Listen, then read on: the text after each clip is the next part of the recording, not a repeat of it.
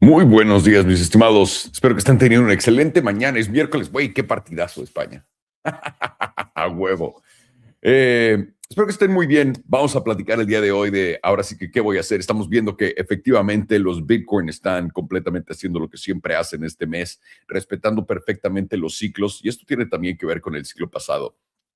De acuerdo a lo que vamos a ver con el portafolio. Lo habíamos platicado antes, pero ya tengo una respuesta completamente contundente, potente para todos ustedes de qué es lo que voy a hacer. Y obviamente no hago estos videos para que solamente me copies, que hagas lo que yo estoy haciendo, recomendarte que hagas lo que yo estoy haciendo. Recuerda que soy un animal que no sabe nada y a fin de cuentas lo único que estoy haciendo es dándoles material para que puedan venir a burlarse de mí cuando no salga, tengan estos clips y los puedan guardar por 5 años. Esa es la idea de todo esto, no nada más, ¿ok? Más allá de esto, el día de ayer vimos que el Lucid tuvo una caída gigantesca en lo que yo me fui a dar una buena caminata y cuando regresé tristemente me enteré ya muy tarde de ello. Cayó hasta los $2 con cuánto, con 38 centavos. Y me enteré porque el pánico que había en todos ustedes fue una mamada. Cantidad de mensajes. Y solamente quiero compartir con ustedes entonces el paso a paso de esto y un poco de ver los escenarios de lo que se está dando, porque yo creo que es muy importante para todos entender. Cuando hablamos de ciclos, muchos me preguntan, pero es que ¿cómo sé qué pasó en un ciclo? Y vamos a hablar de eso, ¿no? Poder dar una buena idea de qué exactamente es lo que vimos el, el ciclo pasado para hacer esto.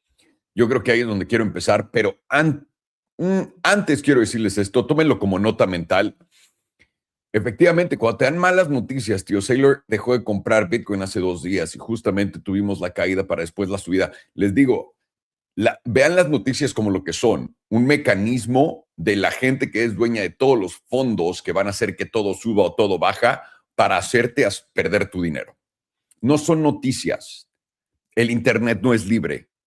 No hay nada que tú estés viendo que se fue viral porque se fue viral. Ya no existe eso. Existió al principio, como existió al principio la descentralización de cripto y todo eso, existió, ya no existe, ya no existe tampoco la libertad en redes sociales. Todo lo que te están dando son cosas que ellos están empujando, sea a través de feeds de recomendados o sea a través de cosas virales, entre comillas, porque nada se va viral sin que ellos lo hagan viral. Nada. Nada. Cuando es una historia que está muy repetida, como la de el güey en el concierto de Coldplay agarrando a su vieja, bueno, a la vieja que no era su vieja, no es viral nada más porque sí. Tienes que comprender eso. Y aquí hay siempre más prueba, ¿no? De todo ello. Entonces, es muy importante que entiendan esto para poder navegar estas aguas y no perder su dinero, ¿no? Porque estás entrando en un casino y a veces se nos pierde que estamos en un casino. Y en el casino, pues no quieren que ganes, güey, y tampoco en la bolsa, pero no sé por qué ustedes se acuerdan que sí. Ayer me fui a caminar, vi que todos los mensajes de pánico que me han mandado de Lucid, pero regresando ya Lucid está en niveles normales, no pude comprar más, pero tampoco voy a vender o vendí. Sé que en noticias así todo el mundo pierde la cabeza y por eso siempre digo que hay que tener una convicción en lo que inviertes. No vendí ni pienso vender, sigo con la misma idea. Para mí es todo o nada en esta apuesta, es la apuesta más pequeña de mi portafolio, lo he explicado antes. No estoy estresado por ello, ¿ok? Para nada. Entonces, para mí esta madre se va a cero, güey, me da absolutamente lo mismo. Me da completamente igual. Que quiero que lo entiendan. Y si esa no es tu postura, entonces tienes que reevaluar lo que estás haciendo. Por eso les digo, no estoy aquí para que me copien estas cosas. Esto es gratis, ¿no? Si les estuviera dando de verdad ¿cómo se dice? Las llaves del reino, pues, tíos, sería diferente. Vamos a ver. Vamos a platicar de los ciclos, ¿ok? Que es bastante importante aquí. Mi jugada para comprar el fondo está lista. Así es como quiero nominar esto. A veces tienes que agarrarte los huevos, mi estimado, y meter las manos y los huevos en el asador. No hay de otra y este va a ser el caso para mí. Voy a jugármela ya con un plan fijo, definitivamente. Y una vez más, no es recomendación. Esto solamente es para que se vengan a burlar de mí. Es muy importante. Mi análisis está basado en lo que ocurrió en los fondos importantes de cada ciclo y la tendencia de cada ciclo. Estamos hablando de que en cada uno de estos ciclos del 2018-2022 hemos tenido diferentes narrativas y diferentes cosas que están pasando, pero una cosa en común, y ahorita lo voy a platicar con ustedes. Resumido, en el ciclo del 2026 es completamente idéntico al del 2018. Creo que lo han visto ustedes aquí sin parar desde el principio de este año. Y voy a estar preparado para el mismo comportamiento, pero sin la caída brutal del 2018. Pero necesitaría ver otro fondo local mucho antes de fin de año. Estoy hablando literalmente de lo que he dicho todo el año. Algo que no vaya a caer más de $53,000. Que se quede por ahí entre, si estoy exagerando ya el movimiento sería 50, pero a mí lo que me gustaría ver es un movimiento bastante pequeño a la baja. Ahora, digamos, antes de octubre o septiembre.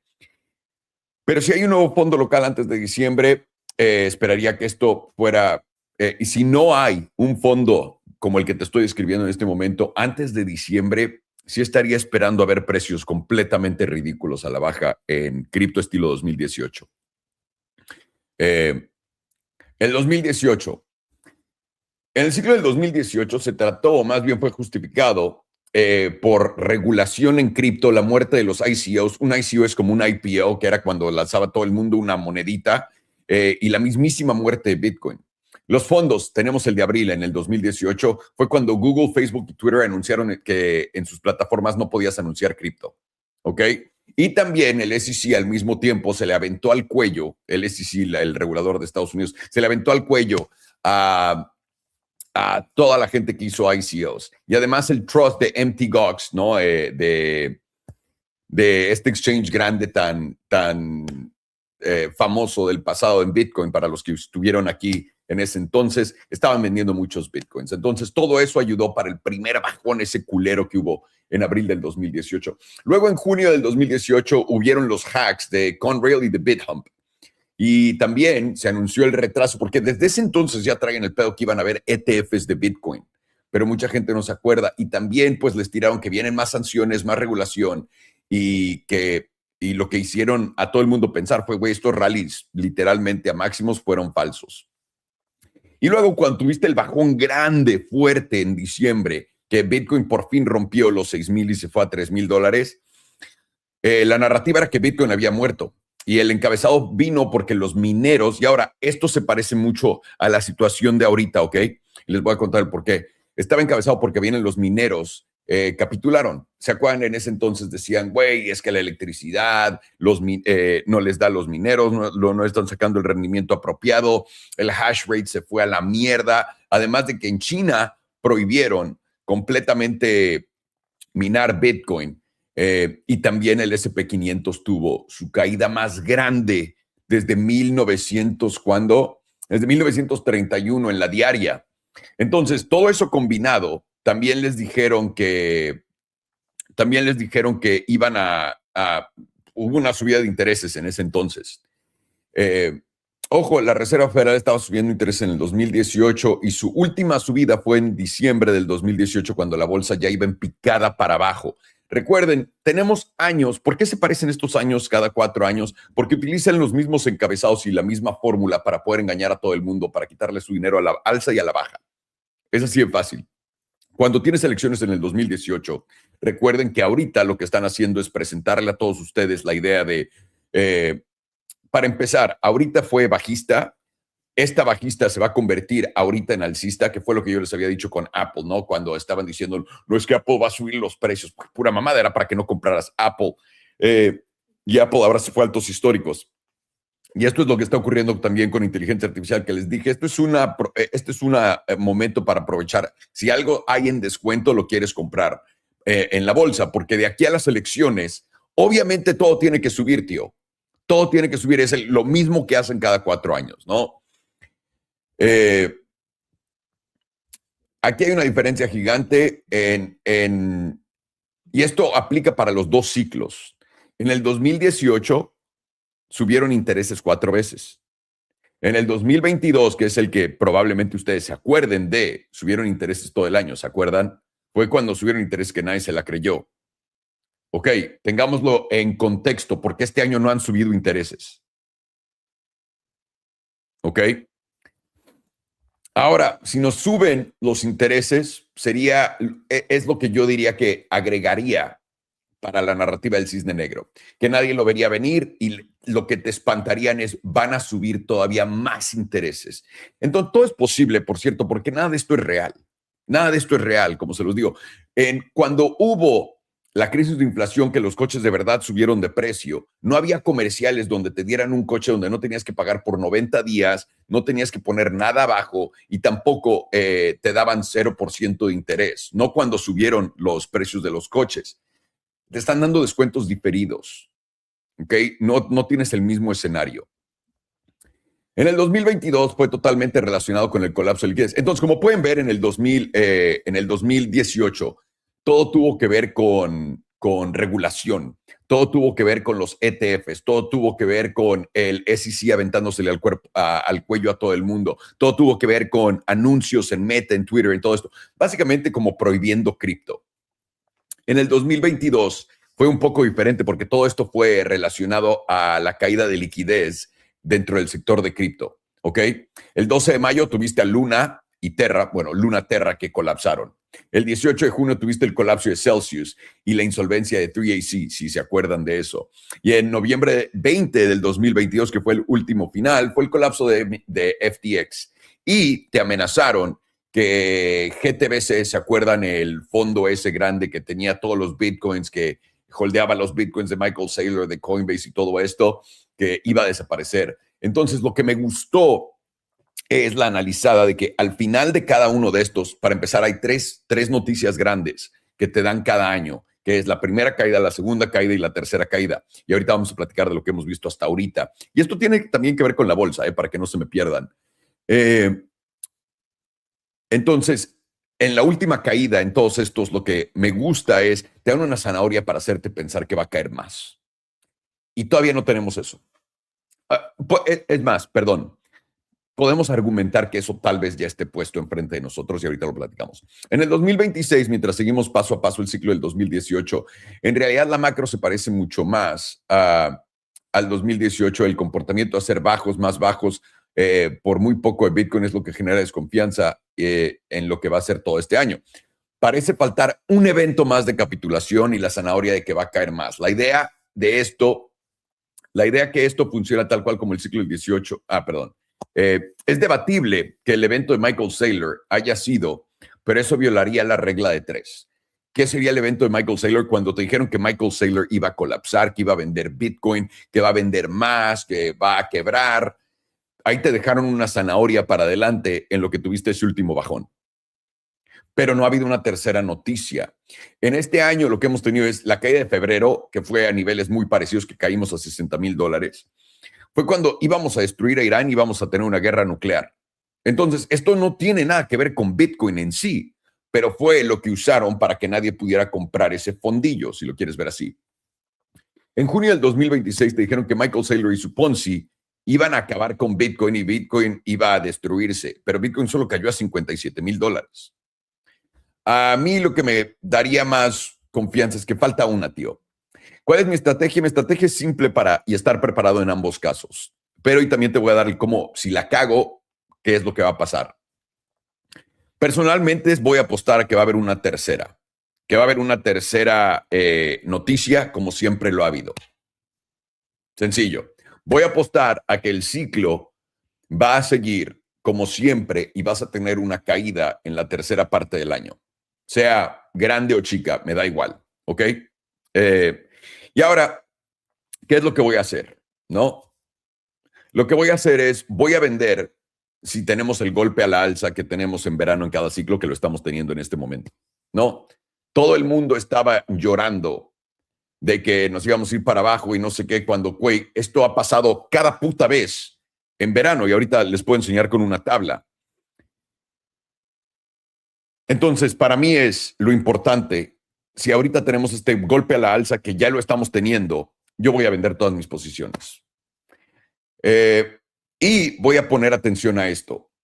Si no hacemos un nuevo bajo de aquí a septiembre, sea lo que sea, por $1,000, $500, $100, $3,000, $10,000, si no tenemos un bajo de aquí a septiembre, me voy a esperar a pánico total a fin de año. Eso quiere decir por ahí de diciembre. Y eso yo voy a esperar a ver precios completamente ridículos a la baja. Pero ridículos. Ridículos. Y dos, si tenemos un retroceso de aquí a septiembre que nos lleve a $53,000, $56,000, como siempre lo he dicho, simplemente soltar ahí el clip entero, pero ahora tendría más dinero porque pues si voy a vender ahorita estoy ya en ganancias bastante buenas. ¿Dónde me cogería Bitcoin y estaría mal parado? Si después de verano yo yendo y esto sigue para arriba y se va un super ciclo, digamos, ¿no? Entonces hice poquito dinero comparado con cuánto dinero hubiera podido hacer. Ese es mi peor caso. Es lo que estoy viendo en este momento. Y de todo lo demás, pues sencillamente los quiero traer rápido a Bitcoin en putiza y no, llevarlos al índice en chinga, ponerlo en la semanal. Simplemente estamos haciendo lo que habíamos dicho, ¿no? Habías tenido tus dos velas acá e ibas a tener estas dos velas que van para arriba. Y ahora voy a ir al 2022. En junio del 2022 tuviste tus dos velas acá y luego tuviste estas que fueron para arriba. En el 2022 también subiste bastante comparado con el mínimo. Del mínimo al máximo fue un 43%, ¿ok? Y ahora los voy a llevar al del 2018 en chinga para que lo vean y ahora les voy a contar lo que la bolsa hace. Este es el que las velas son idénticas, o sea, es una mamada esta zona. De acá al pump que tuvimos fue 47%. Entonces tuvimos un putazo en los dos ciclos igualitos, 42, 44% en la misma temporalidad de aquí a agosto, principios de agosto, finales de julio, y después de ahí cayó todo. Y cuando lo comparas, por ejemplo, con Coinbase, esta es la interesante para mí, en mi opinión, de ver, porque solamente tienes el 22. ¿Qué fue lo que ocurrió en 22? Tuviste Coinbase, que dio un putazo rápido, ¿eh? Coinbase fue solamente una vela, a la verga, esta, y subió 163% en la misma temporalidad. Entonces, viendo Strategy estoy seguro también estaba en ese entonces, correcto. Acá, junio, aquí tienes junio, esto es agosto, ¿no? Strategy se movió un poco más lento, poco a poco, y Strategy tuvo un pompazo de 150%. Para que tengan esto en contexto. Como yo les dije, yo no estoy comprando Bitcoin, yo estoy comprando todos los proxies de Bitcoin, ¿ok? Y la razón por la que estoy haciendo eso es porque todo sube más que Bitcoin. Ya se los dije, si mi billonario favorito me está contando de lo verga que es Bitcoin, ¿no? Ay, gracias, muchas gracias, señor billonario, por decirme de Bitcoin y no por decirme de todos los microchips y todas estas chingaderas a las que estás invirtiendo, hijo de tu putísima madre, ¿no? Entonces no voy a jugar su pinche juego estúpido, pendejo. No soy el güey más asoleado, el más guapo, el más mamado, el que chupa más tetas de todos, como todos los bitcoiners. Yo simplemente me interesa el dinero, ¿no? Porque soy completamente honesto conmigo y no con todo el mundo diciendo puras mamadas. Si el sistema financiero se cae. Si eres nuevo en este canal, tienes que entender que si el sistema financiero se cae, a nadie le va a interesar comprar tu Bitcoin porque vas a estar literalmente en una guerra en la calle, cabrón, por comer. ¿Ok? Y si tienes una granja y te crees muy inteligente porque, güey, yo tengo un terreno fuera de esto, la gente va a ir con pistolas a robarte tu puta granja. Ese escenario nunca se ha dado. A la gente que está comprando oro y que está comprando Bitcoin para protegerse de que si el sistema explota, nunca ha pasado. Y si pasa, nos va a valer verga tu oro y tu plata. Lo que vamos a querer es comer y tomar agua. Que no, solo esas son pendejadas que te han construido y le han construido a todos nosotros y yo he caído en ellas, así que no hay nada de malo en ellas, en caer, pero tienes que abrir los ojos a la realidad de esto. Ahora, la bolsa, ¿qué es lo que hace la bolsa en estos años? La bolsa básicamente tiene una caída en la primera parte del año que ya la tuvimos, igual en el 2018, en el 2022 fue todo el año. Y a fin de año tienes la última caída de la bolsa, ¿no? En el 2018 se recuperó, llegaste a verano con donde estabas, tuviste el rally, normalmente de aquí a elecciones tienes un rally, y cuando pasan las elecciones de cada 4 años, no son las elecciones presidenciales, son las midterms, no sé cómo se dice en español, las de medio término. Y cuando pasan estas elecciones de medio término, literalmente lo que ocurre es te prometen que todo va a subir más, el sentimiento es eufórico y bolas, te tiran todo. La única diferencia que ha habido entre este ciclo, el 2026 y el 2018 y el 2022, es que en este ciclo no nos han subido los intereses. Aquí están creando una narrativa de que pues la inflación está subiendo y van a tener que subir intereses y la chingada, pero el subir intereses lo único que hace es destruir más a las empresas, porque todas las empresas están dando descuentos diferidos con financiación sin intereses, que es mentira.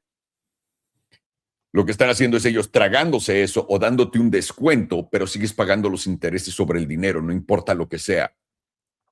Y también lo están haciendo psicológicamente para que todos ustedes gasten en crédito, crédito, crédito y se los lleve la verga por completo. Esa es la idea del juego en este momento, ¿ok? ¿Qué es lo que puede pasar a fin de año que a todo el mundo nos saque de pedo? Lo que personalmente creo puede ayudar a ello es el petróleo se da un descansito ahorita en lo que vienen las elecciones. Después de las elecciones vuelve a subir y suben los tipos una vez. Esa narrativa para adelante te deja pensando, van a subir los tipos más.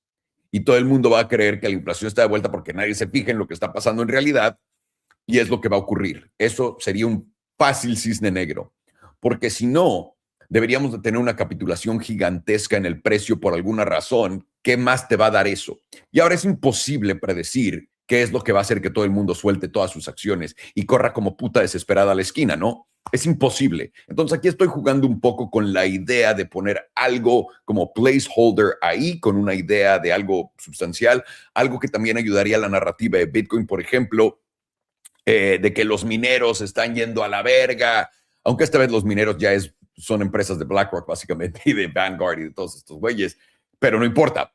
Los mineros se van a la verga, el hash rate está en la mierda, todo esto va a bajar más y que te dé un petardazo así culerísimo.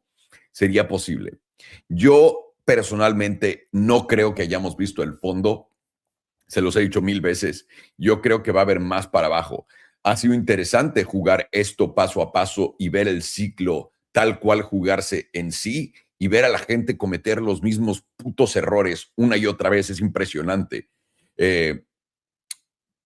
No creo que exista más prueba en este planeta de cómo queremos simplemente seguir nuestro sesgo y olvidarnos de, pues, güey, esto ya pasó y querer seguir creyendo que las noticias nos las están dando por nosotros y esto se ve mal y Michael Saylor vendió y ahora estoy esperando esto. A mi opinión, lo más sencillo, y esto es algo que probablemente les deba de enseñar en una tabla para que lo vean, es esto. Que por más que se parezca al ciclo del 2018, esto de Bitcoin, y obviamente ahorita les vamos a dar el detalle, por más que esto se parezca al ciclo del 2018 en Bitcoin, lo que vimos en el 2022 es lo que más sentido tendría. Esta caída de acá, déjenme quito mi imán para no tener pedos, toda esta caída de acá hasta acá, ¿no? Es la que ya vivimos. Esto ocurrió en junio. Estamos viendo que se repite el ciclo, ¿no? Esto ocurrió en junio. Tienes este pompazo aquí hasta agosto, ¿no? Mediados de agosto, principios de agosto, cuando quieras. Un buen pump. Y lo que quiero que vean es esto. De aquí a acá son $2,000.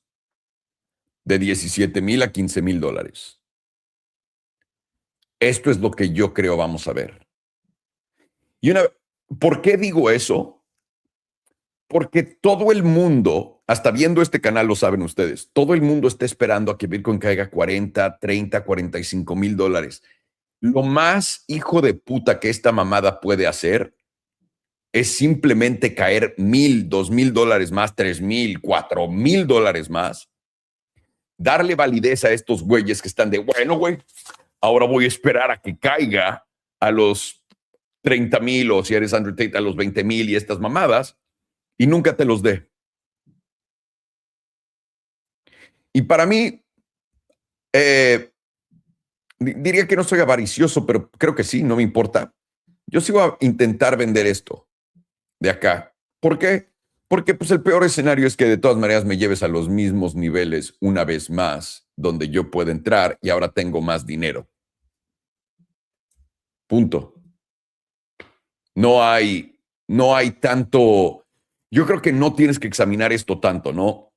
Si ya te metiste ahorita y no te estás esperando a que lleguen los 30,000 dólares, pues puedes hacer. Imagínate que solamente da el pompazo a la mitad. Bitcoin sube 22% y Coinbase en vez de subir 160%, 150%, solo sube 75%. Si yo hago 75% de mi lana ahorita, voy a estar muy contento porque estoy muy bien colocado. han visto lo que está pompeando Ethereum. Ethereum, ahí va, ya va el doble de pump que Bitcoin. Yo estoy muy contento ahorita con mis posiciones. Me da gusto no haberme esperado simplemente intentar comprar el fondo del fondo. Creo que ha funcionado perfectamente y simplemente es a seguir con disciplina y todo eso. No importa el sentimiento. En realidad, cuando la gente esté corriendo y que estén llorando y todo eso es cuando quieres comprar. Cuando te digan va a bajar más, escucha esto. Cuando oigas va a bajar más, ahí está el fondo. Ahí está el fondo.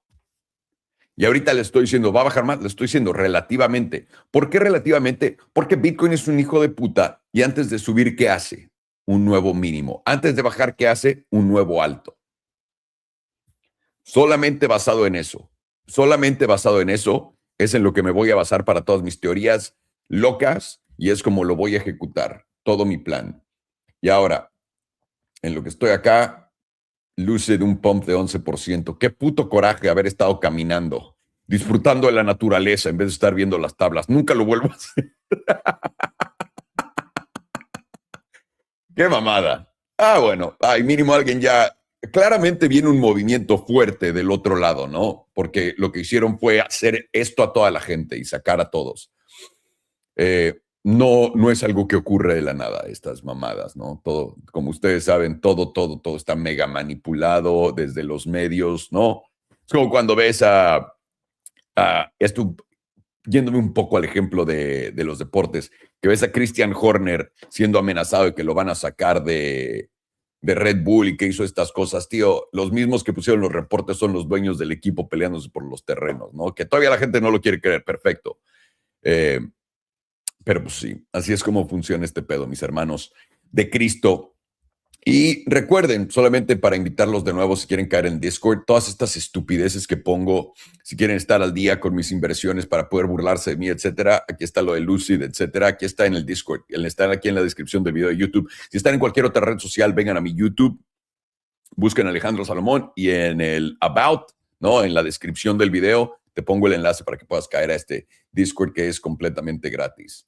Si quieres aprender cómo también puedes leer tablas, básicamente, no te quiero volver el mejor trader del mundo, no me interesa para nada. Si eso es lo que quieres hacer, qué chingón. Pero poder leer tablas te va a ayudar a no caer en pendejadas como todo el mundo, ¿no? Y acá lo único que tienes que hacer es meterte en productillos y tenemos el curso para principiantes, que en mi opinión es el más verga de todos, donde de verdad te enseñamos de cero a ser trader, de cero a leer una tabla de no mames. Dura 1 hora 40 minutos, lo tienes en inglés y en español con una sola compra. Y lo que yo recomiendo para aprender de la forma más barata es ten el curso, velo un par de veces y ven estos en vivos, tío, donde vamos a estar haciendo análisis por 3 horas, 3 veces a la semana mínimo, 3 horas y media. Y aquí puedes aprender, darte una buena cocinada. Y si tienes cualquier pregunta, tenemos también esto. Tenemos el paquete de sesiones de trading en vivo, que también incluye todo el curso, incluye otros videos extras que explican cómo usar apalancamiento, volatilidad, etcétera. Tiene 150 horas de clases ya grabadas ahí para ti. No las borramos, ahí están todas. Así que puedes gastar 150 horas de tus días viendo eso. Y también puedes preguntar en estos en vivos cuando alguien pregunta, güey, ¿cómo pueden analizar esto? Es con esto. Y también tenemos 2 clases al mes los jueves cuando todos ustedes se juntan solamente para ustedes, nos preguntan todo lo que, ahora sí que de todo lo que has visto, lo que aprendiste en el curso y los en vivos que has visto, pregunta qué es lo que no entiendes y con esto deberías de poder hacer deberías de poder tener una excelente base para poder aprender lo que sea para el futuro, en mi opinión. Está diseñado para eso, básicamente. Tenemos alertas de trading, pero si no sabes lo que estás haciendo, tío, no te rifes, ¿ok? Y para los que ya son más degenerados, también tenemos tutos, cómo tradear en Bitunix. Les dejo, el enlace está aquí abajo, para que aprendan y ahorita vamos a regalar los $3,000 en Bitunix. Ya saben que tenemos que esperar a que acabe el análisis. Tenemos un video de 11 minutos que te enseñamos cómo usar un exchange de futuros completamente gratis y usando nuestro enlace acá para registrarte es lo único que necesitas para participar en los giveaways de $9,000 a la semana que estamos haciendo de USDT en Bitunix. Pero con esto te serviría para poder aprender cómo usar un exchange de futuros, cómo abrir un long, cómo abrir un short, cómo mandar dinero, cómo sacar tu dinero, cómo poner un stop loss, un take profit, todo lo que tienes que aprender a hacer en un exchange de futuros. Así que sin más ni más, damas y caballeros, les traigo a Farhan. Vamos a ver Bitcoin y a darle para adelante. Good morning, boys. How are you? Buenos dias, brothers. How's everybody feeling? I lost some money on France yesterday, but I'm happy about that. Fuck you. Viva la España. the general didn't come through for us. Nope. It's because No. they're racist. Crazy how good Spain played, though. Crazy. Never expected that. Like, to be honest with you, I'm looking for tickets to go to the final, but man, they're expensive. Jeez, $30,000. That's a Model 3. Yeah, like you can buy a car.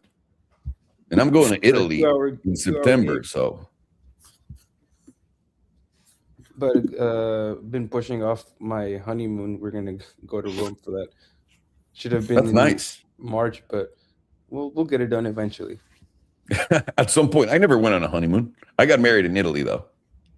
So basically, you kind of got two birds stoned with one joint. That's what I'd say. But, my wife is like, we never went on our honeymoon every year. I'm like, we always go on trips anyways. She's like, nah, that doesn't count. All right.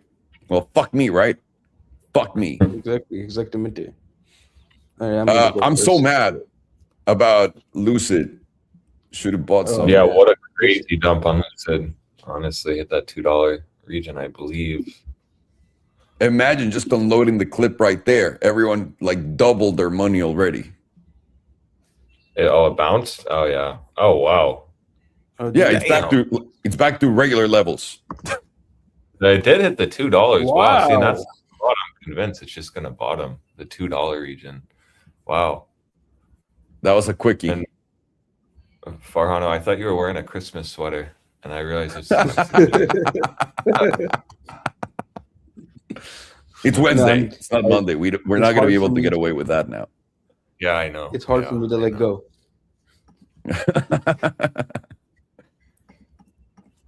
So what do you got, Farhano, for the Bitcoin? Let's get started. I'm going to say it's hard for me to let go, but really I'm just lazy and don't want to wear a different shirt. I don't want to change. I've worn this every single day, and I've been showered. I wear it to the shower. I wear it to the restroom. I wear it to sleep. It's amazing. It's a multi-use T-shirt. I didn't spend 100 pesos on this for nothing. To only wear it once. So daily on Bitcoin is currently flipped up. We are forming some bearish divergence because we are making a higher high on a closing basis with price, but a lower high currently on momentum. But to confirm this, we do have to close below $61,760. And if you do confirm it, gives you a nice target down to $59,800 on confirmation. But as of now, we are still over this band specifically, and we are over the 21 EMA. We're over basically all of our major EMAs except for I believe the 100 and the 200. And as of now, we came back down to this box of support right here, and we are currently bouncing from that region. And from there, we would have a target of going up to these dots, which is currently sitting just below $66,000. Let's go to and then on the daily jewel, we are currently losing the sell signal, flipping back into a neutral signal, and the curvature has now flipped upwards. Very likely this is going to flip into a buy signal on this next open. Let's also throw in the HPDR and combine that with HPDR. And HPDR, the 55 EMA currently lines up with our top of the 38.2%, almost kind of lines up with these dots as well, right around $65,400. And if you do get a close over that region, that's what takes you up to the 78.6 with a stop at the 100 EMA. The 78.6 is currently sitting around $71,700, and the 100 EMA on the daily is currently sitting around $68,500. Very, very likely you will see a rejection from that 100 EMA on the first tap, even if you're going to blast on through it. But even if you're going to go on through it towards somewhere around 71 to 73,000, still likely going to see somewhat of a pullback around this region. Now let's make the HPDR go back. And also want to point this out that we do have a bear moon here. And usually the bear moons are the local tops, where we pump into the bear moon, but it doesn't have to happen exactly on the moons. It can be a couple of days before or after the moon.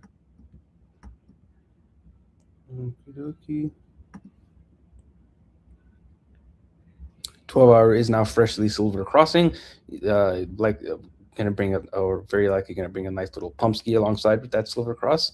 Once it confirms, it's going to confirm in about 9 hours, 55 minutes, as long as you are closing over $63,500. And 12 hours also still flipped up. What is this close here? 62,250, and this is 62,270. So this is a higher low with momentum going lower than this low here, giving us hidden bullish divergence, which is currently confirmed on the 12-hour, and that did confirm on this candle closure here. And we got closures above this box area, which brings us into this band, which is currently sitting at $66,000. Last time we tested this band was all the way up, and our last rejection of $82,000, the last major lower high, was the last time we checked that area.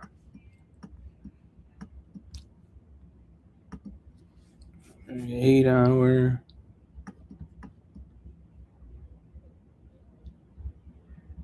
Come on. Sometime today. 8 hours currently still flipped up, entering into the bullish control zone now with volatility expanding. Are we making, I believe, yeah, we are making some possibility of bearish divergence, but you will have to close below 64,260 to confirm. And then that'll give you a move back down to around 63,000 on confirmation. Come on, there we go. And 8-hour also has targets with closing above this area towards somewhere around 65,800, 66,000. And also multiple closures over the 100 will bring us into this 200, which is currently sitting around $67,000.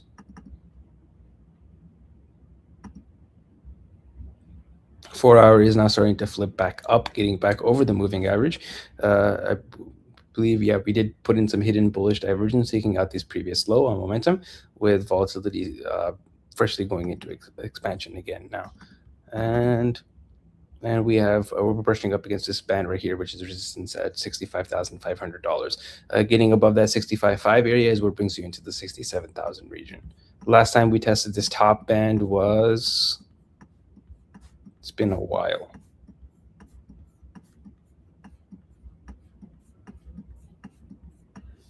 All the way back in this region where you front ran a little bit at 72,000, and wow, where's the actual test? Oopsies.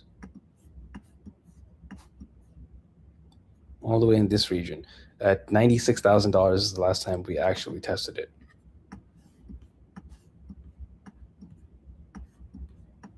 Coolio. 2 hours also firstly flipping back up, putting in hidden bullish divergence with volatility expanding from extreme lows. Come on, sometime today.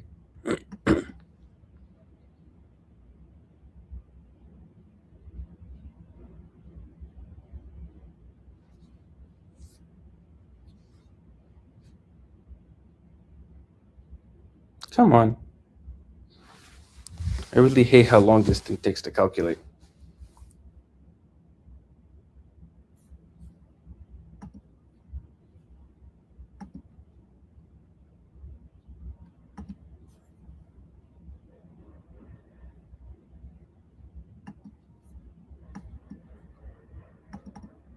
I think it's just racist. There we go. 2 hours now, also about to get that breakout above this band here, which will bring you into just below 67,000 at 66,700. Let's go into 2-day. Here we go. 2 days also flipped up. 2 days putting in possibility of hidden bearish divergence because you are taking out this high on momentum, and this one here, while price is still making a lower high. But this is going to require a close below $61,760 to confirm it. And as of now, you do have confirmed bullish divergence, which is still in play.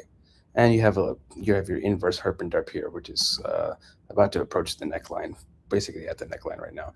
And right now, you're the bottom of this box, which is it's currently around $65,700. Breaking into this box is what takes you into the middle of the box, which is these bands, these dots here, which is currently sitting right around $69,000. And the top of the box is at $72,000. And 2 days now giving you a bullish cross here with the pink crossing above the yellow in the bearish control zone. Let's mark this off and see what this usually does.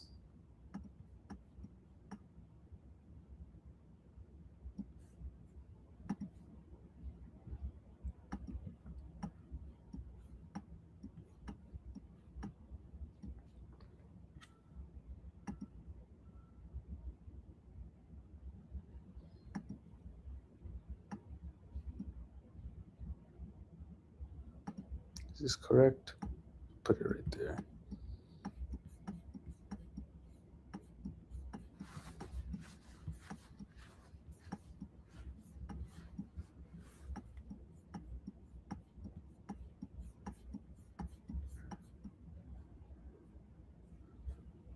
You know, I really think the president deserves a Nobel Peace Prize for how many times he's ended that war. Nobody's ended a war more than this man. It's what 200 times now that the war has ended. I'm counting 250. Incredible. Oh, my bad. I missed the last 50. Incredible. Yeah, the last week I think there was 50, so 250 now. Oh yeah, it's true. Working on 300. Oh well, you know, I thought oil was topped and then bottomed and then top and then bottom. It sounds like some kind of gay choreography or something. I don't know. It's switching between getting penetrated, doing the penetration. All right.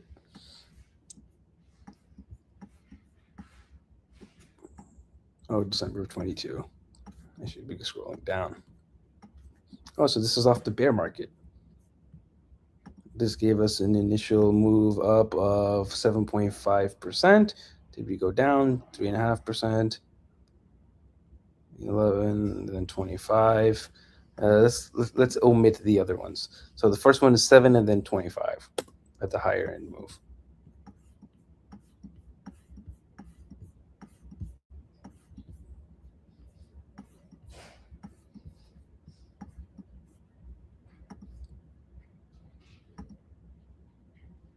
Three,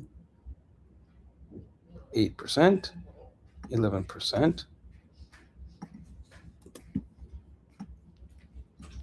This one is 12%, lines up with 11, and 15%, and 25% lines up. And see how much we've done so far. We have done about 3%. So if we do the minimum 7 to 8%, brings us around $68,000, $69,000. Just for funsies, we'll take it to that 11 to 15%. Brings us around 70,000, 71,000, and 15% is $73,000. I don't think this is going to happen, but let's check the 25% number. That would bring us up to $79,000. Still would be a macro lower high, but I'm thinking it's going to be more along the lines of that $70,000 area. I feel like such a pussy now because I had previously longed at 55x, and then I got scared and closed it and reopened it at a 20x, and it's playing out. And I would have been up more than double right now if I didn't pussy out.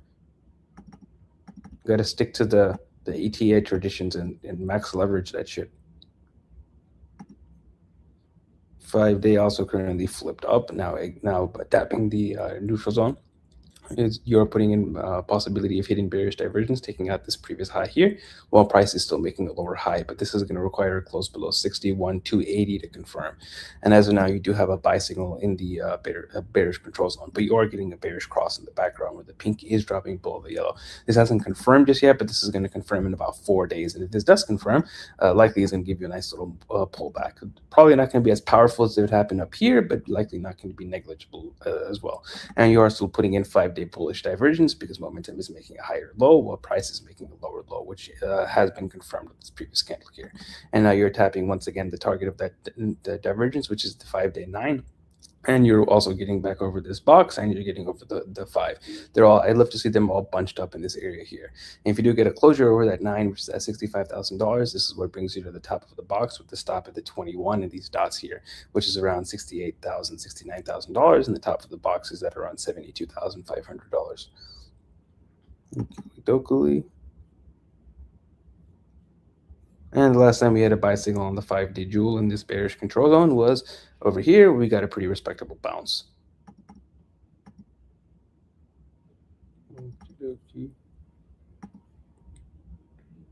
Weekly also currently flipped up. Weekly about to exit the bearish control zone, and weekly is also putting in bullish divergence with volatility going into contraction. And this is coming along with 2 closures back over that 200 SMA, and we're continuing to hold that 200 SMA. And right now we're about to brush up against the bottom end of this blue box, which also lines up with the 9 EMA, currently sitting right around $66,000.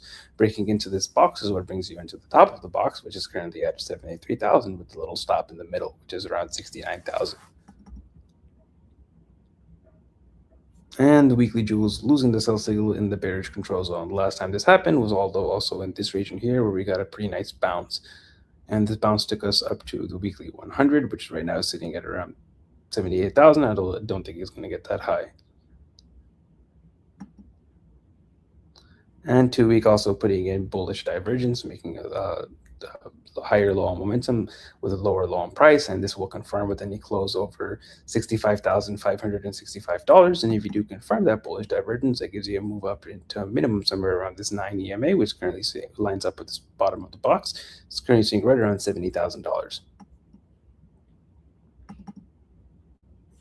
And 2 week Jewel is still more longer term bearish because you are getting a sell signal and rejecting getting out of the bearish control zone.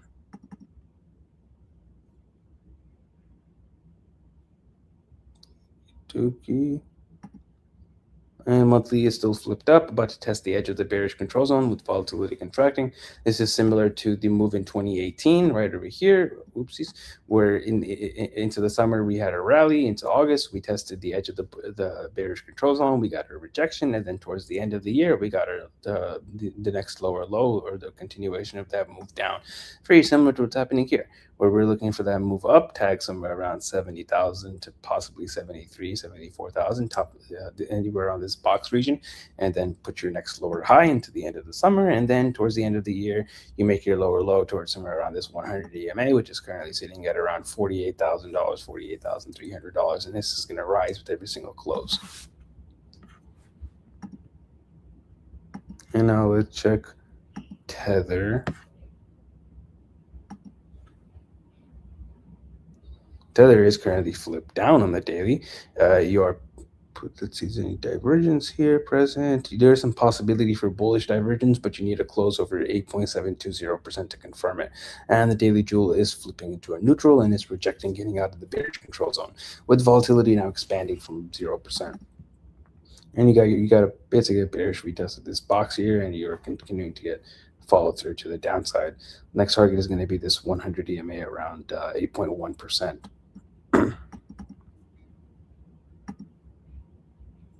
12-hour has hidden bearish divergence, taking out this previous high on momentum, also this high, while price is making lower highs.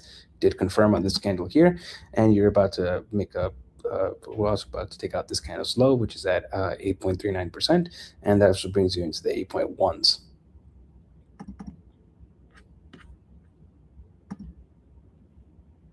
Eight-hour also flipped down, making lower lows on momentum with lower low on price. So there's no divergence present here. And next target is going to be somewhere in around 8.2 to 8.1s. 4-hour currently freshly flipped back down, tried to flip up here. Got a rejection from the box, and you are now getting a good amount below this band here, which is at around 8.3%, and that brings you into 8.2. Very, what's the word? Very mind-blowing, right? If you lose 8.3, you go to 8.2. Mind-blowing analysis. I'll be here all week. 2 days currently flipped down, rejecting the moving average, breaking it back into the bearish control zone. I got a perfect rejection here from this box, and your next target is going to be the bottom of this box, which is currently sitting around 8.1%. If we were to break into this box, then this becomes playable, and that brings us into stop at around 7.9 to 8% flat, and then eventually into that 7.7% number that we've previously been looking at. And kind of a little herp and derp right here as well, a little head and shoulders type of shit, and that'll play out into this box. 5-day also flipped down, still making a higher low on momentum, so there's no possibility of bullish divergence, and we're getting a nice rejection of this box, which then brings us into the 21, and also these dots here, which is the middle of this box, which is at around 8.1%. And then if we get a little bounce there, and then that brings you towards this mid band. And technically long term or medium term, this is still bullish as long as you're closing over this mid band. Coming back to retest this mid band is very healthy for long term continuation, because once you come back to the 7.8% area, very likely we'll see a significant bounce from here. And if you can put in a local bottom, this is going to start sending you back up to these current highs. This is just a setup for a lower high on Bitcoin and a higher low on Tether. It's not really a bearish setup on Tether. Plus, you're about to get a bullish cross with the pink about to cross over the yellow. In the short term, this is probably going to reject, which is going to give you divergence of these two lines. Then that'll give you the opposite move, which is going to be a little bit of a dump on Tether. That just brings us down to 7.8% to that mid band. Weekly is pretty ugly as well. About to take out this last week's low, which is at 8.346%. Currently, that's going to give you a target towards this middle top of the box at 8.1s. And you got bearish divergence on the weekly, which will confirm with any close below 8.346%.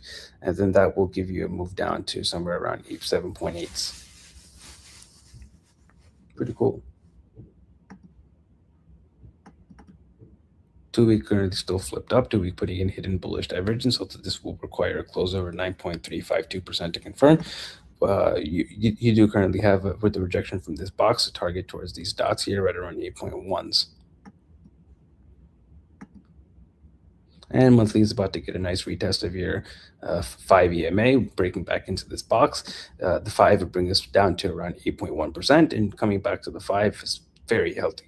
It's not bearish in the slightest to get a move down to your monthly 5 EMA, and very likely somewhere around between the 5 to the 9, this thing is going to bounce.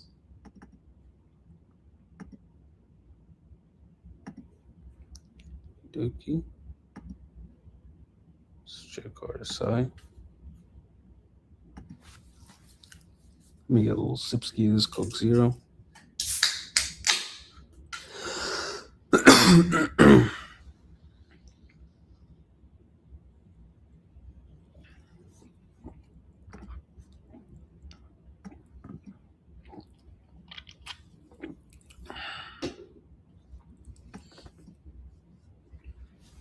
Alrighty. Daily untethered currently has bearish divergence. This is going to be active as long as you're closing below 8.646%, and your next target on that divergence is going to be the critical zone. Currently sits at around 7.72%. Very cool. 12 hours got hidden bearish divergence. That will target critical zone 7.8%. Nice. With volatility starting to expand from extreme lows. 8 hours also got hidden bearish divergence. Going to target the critical zone, which will update in an hour and a half. Now it's at 7.47. 4 hours also got hidden bearish divergence, targets 8.11. 2 hours got a local top. You're already in the critical zone. 2 days got a local top. Going to target the bearish control zone at 7.92%. 5 days got bearish divergence. Going to target the simple moving average at 8%. Next target is the bullish control zone, 7.9%. 6 days got multiple drives of bearish divergence. Going to target the simple moving average at 7.69%. Nice number. Weekly is putting in a drive of bearish divergence. This will confirm with any close below 8.346%, and that is going to give you a move to the neutral zone, which is currently at 7.72%.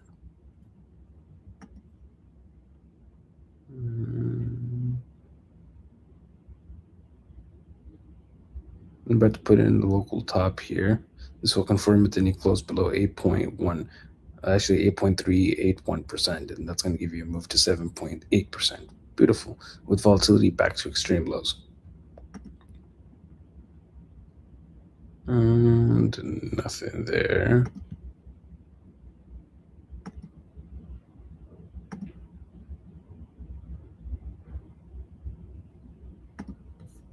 Let's go to Bitcoin. Bitcoin has bullish divergence, multiple drives. This is going to be active as long as you're closing over 62,275. And next target is going to be the critical zone, which is currently sitting at $80,900. I mean, not 80,000, 70,000. With volatility at extreme lows. 12 hours also got bullish divergence. Now you've broken into the bullish control zone. Also with volatility expanding. Next target is the critical zone at 70,150.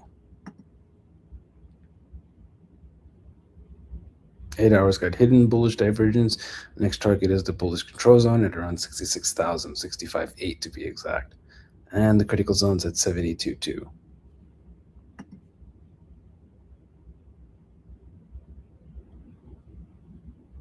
And 4 hours also got hidden bullish divergence. Next target is going to be the critical zone that is at 67,120.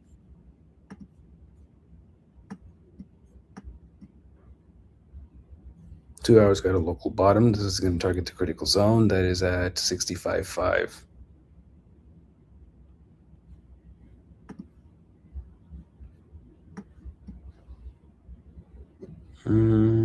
Bullish control zone 65.4.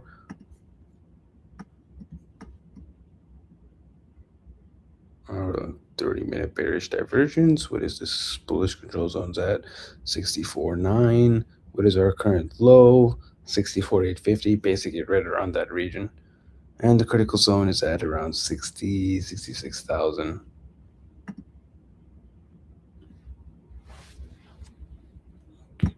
Okay.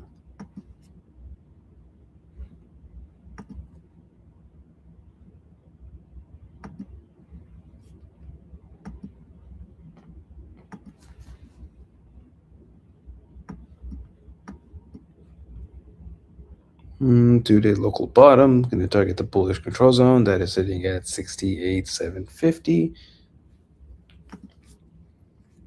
2 days potential the bullish control zone 65.5. 5 days got bullish divergence, going to give you a target at the edge of the bearish control zone that is currently sitting at 72,000. 6 days got bullish divergence, bearish control zone sits at 67.5. Weekly has got bullish. We're about to put in a fresh drive of bullish divergence. This will confirm with any close over, which number was it? 65,000. Oh no, it's actually this one here. 63,957. So about 64,000. Any weekly close over 64,000 confirms that bullish divergence, and then that gives you a move into somewhere around the neutral zone, around 70,700, right around 71,000. Kind of lines up with your weekly 21. 2-week bearish divergence. If you were to test the edge of the bearish control zone, that puts you at 70,700, right around 71,000. And then your next target from there would be the simple moving average at $56,000. And this will update in 4 days. Monthly still got bearish divergence. If you were to test the edge of the bearish control zone, puts you at 76,000. Unlucky to make it that high. And your next target of the bearish divergence is going to be this monthly 100 EMA, which is currently sitting right around $48,000 to $49,000. And quarterly still got bearish divergence. Next target is $49,000. And 6 month 3 drives of bearish divergence. Next target $49,000.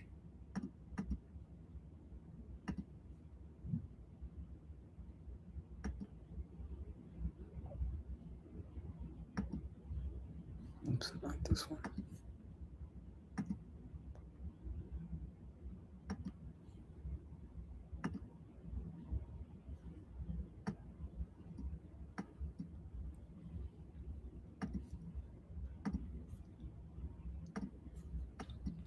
Tether is currently freshly flipped down, rejecting the critical zone, and it's going to be flipped down as long as you're closing below 8.34%.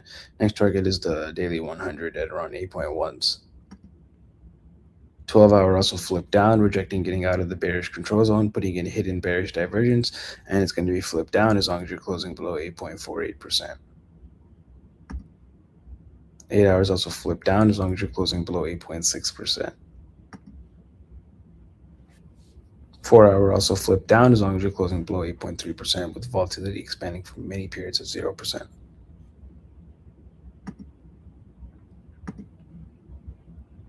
Two-day also flipped down with bearish divergence as long as you're closing below 8.57%, with volatility now expanding. 5-day also flipped down with bearish divergence as long as you're closing below 8.94%. Weekly also flipped down with bearish divergence as long as you're closing below 8.54%. 2-week currently flipped up with volatility back to extreme lows, and it's going to be flipped up as long as you're closing over 7.81%. And monthly is currently flipped down and is going to remain down as long as you're closing below 8.52%. Very likely just going to come down to a retest of this monthly 5, and from there likely will continue upwards and onwards. And quarterly still flipped up with bullish divergence as long as you're closing over 5.38%.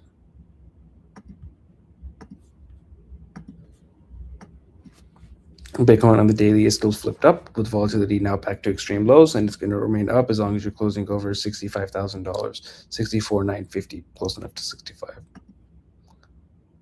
12 hours also freshly flipped back up with hidden bullish divergence, and it's going to remain flipped up as long as you're closing over 63,850 with volatility expanding from almost 0%. And you got a fresh silver cross. 8 hours currently also flipped up. It's going to, with volatility expansion from extreme lows, and it's going to remain up as long as you're closing over 62,600. Next target is going to be somewhere around this 200. 4 hours also flipped up, and it's going to remain flipped up as long as you're closing over 65,150 or 65,2. 2 hours also freshly flipped back up with volatility back to extreme lows, and it's going to remain up as long as you're closing over 65,400.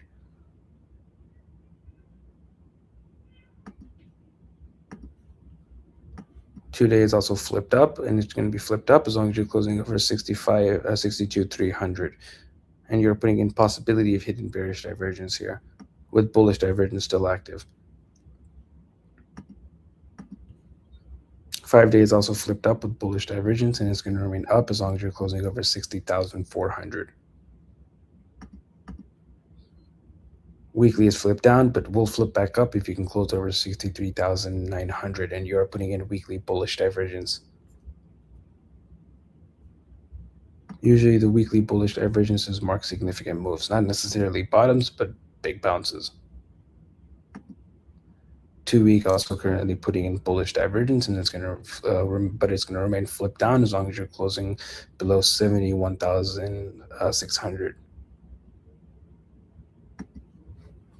Monthly is currently flipped down, but it will flip back up if you can close over 64,400.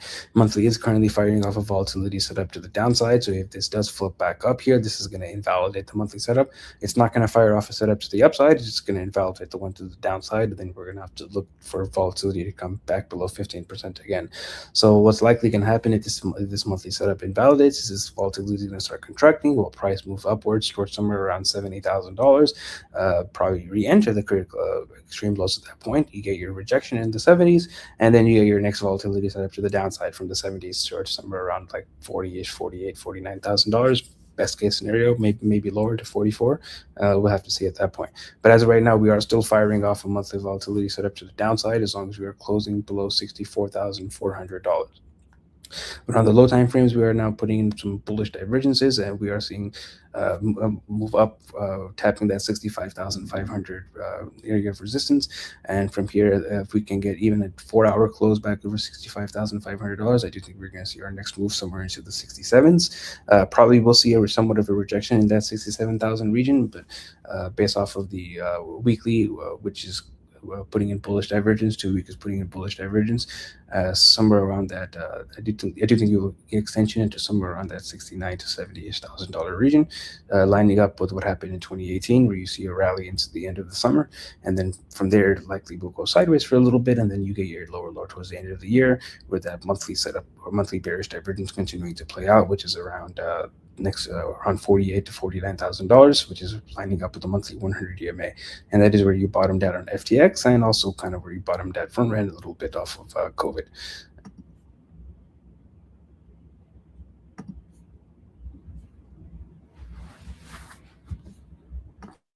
Very nice. Let's see the Bitcoins now at 65,400. Seems like we are breaking out towards that 65. We're actually breaking out from 65K.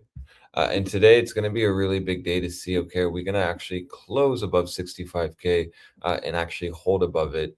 You will note that yesterday you almost closed above 65,000. Or I know, I guess the close actually exactly did close above 65K. Just noticing that. And then you made that move down towards the low 64s before expansion, which is a great sign. I mean, now I'm seeing you just got one closure above 65K. It's great. That's why today still you do need today to close above 65. That'll actually spark a bullish move towards 69,000. And that's going to be my criteria to actually start maybe even looking for longs for ETA. You do notice that you have a almost 5% move from that daily EM at 100. That's a major spot. That's what's going to really dictate if we can be aggressive in shorting. Mind you, we have been able to be aggressive in shorting since May. And really, the daily EM at 100 is a massive spot. We have not tested it since we massively rejected it in late May. So we want to be watching that spot very carefully. Like I mentioned, it's still about 4.85% away. Daily volatility is fully contracted. We've been watching this whole week, and it still is giving us a setup.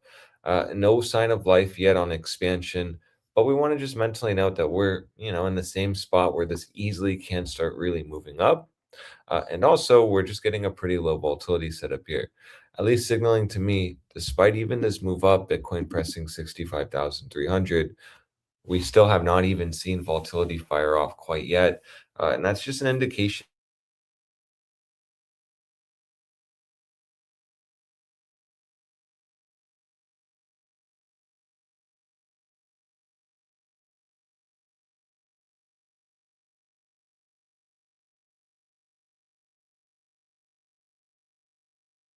So at least spark a bullish move up towards 69,000, where I'm expecting that to be the massive spot for bulls and bears. We either put in a massive rejection atop there. Oh my gosh. Nice.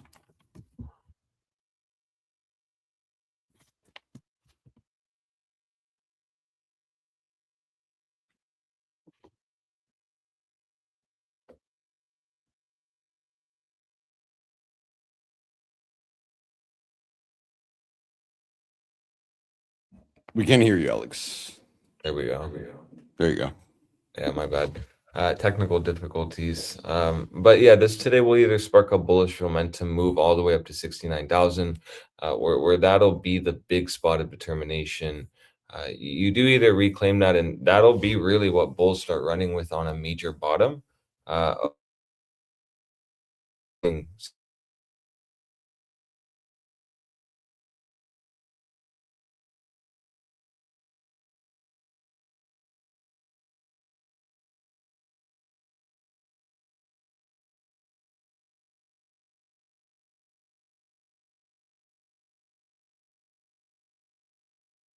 has found a bottom.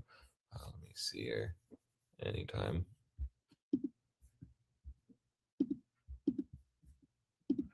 There we go. You have seen now two closures above the weekly SMA 200. This is really starting to look like a bottom's being formed right at weekly S.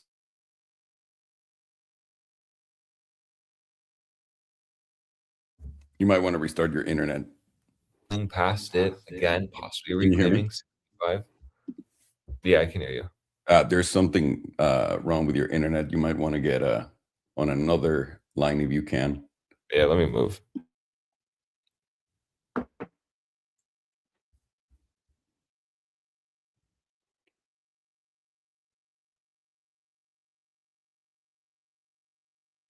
Okay.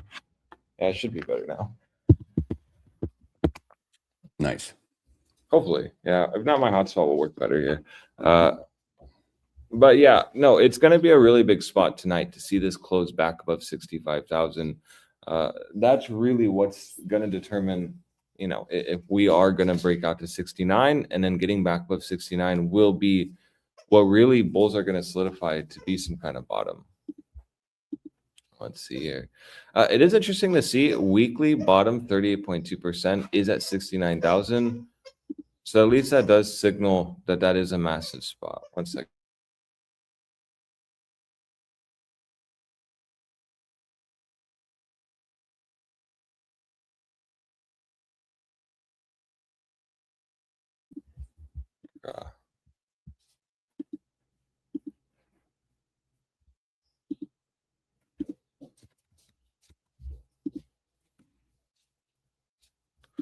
Okay, sweet. So right, that's why we want to be really watching carefully this spot. We don't want to be, too bearish if we are putting in some kind of bottom formation. Something we were watching for this week was that move down towards 60,000. You will notice we haven't gotten that, and we are just rejecting, or we are getting expansion off 62 too. So we were watching for maybe a bullish kind of at least a bullish pattern here, inverse head and shoulders pattern, to actually maybe start moving us up. You can see that price really did find support at 62.2, and then now here we are. So watch 65,000 very carefully. That's a massive spot of interest, because that's what's going to really determine if we're bottomed or not.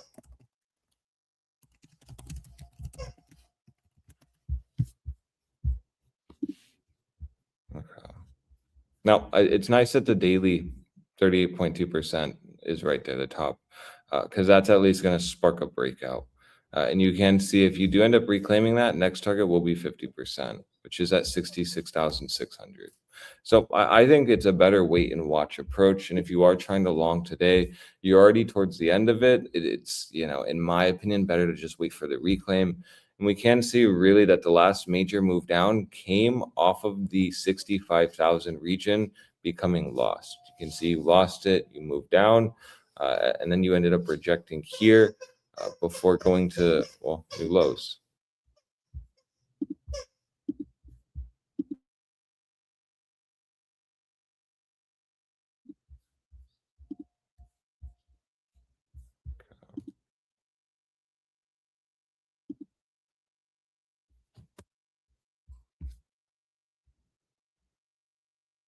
Yeah, literally anytime, computer. It's crazy how slow everything is. Nice. And so something that I'm not seeing a lot of people talk about, which is, pretty easy trigger for me, in my opinion, is this 12-hour.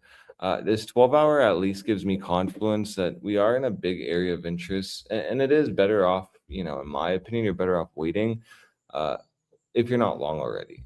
Now, you can see that 65,000 will actually get this 12-hour EMA 100 reclaimed. And mind you, we haven't really tested this zone since the major dump in May.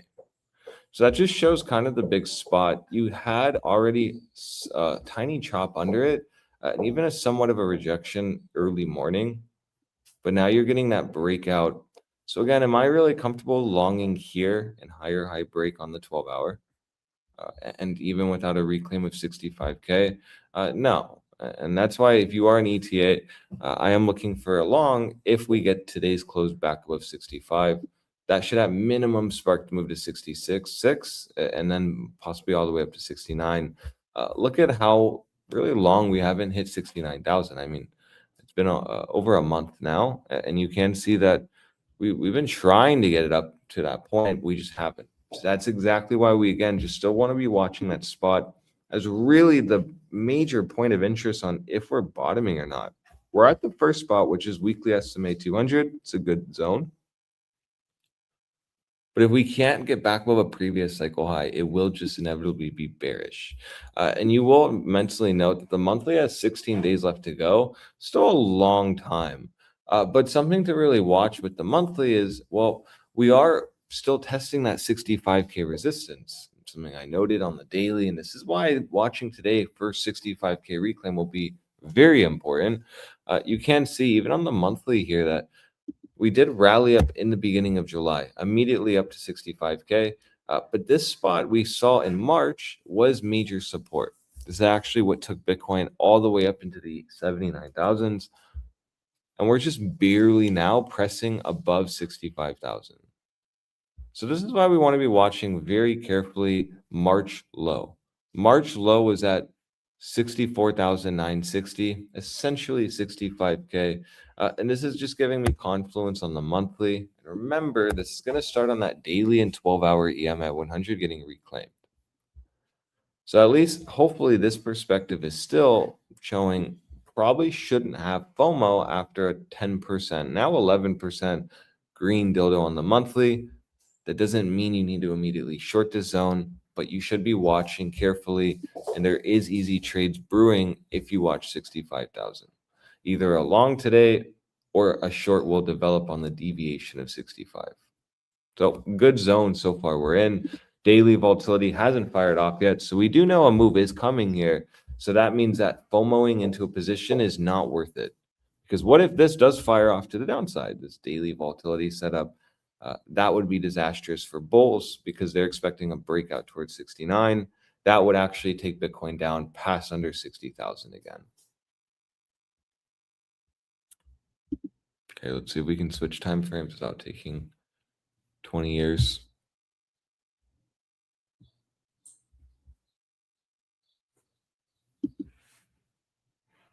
There we go. Again, more confluence on 65K being a big spot. The reason I'll say this today is just because we're potentially going to get the reclaim. And that'll be really why we want to be, watching that for a long trigger. The 5-day EMA9 sitting right in that zone, that again lined up with the lows that we saw back in March is a big spot, because you do see if you get back with this 5-day EMA9, that will spark the move to 69,000, just your 21. You have been rejecting your 5-day EMA9, really, since the loss of it in May. So major spot of resistance. Hopium here is slightly breaking out, but even on the 5-day, it says you're better off waiting. I've talked about this 5-day EMA9 setup a lot, and you always do either run it back, give a throwback, or reject off of it. So if it's bullish, you'll either get a reclaim and then hold above it and then retest it and then expand off of it. And if it's bearish, you'll just put in a bearish retest. So that at least indicates to you as a trader, yeah, you absolutely can have just patience in this region. There should be really no FOMO. I'm trying to, get all of these moving averages off. It's just taking them eternity. I'm probably just going to buy another computer today. It's ridiculous.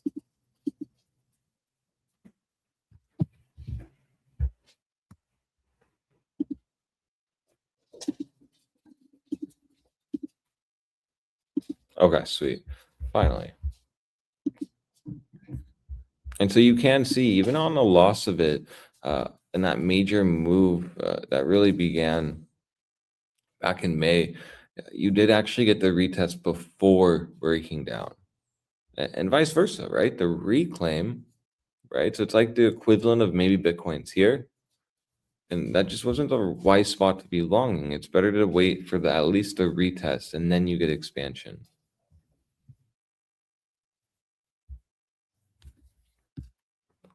So we can keep going now. 65,300 is the spot. We're about $300 away from 65K. And that's exactly why, again, it's just going to be the easy spot to be watching. If you are a trader and you're looking for some kind of setup, so just bear with me 20 minutes while I get these back on. And then now we can go to the bi-weekly. Again, as we keep moving up, we have these volatility setups still contracting, which still tells me that, bears are in control somewhat here. They are losing it, but they still are in control. And that's why, again, with the daily volatility setup not even firing off, we still want to be watching this spot 65,000. You do see the bi-weekly volatility is starting to contract again. Giving you a major setup. Now, very fast, we've talked about whenever macro trend is down, we get these bi-weekly volatility setups firing down. Whenever macro trend is up, you get the bi-weekly volatility setup firing off to the upside. So it really does follow macro trend, which makes sense because it's on a bi-weekly. And so again, so far, what have we been doing the last few bi-weekly candles? Well, we've actually been rallying up. We've done this before. We've had moments before, right before the close, we've actually moved up. And then here you do see, actually, price even went all the way up towards that 66,000 before actually rejecting and getting a closing basis into 63,200. So it's still held above 62.2, good sign. And then even the last bi-weekly, you made a high here at 65,500 before getting a closing at 63.6. So again, this is closing in 4 days. We'll actually see if we get back above 65K on the bi-weekly. But for the last two bi-weekly closures, we've actually been in this region before. The difference is we just have not been able to hold it. And that's why, again, today it's going to be really key to see if we hold it. Biweekly volatility is at 9.92%. Doesn't look at all like it wants expansion, which means that whatever move is coming up or down, really we haven't seen it fire off at all yet. So something major is coming, and these give about 40% moves up or down. So pretty nice, I will say.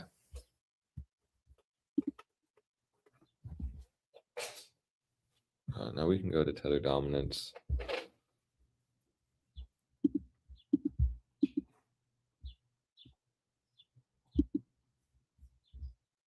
I literally don't know why TradingView is just one of the worst apps right now. It's extremely slow.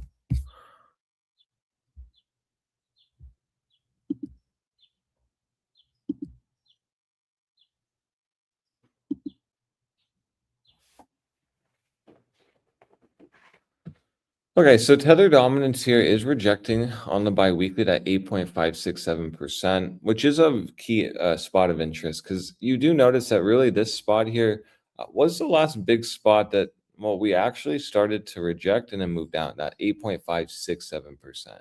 You can see that here.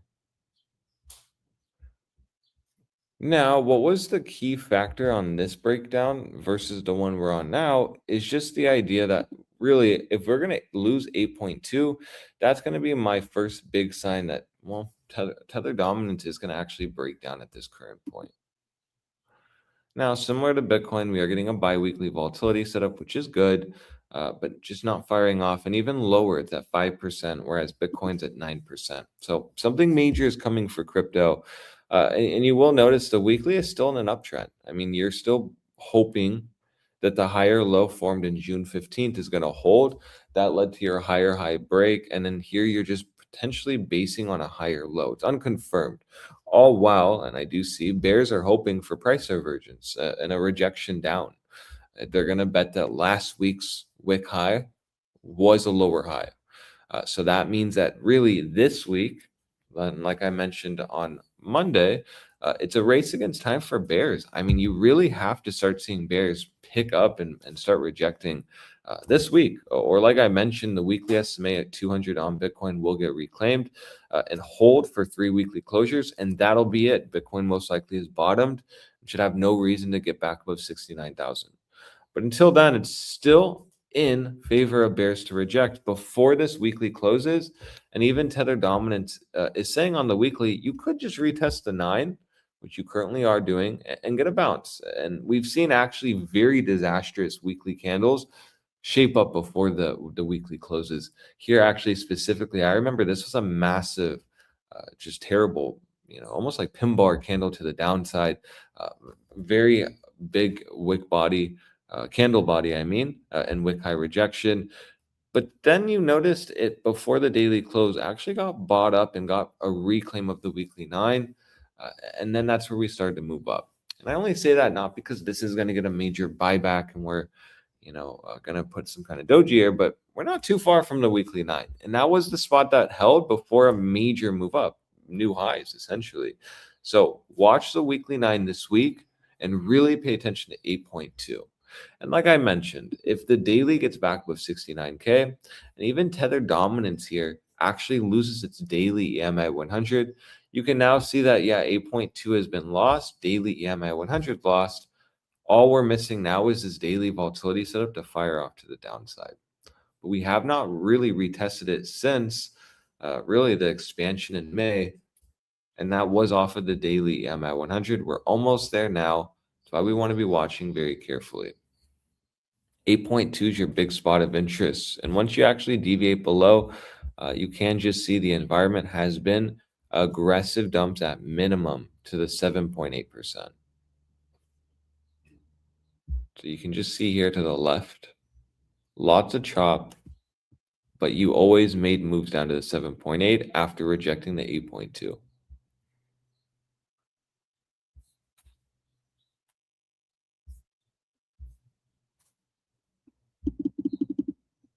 Okay, perfect.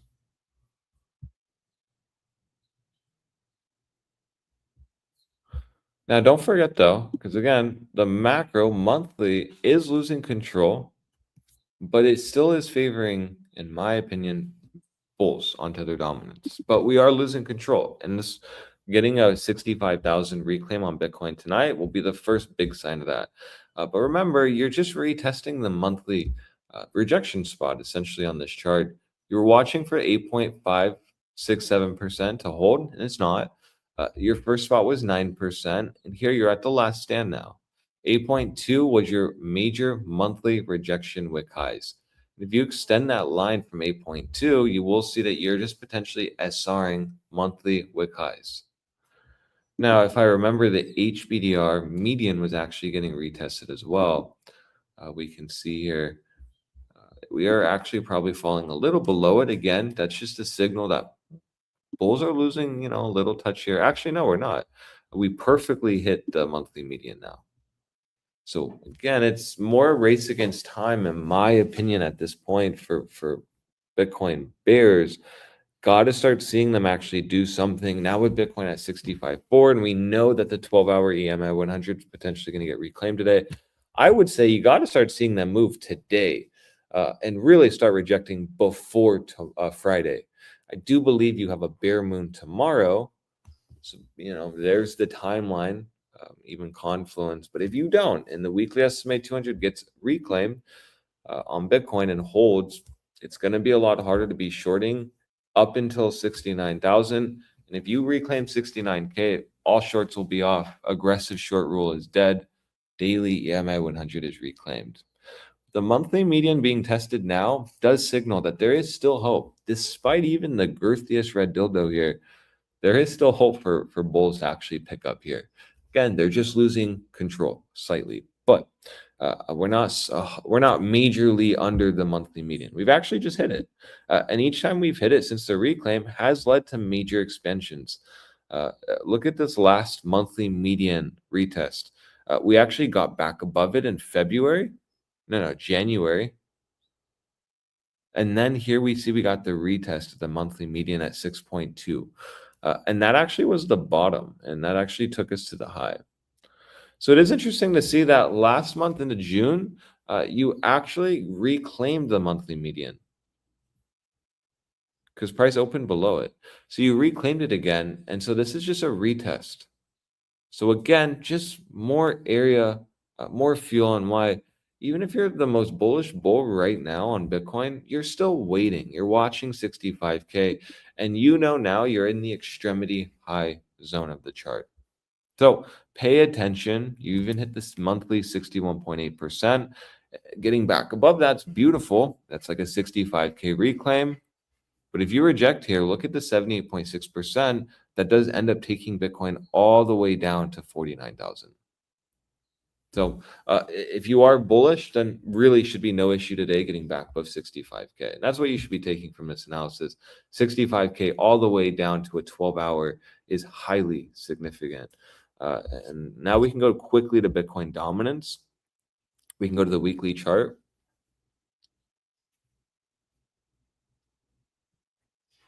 And we can see actually it's now in retest.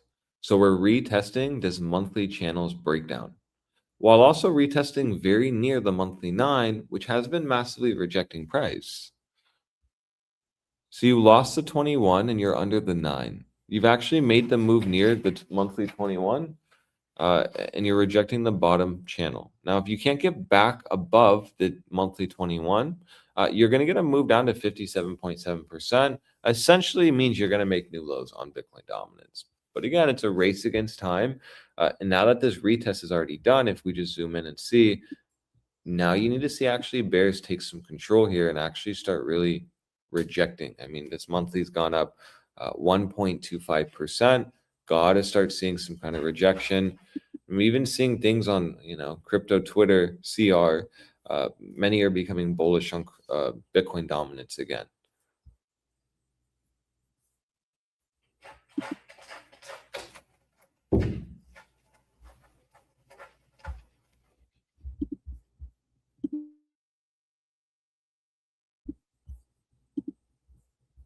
Now, remember, you are potentially forming some kind of price divergence on the weekly, but overall, the macro trend is still down on Bitcoin dominance. So no matter what your favorite CT influencer says, trend is still down on Bitcoin dominance, and you're even just testing your weekly 9.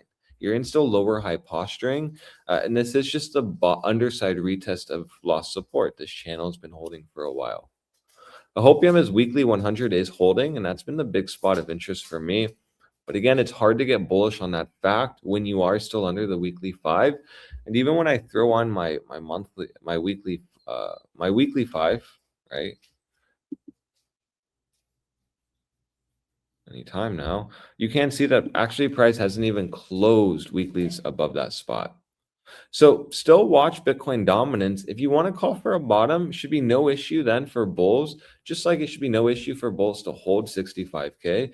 Today should be no issue, or not today, but this, on these new incoming weekly candles, 59.69% will confirm the bottom.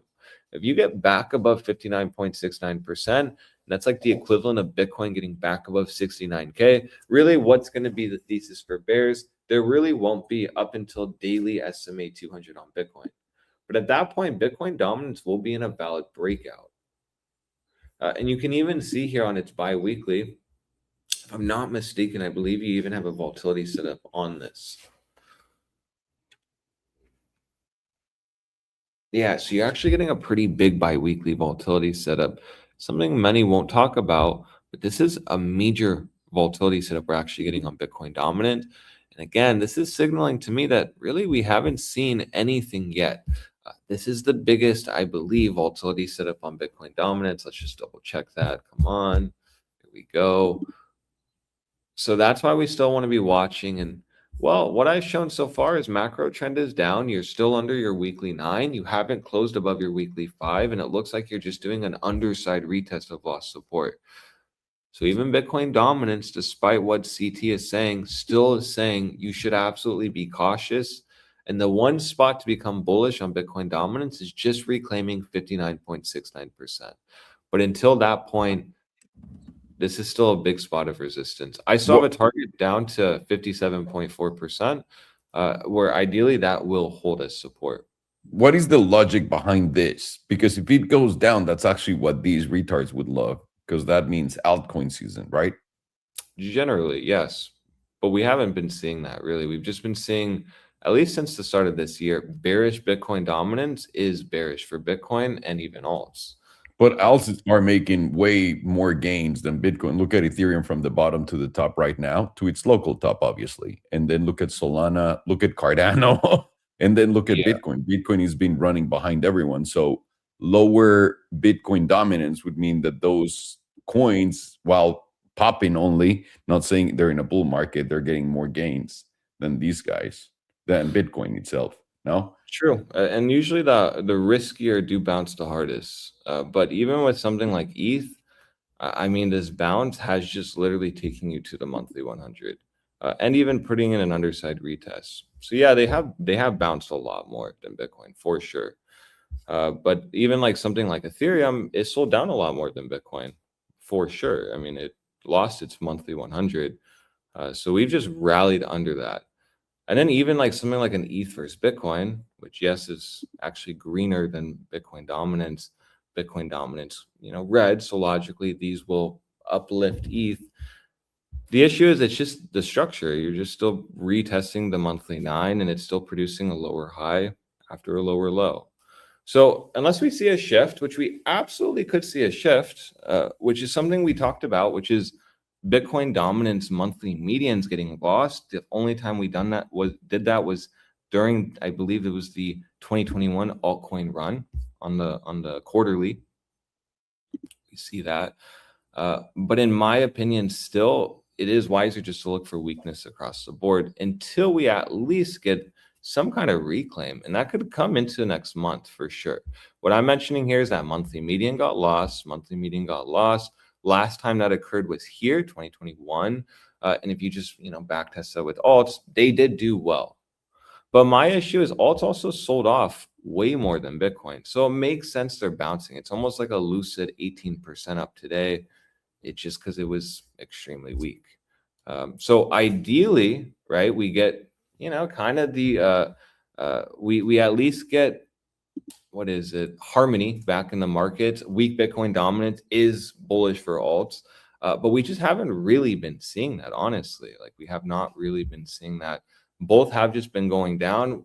Bitcoin dominance leads Bitcoin down, which just leads alts in the gutter up until July, really. I mean, But I'm sorry, just the only point I'm trying to make is if you're bearish on Bitcoin and you're bearish on crypto, wouldn't Bitcoin dominance going up would be more bearish? On alts, technically. But and on Bitcoin, because it doesn't really matter if Bitcoin dominance is going up while price is coming down, which happens a lot. That is the most bearish setup in my view. yeah, the very layman simple view I have really since the start of this bear market has just been weak Bitcoin dominance is a weak Bitcoin. Okay. Makes sense. I mean, I'm just trying to make sense of it because it doesn't make any fucking sense to me. And that's why just I don't look at it. That's the simplest view I have of it. Is since this bear market started, a weak Bitcoin dominance has just led to a weak Bitcoin. Just like a strong Bitcoin dominance has led to a strong Bitcoin. Now, even like if we look at the monthly, let's go here.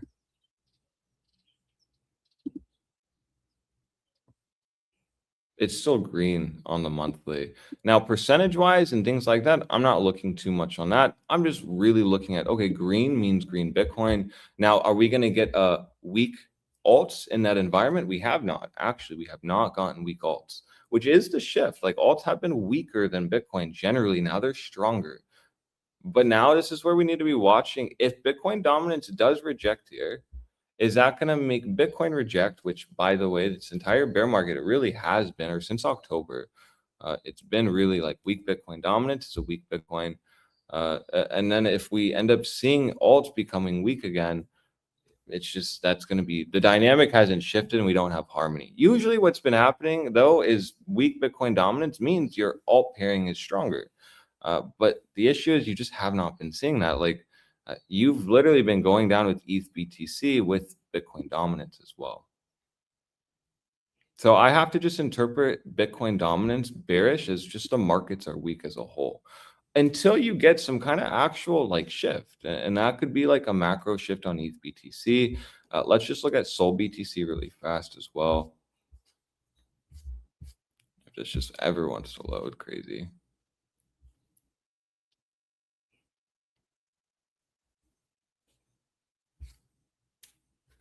There it is. Slow down.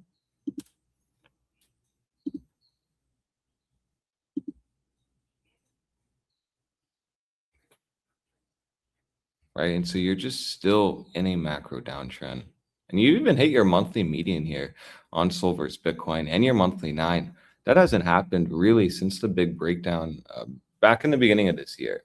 So yes, alts are moving up. And I do believe that if Bitcoin dominance is strong, everything will go up because it just is all correlated to Bitcoin.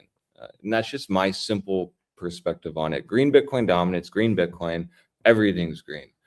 But at least in my opinion, this bear market has led Bitcoin dominance green, red, Bitcoin's red, alts are just terrible in the gutter. And even weaker than like a Bitcoin, which is crazy, as seen with ETH losing its monthly 100, where like Bitcoin hasn't even gotten near its monthly 100. So that's kind of like what I'm viewing Bitcoin dominance. That's why I look at it a lot, because it just helps me when we do get these bounces on Bitcoin dominance, and Bitcoin dominance does end up looking bullish. It just leads to a breakout on Bitcoin. And I have not been seeing a weak Bitcoin as a weak alt environment. But a weak alt Bitcoin is a weak alt environment.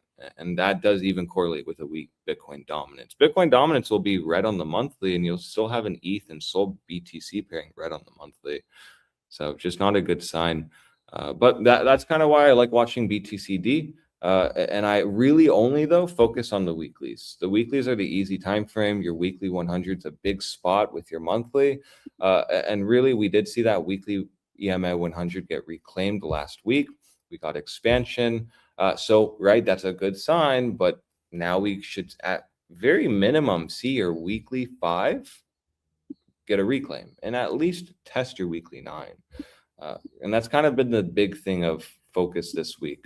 Yes, it's amazing you got the SFP of the weekly EMA 100, but you're just now under the, still under the 9 and haven't even reclaimed the 5. So still a big spot for me. We're still at resistance. And understand if Bitcoin dominance ends up rolling over here, I'm just, again, correlating that to then Bitcoin's probably going to reject around 65K.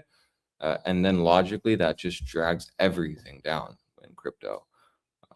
Because everything is still pretty bearish. And even if alts haven't, bounced impressively, as I showed, it's just these bounces haven't really, at least on a monthly, haven't led to really much. And it is interesting just to see ETH like literally retesting its monthly 100. Now you can say on the flip end that that's like the first time it's ever retested it, just like it's the first time it's ever been lost. So we don't actually know what the relationship will be like. Maybe even into August, you get a kind of reclaim, and then that leads to like an altcoin season.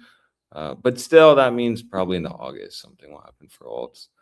Now I know my thing is taking forever, so I'm going to restart my machine. But that's all I really have on the crypto market. 65K for me is the big spot of interest. Everything has gone up since July started.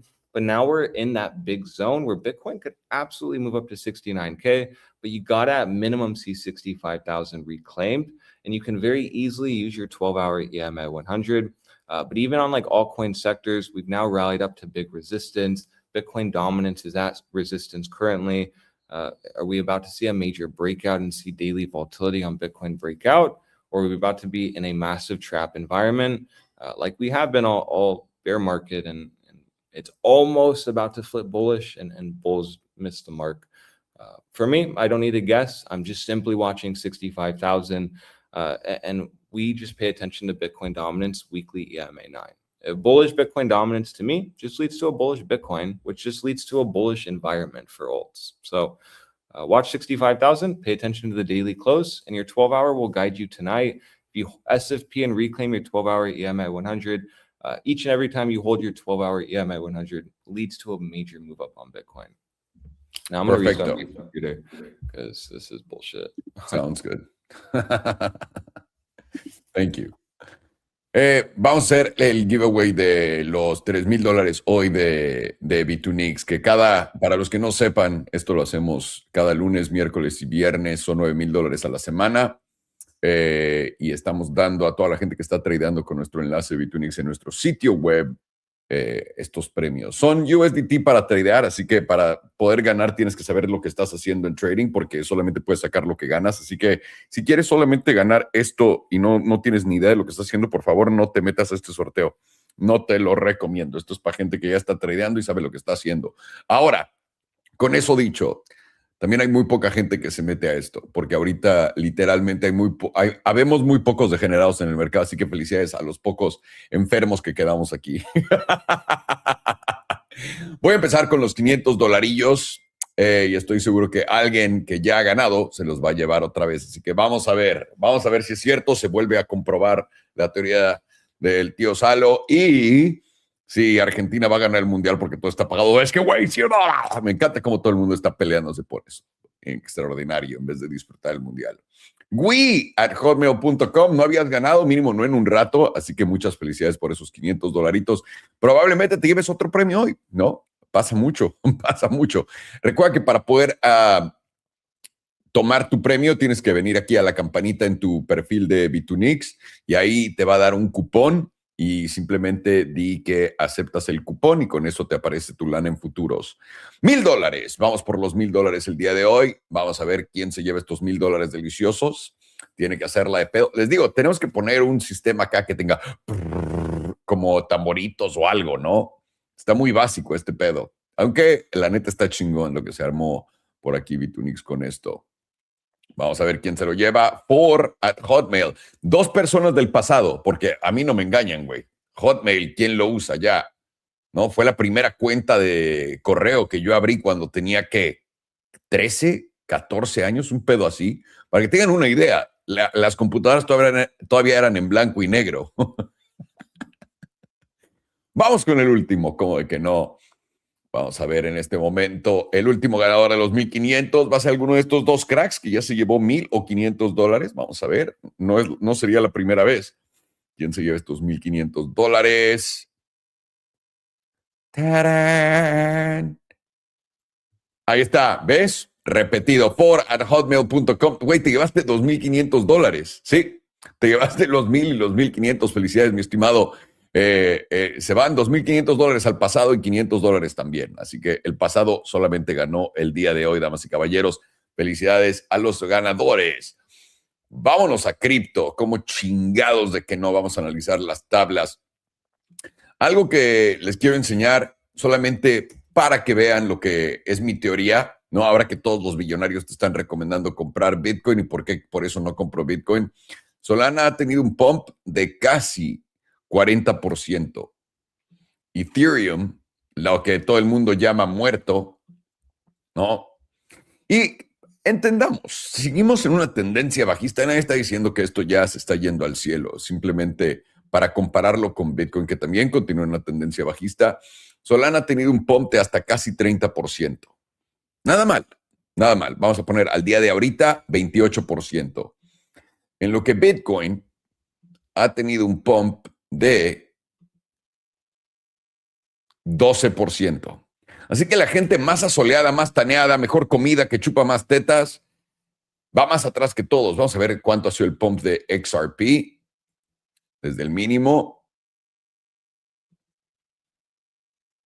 17%. Así que la gente detrás del nuevo sistema financiero es la segunda peor después del nuevo sistema financiero, después Ethereum y después Solana. Nada mal. Las que se están tardando y se van a tardar simplemente basado en esto, en lo que hemos estado viendo, son estas, ¿ok?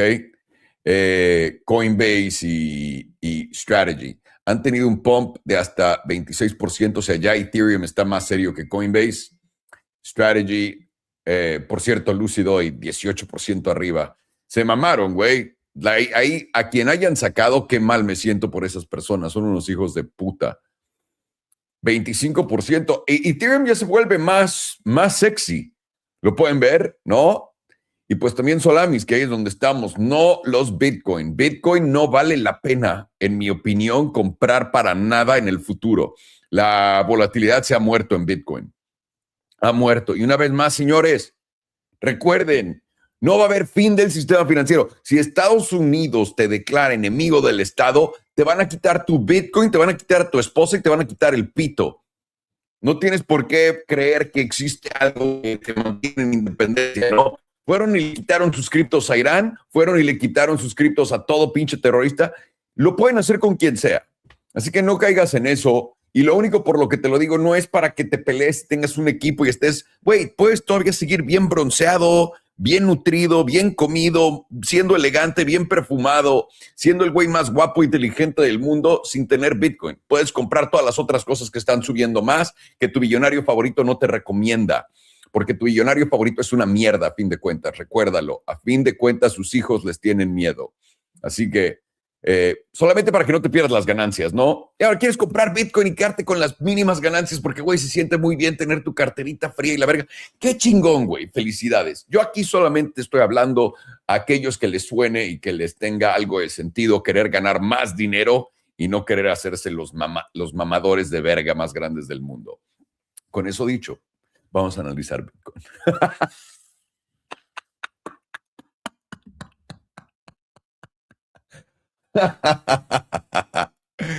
Güey, qué pinche zampompazo este. Y en la semanal acá, para que vean, en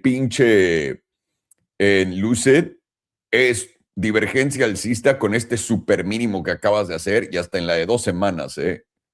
Lo único que tienes que hacer es superar los 682 para que se active y se valide y vámonos a Valhalla con estas mamadas. No lo puedo creer. Qué pinche jugada tan naca, de verdad. Es por eso que les digo con mucho corazón, bueno, desde el corazón más bien, no con mucho corazón, suena eso de la verga, que les digo del fondo de mi corazón que nunca inviertas en algo que no tienes completa confianza en. La cantidad de mensajes apanicados que me llegaron ayer, yo me imagino que mucha gente sí vendió. Espero que no hayan podido, porque ahorita me están diciendo en el chat que hubo varios de ustedes que sí estaban viéndolo y que no los dejó comprar hasta los $4. Y esa es parte de la gatada, ¿no? Por supuesto, ¿cómo chingados vas a poder comprar en buenos precios? Pero alguien tuvo que comprar esto, ¿no? Me pregunto quién habrá sido. He ahí la cosa, mis estimados. He ahí la cosa, estas gatadas. Pero no, güey, es que no está manipulada la bolsa por completo. Ok, vamos a empezar con Bitcoin y voy a ponerlo en el índice. Lo primero que quiero que vean en el índice es, y esto es algo que no me voy a pelear con y simplemente voy a seguir, lo que habíamos platicado acá del hombro, cabeza, hombro, hombro, cabeza, otro hombro, ¿no? Estaba acá y aquí tienes la ruptura a la alza. Esto también se los puse en Discord para los que lo tengan y nuestro objetivo, ¿saben qué? Voy a ir en putiza a Discord para no inventar mamadas. Un segundito. Me encanta que te voy a estafar, ¿no? Para que déjenme les pregunto, ¿la gente que los va a estafar se copia y ya también me copia el te voy a estafar o no? Aquí está. El objetivo de Bitcoin serían 71,400, el objetivo de Ethereum 2,200. Nada mal. Ok. Con estos patrones de hombro, cabeza, hombro inverso, solamente para que lo tengamos en mente. Y esos 71 nos ponen abajito esta línea, ¿no? De esta línea meme. ¿Por qué es importante esta línea meme para mí? Lo voy a poner en la semanal rápido para que lo vean. Es el máximo del 2021 y voy a solamente enseñarles precio ahorita por un segundo. Máximo del 2021, rechazo, rechazo, cierre por abajo, rechazo, cierre muy por abajo, cierre por abajo, cierre por abajo. Tuviste uno por arriba, dos por arriba, te engañó, fuiste para abajo, rechazo, rechazo, te engañó, pum, pum, y una vez que lo rompiste, alto histórico. Y después, cuando viniste y lo rompiste a la baja y te rechazó, te llevó más para abajo. Entonces, esta zona para mí es muy importante. Recuerden, cuando encuentras, una de las cosas más importantes para poner tus líneas memes siempre es ver dónde una resistencia fuerte se vuelve un soporte impresionante y que después te da un resultado gigante como desde el 2021 hasta literalmente el 2024 por 3 años negarte, después te lleva a altos históricos una vez que estás por encima y después te tira. Y una vez que te tira, vuelves a caer en tu mercado bajista. Esta línea para mí es muy importante. Por eso yo esperaría el rechazo aquí para después continuar para abajo. Y eso justamente está en los $71,000. 72, 71, como lo quieras ver acá. Y eso nos daría una excelente zona para continuar en este mercado bajista, ¿no? En el que estamos para ir para abajo. La cosa es ver, una vez que lleguemos acá, nos va a mandar directo a comer mierda y vamos a ir a vamos a entretener todos los escenarios, ¿no? Venir por acá a los $52,000, ¿no? Que vengamos acá, pum, nos rechace. Esto instantáneamente, si llegamos aquí antes de septiembre, octubre, fondo y vámonos. A donde lleguemos, sean los $46,000, sean los 40,000, sean los 30,000 o simplemente un bajo más bajo que este. ¿Por qué lo digo? Porque antes de subir Bitcoin hace esta gatada. Bajos más bajos. Y acá lo ha hecho muy sospechosamente. Bajo, bajo más bajo y bajo más bajo, ¿no? Con nuestra caída en febrero, luego la de junio y luego la otra de junio. En el ciclo del 2022 no fue tan bondadoso Bitcoin. Tuvimos nuestra caída en enero, pero ve lo diferente que es la caída en abril, tío, ¿no? La de mayo. Y luego de acá, ve lo grande que es la diferencia hasta acá abajo. Acá continúa haciendo lo suyo y tienes tu último mínimo, ¿no? Que es este. Y acá es donde yo digo, para mí, estamos más esto es a lo que yo le estoy dando más probabilidad ahorita en estar aquí, porque me suena ilógico que tengamos una caída tan grande en Bitcoin. Ahora, no estoy en contra de, si no vemos esta caída y el pedo de esta caída acá, ¿cuándo te llevaste el mínimo? En noviembre, ¿no? Pero aquí ya estabas muy cerca de. La otra cosa que les quiero enseñar de esto a todos ustedes que siguen el trade del ciclo de Bitcoin, este es el 2022, ¿no?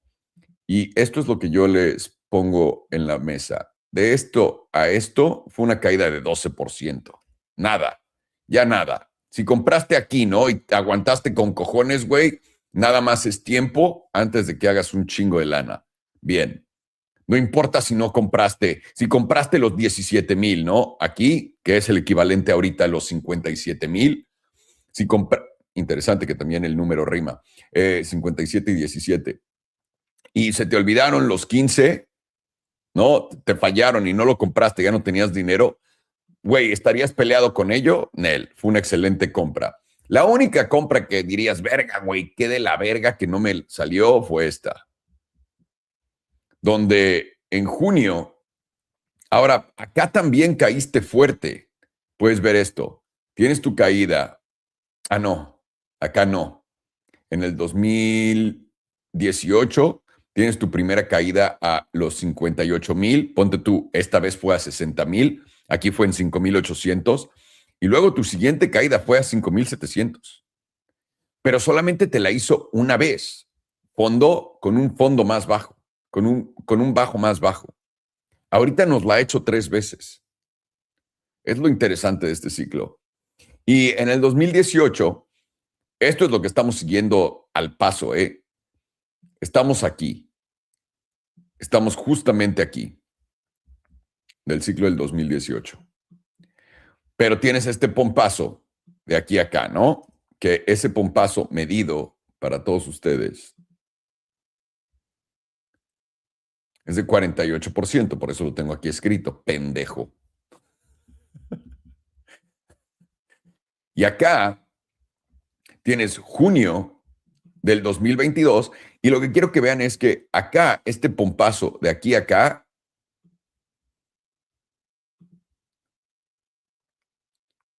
fue de 42%. El otro fue de 48%, este fue de 42%. Y este te llevó a mediados de agosto, hasta dentro en agosto, por lo que todavía estamos acá, en ambos ciclos. Si compraste esto, vendiste esto y luego compraste el mínimo por tantito más abajo, tío, la jugaste como campeón, ¿no? Y es un poco lo que yo creo va a pasar. La pregunta es, ¿no? ¿Vamos a tener esta mega caída de 50% o vamos a tener una caída relativa a este mínimo del 12%? Pueden, cada uno de ustedes tome su propio bando y solamente reiterando, tengo más preferencia a un lado, pero a fin de cuentas voy a jugarlo como les conté y tengo que ver lo de las narrativas. Para mí las noticias son una forma excelente de poder validar todo esto. Lo han visto y lo han notado. Cuando me des la mala noticia que me haga ver más para abajo, donde esté el precio, ese es el fondo. Me da igual qué tanto sea. Ahí es donde voy a soltar todo el clip. Lo único que sé que tiene que hacer a huevo Bitcoin una vez más es un bajo más bajo. Un bajo más bajo. Es lo único que sé. Porque volteas y ves dominancia de Tether, ¿no? Ahorita que muy de moda ponerla aquí. ¿Por qué Bitcoin tiene que hacer un mínimo más bajo? Porque la dominancia de Tether, carnal, no lo ha hecho. No se ha llevado estos máximos del 2022 del mercado bajista. Todavía no se los lleva. ¿Y qué es lo que normalmente cripto hace? Viene a tomar la liquidez, te hace la movida que te hace pretender que a todo el mundo le va a parar el pito cuando venga a hacer esto, que es bajista. Y aquí es donde te van a decir Bitcoin va a bajar más. Y aquí es donde ellos van a creer que Tether va a continuar subiendo, ¿no? Hasta acá. Y ahí es donde se va a acabar esto. Y todavía no lo hace. Por eso todavía no tienes un fondo. Por eso, si ahorita te aguantaste las ganas y no has comprado y estás esperando lo que sea, bien, todavía tienes chance de comprarlo, ¿no? Nada mal.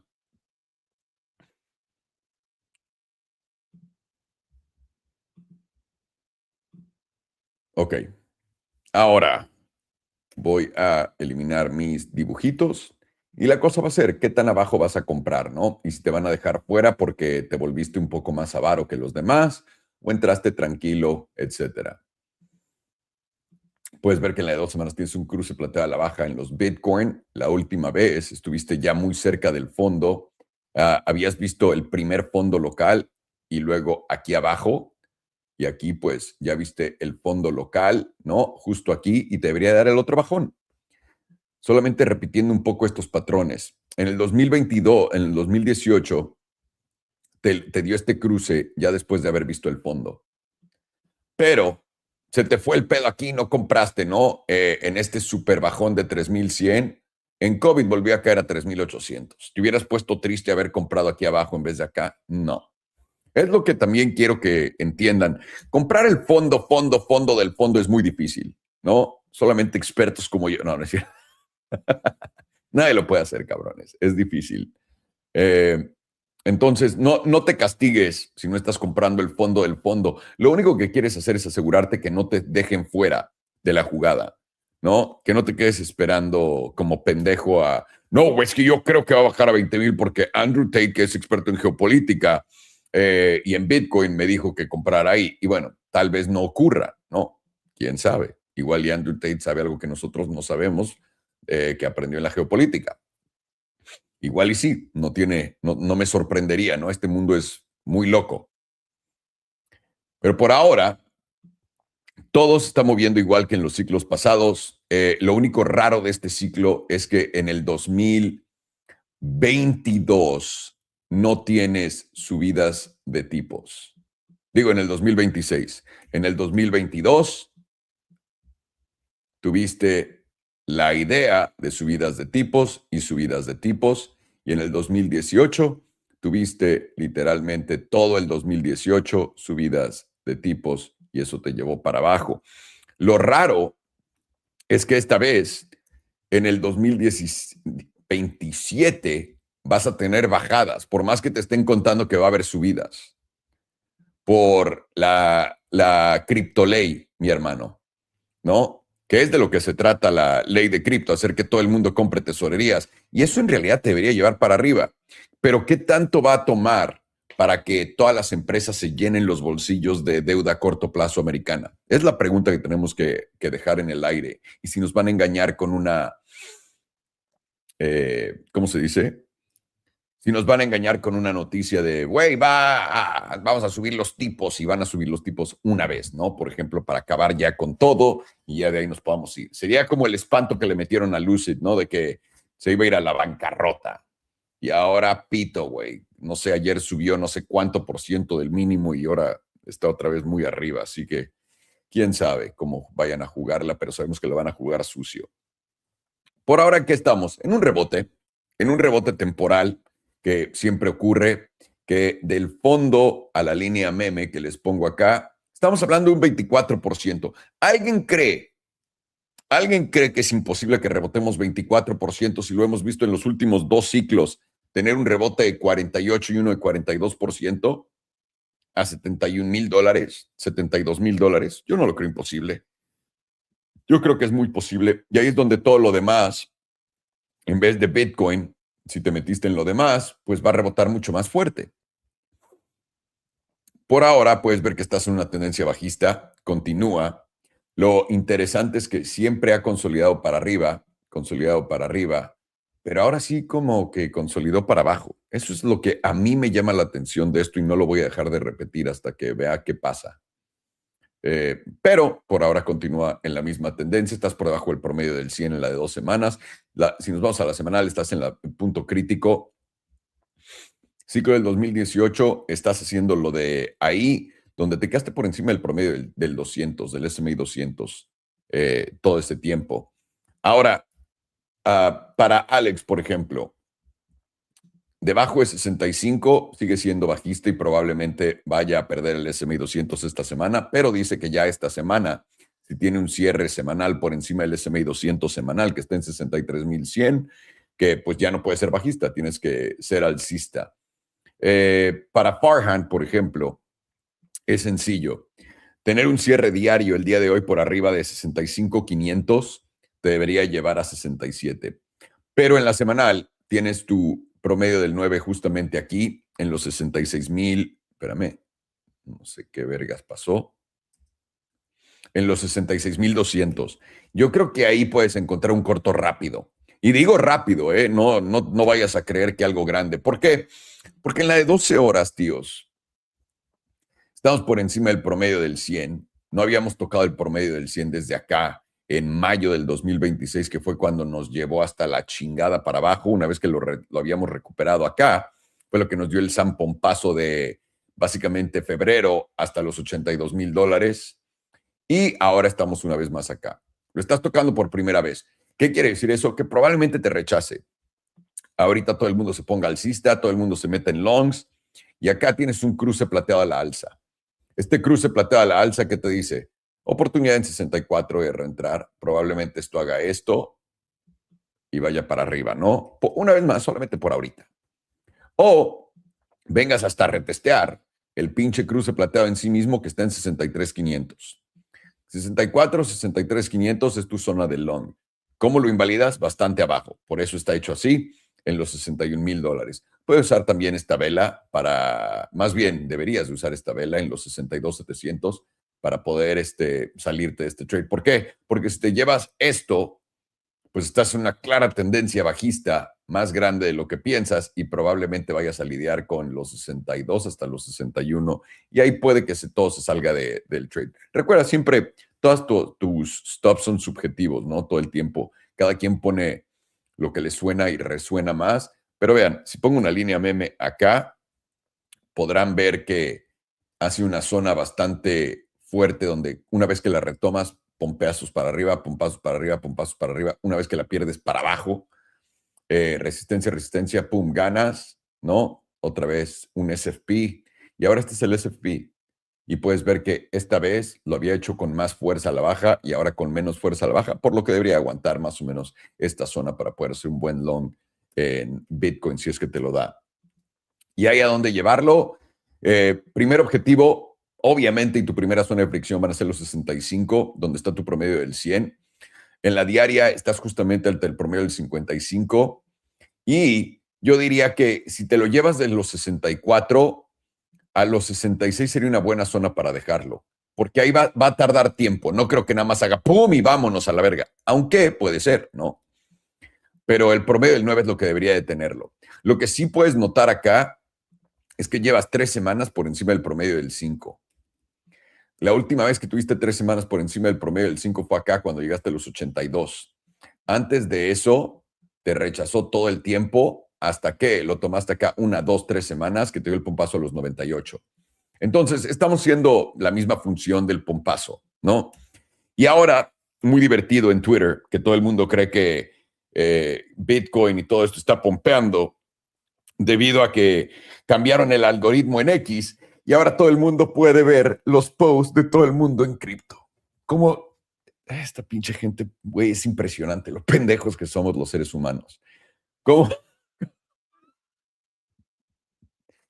si leer el post de algún pendejo te va a hacer, ay, güey, ¿cómo no lo había pensado antes? Voy a comprar Bitcoin, ¿no?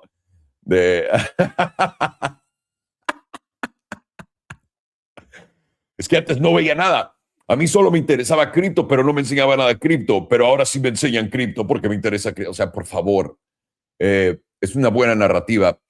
También instantáneamente el tío de Coinbase ya está cantando que fue el fondo. Dame un segundito. Brian Armstrong, Brian el pelón. Vamos a verlo. Aquí está. Sentimiento todavía negativo, pero compraste Bitcoin hoy. Y aquí estaba haciendo ayer la encuesta. ¿Estamos en el fondo? Sí, 44, no, 55%. No, o sea, no mames. ¿Qué más quieres, carnal? En lo que estamos acá. Por supuesto que no está. Vamos a tener el pump temporal que siempre tenemos. Vamos a ver hasta dónde nos lo da. ¿Qué nos va a confirmar hasta dónde? La línea meme. La línea meme con noticias. Porque no me sorprendería para nada si tenemos el pump y nos lleva al 34. El 34 está en 75. No me sorprendería. Ahí lo único que quiero ver es que me cuenten que va a subir más. Y ya. Y además lo raro es que dicen que por ahí de agosto 7, es cuando tienen lo del Clarity Act. Así que todavía mejor, ¿no? ¿Qué les puedo decir? ¿Qué les puedo decir yo? O sea, denme un segundito.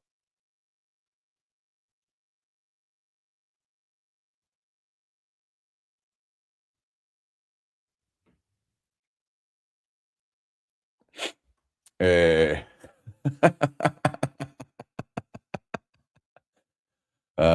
qué mamada. En fin, es lo que estamos viendo en estos días. ¿Qué es lo que puede pasar? Ok. Un buen retroceso ahorita, déjenme pongo el HPDR para darnos una idea de dónde estamos. Pueden ver que estamos entrando justamente aquí. 61.8% está en 68. Por lo que en la diaria tu promedio del 55 es lo que te da todas las llaves del reino. Y aquí abajo, en justamente los 62.800, es donde está la media. Ojo con eso. En la de 12 horas es la parte baja de la zona azul, los 62, por lo que si me llevo la media de corbata más allá de los 64, 63, 400, espérame, ¿cuál fue la última vez? Pum, pum, pum, 31.8. Verga, esto sería la mamada de todas. Si llega a los 62,300, porque ahí sacaría todo el mundo. Pero la idea aquí es simplemente en tu tabla de 12 horas, ve tu promedio del 100, probablemente te rechace, tienes un cruce plateado fresquecito, tu promedio del 9 es la mejor zona para dártelo. Si no has entrado en un long, si no estás ya en un long, puedes esperarte a ello. O también puedes hacerle corto en los 66 planos, porque en la diaria tienes ahí tu promedio del 50, no, ¿qué es? ¿En dónde estaban los 66 planos? Es tu promedio del 9, acá en la semanal, y eso probablemente te dé una reacción. Entonces, un corto en 66, rápido, porque esto trae fuerza y va para arriba. No, no les estoy diciendo que esto nos va a rechazar, a llevar a Marte y la chingada y que ya se acabó todo, pero si lo estás haciendo en putiza, es lo que debería de jugar. Déjame ver la de 5 días sin chinga. También estás ante el promedio del 9. El promedio del 9 en la de 5 días lo estás retomando y tu media está en 68, 68,600. Yo le daría más preferencia a... Este sería un buen corto, con más fuerza, porque esto te debería de regresar a los 65 una vez y ya de ahí podemos ver si va a volver a subir. Pero en los 68,500 con la media, el promedio del 21, simplemente usa tu promedio del 21 en la de 5 días y eso te debería de dar las respuestas a esto. Para simplificarlo también, si Bitcoin cierra hoy arriba de 65,500, 66 es tu siguiente punto de resistencia. Rompiendo 66, vas a 68. Rompiendo 68,500, te vas a los 72. Es un poco la idea de todo este pedo. Y a la baja, ¿dónde todo se va a la verga? Sencillo. Abajo de $62,000. Abajo de 62,200, ¿no? Aquí, cabrón. ¿Esos son 63? No, 62,200. Abajo de 62,200 con cierres por ahí. Podemos decir que este fue el siguiente tope local y nos vamos para abajo. ¿Pero qué hace Bitcoin antes de bajar? Se lleva los últimos máximos y los últimos máximos están en 67. De ese gran corto que armamos por acá, ¿se acuerdan? Ahí lo tienen. Bastante, bastante fácil. Honestamente, no tiene más. Déjenme ver. ¿Qué sigue? Ok. Vamos a darle entonces a IBM para invertir bien. Ahora, ya que ven en la caída, me da gusto que estén haciéndolo así. Te mando un saludo, mi Ramón. Espero que estés mejor el día de hoy.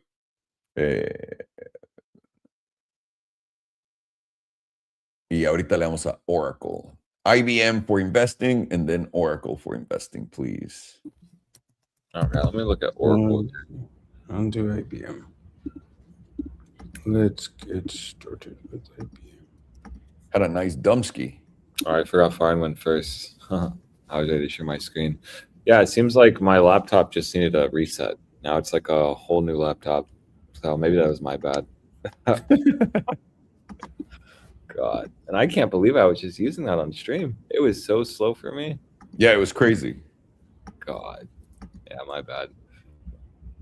Alrighty. Where's this HPR? And put that away for now. Got a pretty nasty dump so far from the current highs. Let's go to the all-time highs. We are like 35% down.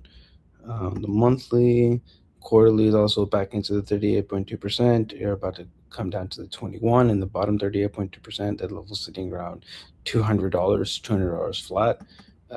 Quarterly, at that point, you probably will be taking out this quarterly low on momentum, and this low on price is currently at around $131. So you will have some massive hidden bullish divergence at this point, and it's going to be a little difficult as of now, as anytime soon to confirm it, because you will have to close over around $312. But as you go on, as long as you don't close below 131, you eventually will be easier to confirm. You have a God mode sell signal as well, Jewel. I'm thinking somewhere around this $200 flat area would be the area to start getting into more longer term positions, and you'd want to stay in as long as you're trading above $161. Let's see how much of a loss that is. If you get stopped, just go to $200 flat. That's around 19%. And from here, you would be targeting this 38.2%, which is around 38 to 40%. So that is 2 to 1 right there. And if you were to take it to the 78.6, that is 84%. But this is one of those no leverage things. It's longer term investment. Let's go into monthly. Monthly is also getting quite extreme to the downside. This $200 zone is going to be in between the 95 and 97.5%. Let's see where your last major bottom was at the 97.5, or actually right in between the 95 and 97.5%. Same thing as we're looking for now. Right over here also, 97.5%. And this is one monthly candle that is down from top to bottom 31%. 2 week also flipped down, now entering into the bearish control zone. Any divergence, there's some hidden bearish divergence here as well, and you're putting in a massive bearish engulfing dildo here, engulfing the last 2 weeks of the last 4 weeks of price action, the last 2 candles of 2 weeks.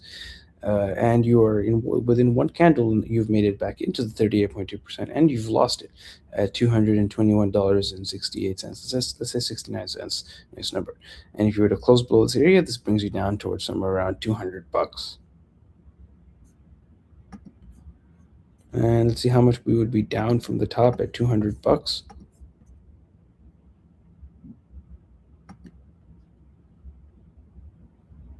That would be around like 40% down. Weekly is also pointing down, getting very extreme to the downside at 99.4%. Volatility is also 99.4%, getting very extreme. And from here, you're likely going to come to somewhere around the 200 SMA to the 100%, which puts you right around that $200 zone. And that would be the best area, or the ideal area, I would say, to start entering into a longer term position right around the weekly 100% range.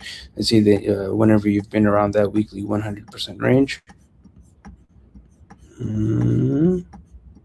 right around here, major bottom here in March of 2020, right to that 100% range. So as you can see, coming to the 100% is quite extreme, considering the last time we came here was off of the COVID dump. So whether we're going to be bearish or bullish, this is likely going to get a pretty significant bounce at this 100% range, considering how rare it is to come down there. 5-day also very extreme. Likely local bottom somewhat soon, right around this $200 zone.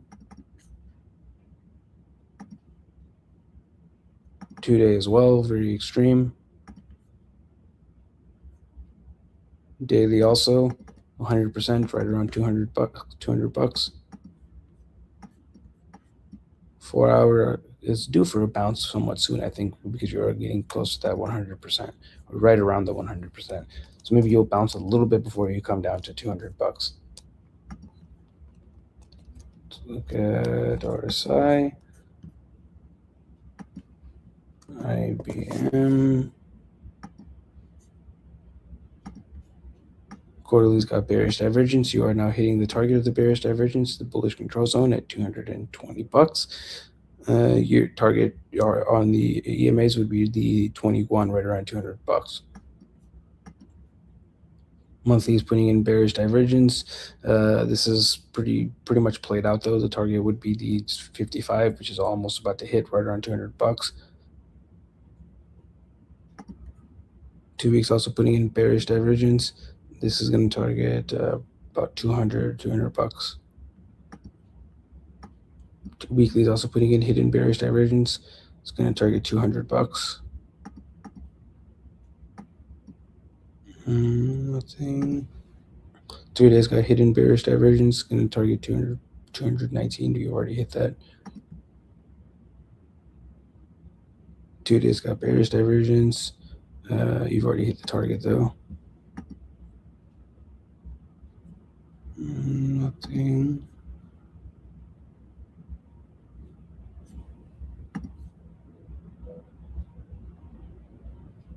Right. I don't think we need to use momentum on this one.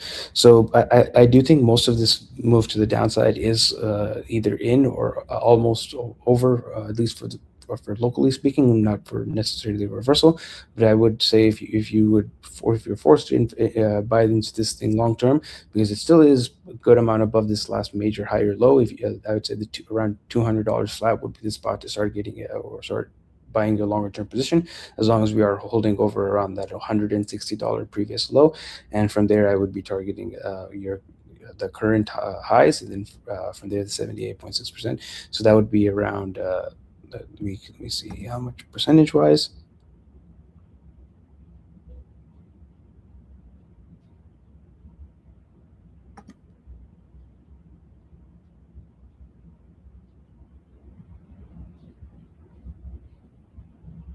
That is around 18 to 19%, versus at the current highs, that's around 68%, and that 38.2% was around 38%. So even at the worst case scenario, at a lower high, that's still 2 to 1. And for the longer term, this is still in an uptrend. So this would still be playing the uptrend, where if you were to come back down to the 21, and you are coming down to regions where you have not tested since COVID, where on the weekly 100%, you have not been in that region since the COVID crash. So if you're coming to a region since you haven't been to since COVID, while the macro still is in an uptrend, it does make sense to get a pretty respectable bounce in that region. And based on the macro, that would be more likely to be your next higher low before you then hit higher highs. So right around that $200 flat area is where I would start buying into that longer term position. Yeah. And what I also liked was they gave bad news and the price dropped. Whereas Oracle was like, they gave bad news and the price pumped. That was clearly an exit pump versus this one. And then price finds its bottom on the bad news. Exactly. So here we go. Thank you, senor. And then after IBM would be, 1 second. Oracle. No, yeah, but that's you. Oh, right. My bad. I'm just telling Farhan so he can forget and then ask me again. Tradition. We don't want to mess with tradition. Say that again. We don't want to mess with tradition. Exactly. Hey, there's a process to this, okay? We got to follow it step by step. Exactly. How do you think we get setups every Thursday? It's the process every week, step by step. Exactly. 1 second. XYZ. That's not a joke. XYZ. I forgot what that is.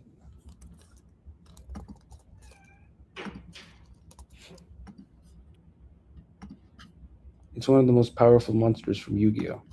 XYZ. My God.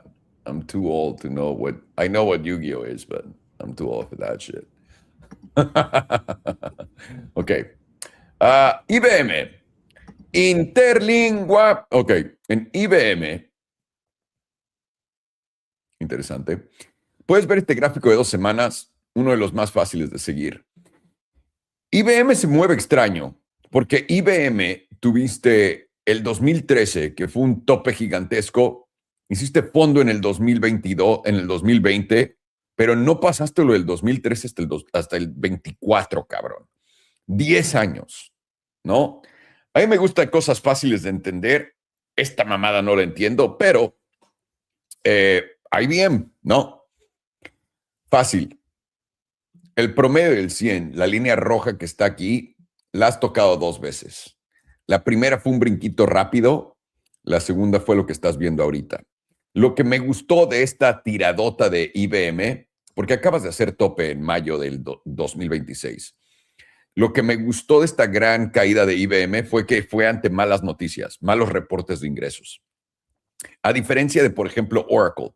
¿Se acuerdan Oracle que les dijeron, no, es que hay malos reportes de ingresos, pero tuvimos un pompazo porque algo pasó y luego te contaron que compraron TikTok y cayó? Puedes ver lo que está pasando con Oracle comparado con IBM. Para nosotros, claramente, y no, yo creo que aquí no hay tanto que analizar, porque una vez que recuperaste todos tus promedios, que fue justamente acá en el 2023, junio del 2023, tuviste este gran pompazo.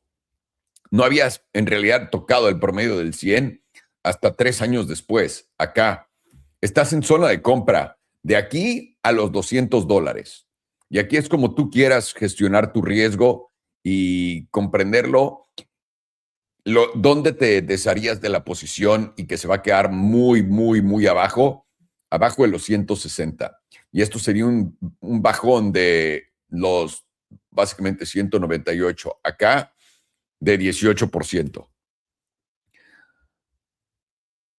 Lo interesante es que por ahí viene el S&P 200, pero si ya te llevaste el 100 tan fuerte y vas para abajo, ahí es donde tendrías que poner atención. Zona de máximo de extra, güey, solamente le voy a meter si me da esta mega oportunidad, como yo en Oclo en los 25, son los 165. Abajo de eso te sales porque te llevas este mínimo y eso quiere decir que cambiaste la mega tendencia. Puedes ver el por qué, ¿no? Esta chingadera aquí fue una gran resistencia en el 2012. Y luego fue una gran resistencia en el 2024. Una vez que la rompiste, subiste. Esto son básicamente los 69 de Bitcoin, si lo quieres ver así. Entonces, te los puede llevar para abajo tantito, sí, rico, ¿no? Sería bueno. Entonces, este es tu trade exquisito en la de 2 semanas, el S&P 200. Tu trade con paciencia, los 198, $200. Y, güey, ya quiero entrar ahorita y olvidarme en donde estás, en los 215. Para que lo tengas pensado. Nuevos altos. La razón por la que IBM, en mi opinión, está teniendo esta buena fase, si no estoy equivocado, IBM también está desarrollando computación cuántica, que obviamente es lo que somos nosotros. Pero bueno, luego me meto en esos temas tan pinches profundos. IBM tiene buena pinta. Me gustó que haya caído ante malas noticias, sobre todo una corrección de este tamaño en malas noticias. Siempre bienvenida. El pedo es, cuando tienes algo que está aquí y te dan buenas noticias y cae, ahí es cuando algo malo va a pasar. Eso es el ejemplo al que vamos ahorita, porque vamos a analizar Oracle para entradas. Pero Oracle literalmente ya está y no ha cambiado nada. Pero bueno, lo quieren volver a ver. Oracle, señor Shiva, por favor. Nice. Yeah, let's see. We've been watching Oracle for, I mean, at least the last few streams. So someone's paying attention to it, which is good. You do notice on the monthly, right? It's always good to stick to a monthly for investing. You are actually breaking the 88.3. Now, first point is you're already in the extreme range of Oracle, but this, is a very volatile stock, as shown here to the moves to the upside. You absolutely can come a little more down. I like to just have a simple perspective when I invest. If this, then that, and it's just that simple to keep. We had bottoms off of the monthly 100, and since that bottom, you have never lost that before. So for me, I'm a simple trader, an easy man. I like just easy perspectives. That's the spot to be investing. Even HBDR is not giving you a clear definition on if we're going to bounce or not. You're literally in the middle of the 88.3, 95%. Now, not literally in the middle, but just in between these two ranges. Now, you're at the 132 to 127 range zone. This is a big spot. This is the spot where you've seen actually hold on the monthly each and every time, at least since the reclaim in June 2024, before we've actually gone up over $200 on Oracle. Now, that does not mean we're going to bounce from here and move up to $200. If you actually notice, every time we've hit that 128 to 132 zone, that was either in the 38.2% or at least near the, what is that? Let me just see, I'm having a brain fart here. Near the 88.3. So you can just see those two criteria are not what's happening here. 88.3 bounce, 38.2% bounce. So that's just not the criteria here. You're blowing past where you should have bounced if this correlation was going to stay true. Now, that does not mean that this is the spot to be massively shorting.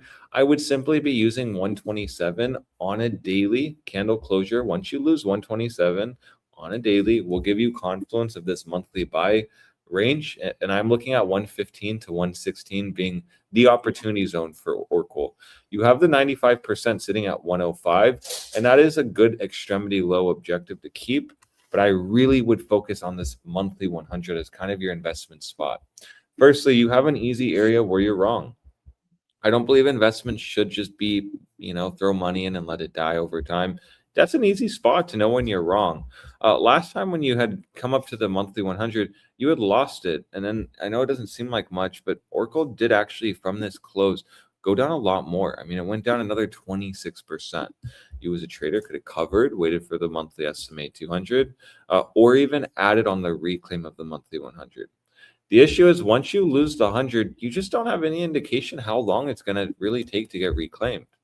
From that loss here, it took multiple months. So again, that's where the investor mindset will come in. If you're perfectly okay holding this for 900 days, that's okay. That's up to you. For me, I just don't like trading like that. Easy invalidations make it easy for us to know when we're wrong. And this whole basis of investing on Oracle is on the monthly 100. Watch 116 to 115. That's the big zone. And simply use 127 to 132 as an easy area to gauge if we're actually going to go lower. Now, let's say we don't go lower. Let's say Oracle bounces from here. Where will we know is a safe spot to invest? Well, we don't need to guess. We know once you're under all major moving averages and Oracle actually ends up reclaiming its monthly 9, that's when the rally begins. Again, you're not even under the major moving averages here. You're actually holding the 34, get back above the 9, look at the rally continue. This last example I showed, under all major moving averages, almost made it to the 100. Let's just measure the difference here. 7% away from the 100.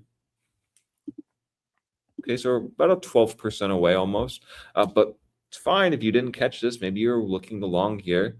56, 57, you missed it. Now, Oracle gave you many opportunities along the 9. And you can see from that, you went up very easily from that first retest to up. You went up about 69% for the culture. I can keep showing this. Under the moving averages, reclaim the 9. That sparks the move up. Under the moving averages, reclaims the 9. You even went up here. Now, the difference was a little bit of chop by the 34. But again, reclaimed the 9 and held it. You went up, you would have noticed the chop here is ensuing once you lost the 9 at this point. So we can have a pretty easy trade on Oracle actually.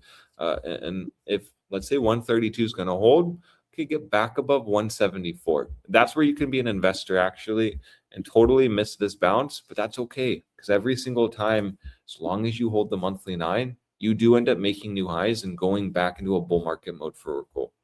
So is Oracle a buy at this current point? No. This spot is just currently almost like a mid-range, if you will. You're literally within the middle of the HBDR extremity ranges, and the monthly is getting pretty low at this point.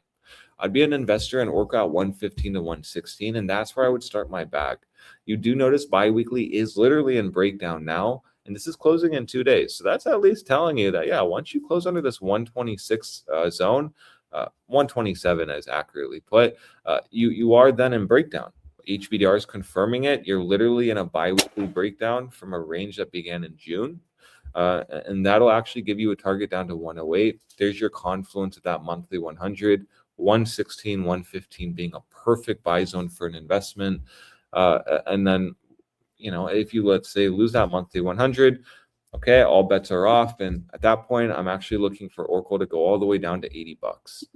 $80 ideally should be the last stand. That should be where this holds. And if we end up losing the monthly SMA 200, Oracle becomes a dead chart for me.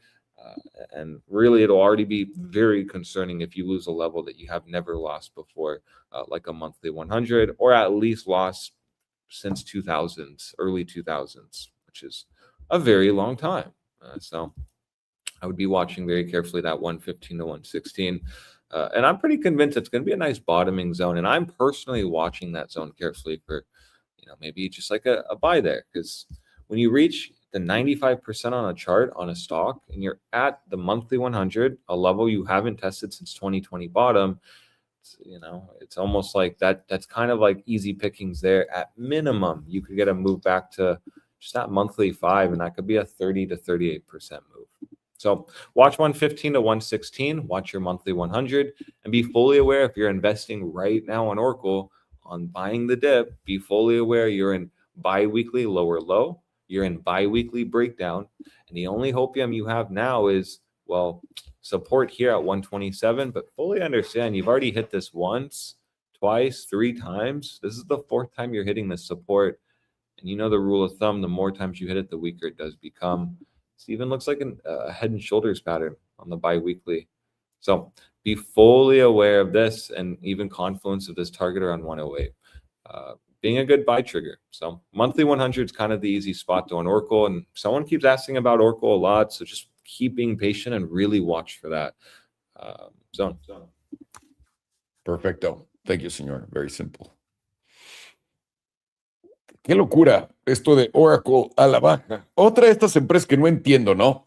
Pero Oracle ha tenido una historia muy... la razón por la que tengo esto puesto es porque tienes una posibilidad de divergencia alcista en la de 2 semanas y en la semanal aquí con Oracle, en lo que estás viendo el precio caer. ¿Qué es lo que necesitas hacer?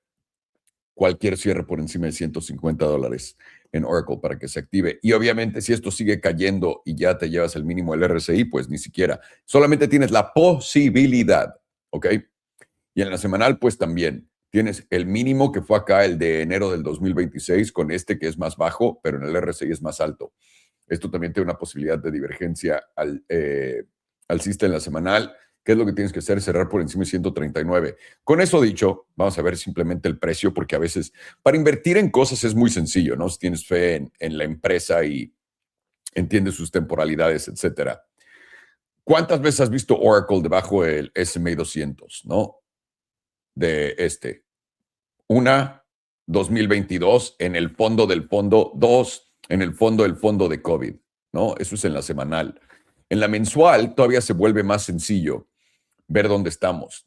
La línea roja de aquí abajo es el promedio del 100 y está en 115. Estás en 131 en este momento. En COVID, en el fondo del 2022 no lo tocaste. En COVID sí lo tocaste. Aquí. Apenas, ¿no? Y lo tocaste. ¿Cuándo fue la otra vez que lo tocaste? Aquí ve, en el 2008. Y antes de eso, tuviste la mega caída del .com, que ahí sí cerraste bastante por debajo y estuviste cerca de tocar el SMA 200. Estás en un escenario como el del .com ahorita. Tú estás invirtiendo en Oracle, ¿no? Tú has de saber si es lo que es. Personalmente no lo creo. Si solamente has tocado el promedio del 100, fuera del 2000, 2 veces, ¿no? El promedio del 100. Esto te dice que estás en una muy buena zona de compra en Oracle. Lo que puedes hacer, si lo quieres pensar así, invertir es mucho más fácil que hacer trading, señores, porque lo estás haciendo con spot. No le estás poniendo apalancamiento.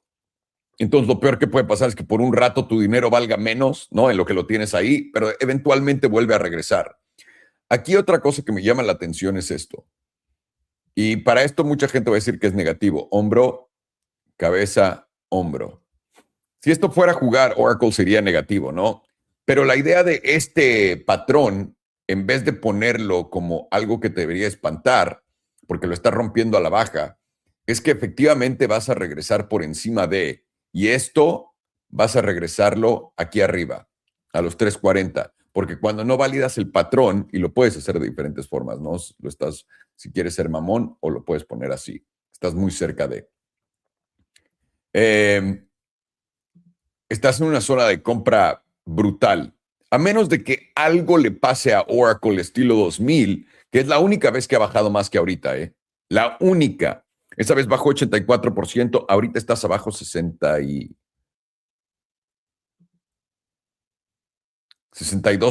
y ha llegado hasta 63%. Esta es la bajada más grande que ha tenido en su historia desde entonces. Yo creo que aquí depende de cuál sea tu estrategia, ¿no? Y te la voy a dar. Si yo quisiera invertir en Oracle, esta sería mi primera entrada. El promedio del 100 sería mi segunda. Si me quiero poner chulo, pero chulo, me doy el mismo bajón que en el 2000. Y eso te llevaría a 48. Eso quiere decir que para mí, si me quiero poner muy chulo, el S&P 200. Pero, güey, nunca ha tocado el S&P 200 mensual. Correcto. Por eso digo cuál es en verdad la posibilidad de eso, ¿no? Yo creo que donde está al promedio del 100 mensual es donde te cargas de Oracle. Ya está demasiado castigado, tíos. Demasiado. Y esto, a diferencia de IBM, acá te dieron aquí te dijeron, no, perdón, discúlpenme, ¿qué estoy hablando? Aquí abajo, más o menos, te dieron malas noticias y el precio subió. Te dijeron, no, es que fallamos en esto. Y luego aquí arriba te dieron buenas noticias. Nos ya compramos TikTok. ¿Cómo salió eso? Este fue uno de los topes más fáciles de ver de todos que he visto en mi vida. El fondo en Oracle no tengo ni puta idea, pero yo imagino que no puedes estar tan lejos, tío, ya en donde estás. Es lo que yo diría. Así que ahí lo tienen. Vamos a ver XYZ. No sé qué verga sea eso. Block. Puta, sigue esa consolidación. XYZ. It's Block. Is that Jack Dorsey's company? Yeah.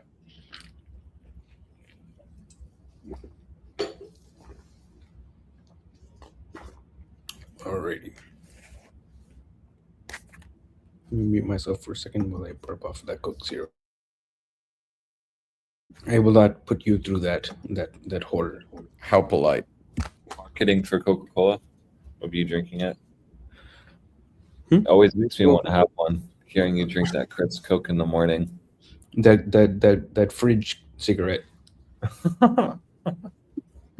Yeah, that's a good way of putting it. Everybody loves themselves a nice cold, crisp fridge cigarette. All right. Start with the quarterly here. This is for investment or I was gonna say, let me look at it 1 second because I forgot. Investing. All right.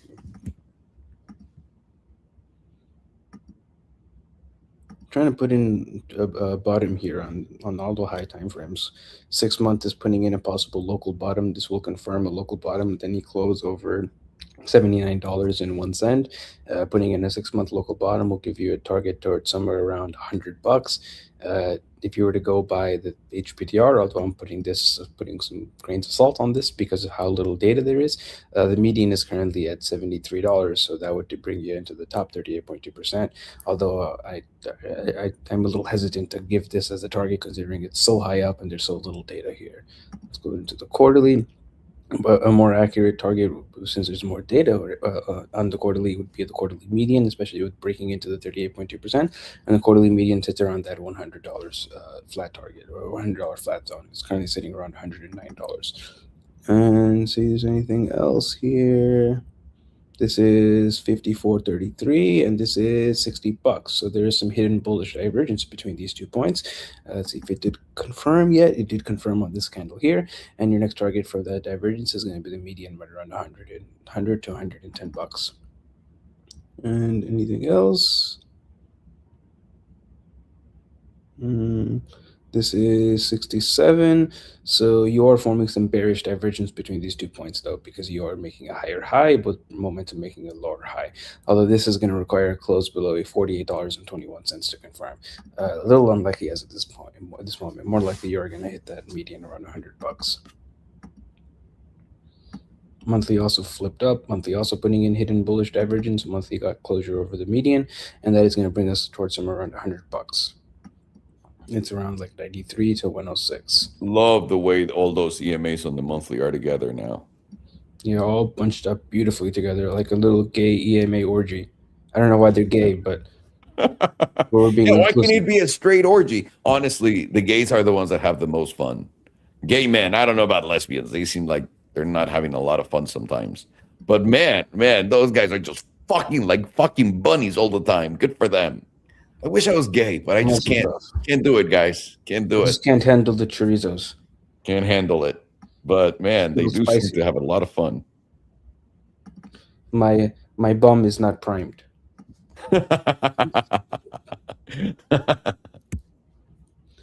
And so what else is here on the monthly? Monthly's about to take out that last high as well at $79. That'll bring you towards your $100 area. 2 week also flipped up, although it's coming back down and test the edge of the bullish control zone. That move down to on the edge of the bullish control zone was this move down to the bottom 38.2% after closing above, and you're getting some nice expansion off that 38.2%. Your target from there is going to be around $88, somewhere between there and $100, which is the 200 SMA. Your last test of the 200 SMA was a rejection, so I'd look for a rejection at least on the first tap around. Weekly also is above the median, going to go towards $87. I don't really see any longer term entries on this. So I would say buying into this thing would kind of just be chasing what's already played out. And how much would you gain if this hits $100? Like $17 a share? Not that much. How much is that percentage wise? 20%? Not the worst, I guess. And 5 days getting over the 38.2%. That's at $82.54. Likely we'll retest that area, and then from there move into somewhere around $100. I don't feel the best giving out a long-term buy target of $80 in a TP of $100. It's more of a short-term trade. 5 day also putting in hidden bullish divergence. 2 day also getting above that 38.2%. That brings you into around $90.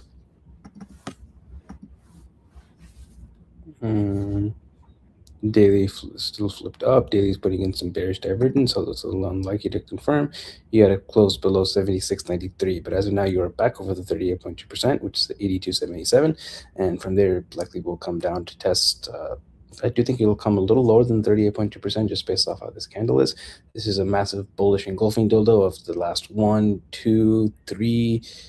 3 days of price action, so it likely will come down a little bit to fill out this wick. Maybe hit the 5 right around $80, and then from there it should play out into $100. Let's check the RSI.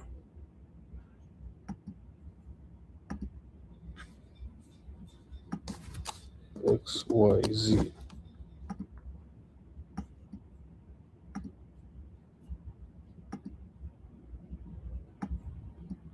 Quarterly's got hidden bullish divergence active as long as you're closing over $60, and your next target on that is going to be the bullish control zone at $123. Pretty cool. That would be taking out this last high. And if you were to just draw a little meme line here, right around these highs, this is the spot where rejection, move down, busting action, you got your bounce, rejection, you lost it, you rejected it there, and then if you can make it out again, then hey, we can make it out the hood, and we can come back up to these highs. Although it's kind of looking like a herpent up here, a little cock and balls pattern, Burj Khalifa pattern right there. And once you get your rejection here, that'll confirm your cock and balls pattern, and then that sends you to negative. They'll pay you for every share of block you own. Or you take off of their hands, my bad. Quarterly also starting to get expansion on volatility. Last time you had hidden bullish divergence, you didn't have volatility expansion, though.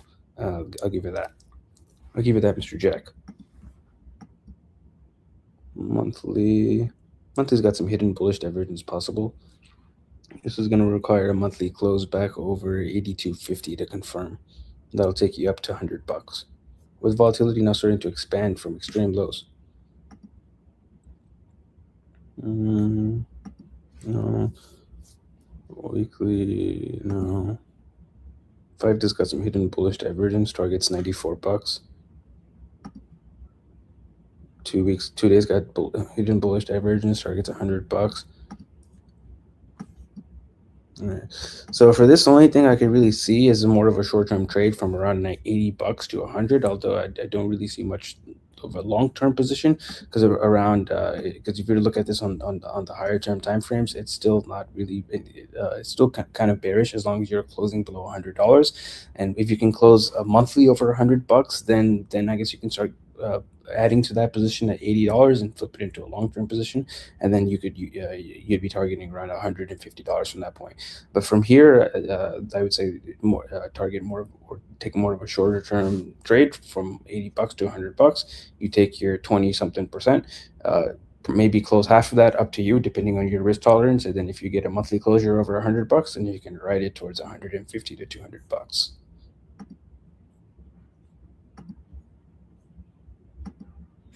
Thank you, señor. Esto es blog de Jack Dorsey. Interesante. No. Uno, tienes un gran setup de volatilidad que está empezando a doblarse a la alza en la mensual y se ve que es para arriba. Tiene cara y tiene pinta. La idea aquí fue, y lo estás haciendo todavía, acá tienes un pedo si estás analizando técnicamente esto. ¿Ok? Bajo, bajo, más alto, bajo, más alto. Bien. El pedo que tienes es que para confirmar que estás saliéndote una tendencia bajista, tienes que llevarte este máximo en los $100, básicamente, que puedes ver que fueron resistencia también aquí atrás. Entonces, para ti confirmar que esto va para arriba, definitivamente tienes que empezar a ver cierres por acá, porque si no, simplemente sería un rechazo y puede que vaya a ser un bajo más bajo, ¿no? Ese sería el problema. La idea aquí, tienes de dos sopas. Depende qué tanto confíes. Es noticias para el mundo, confíe. En realidad aquí también tienes un hombro, cabeza, hombro invertido.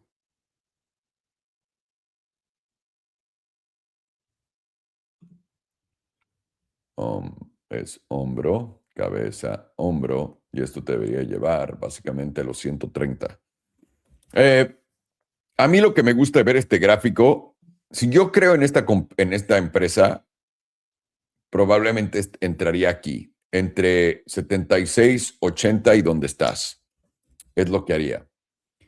Si yo creo en esta empresa y sé que le va a ir bien y que está haciendo las cosas bien, etc. El pedo es que ARK, Cathy Wood, acaba de invertir en ella. Así que suerte. Lo que me gustó son todos los EMAs aquí juntos en la mensual.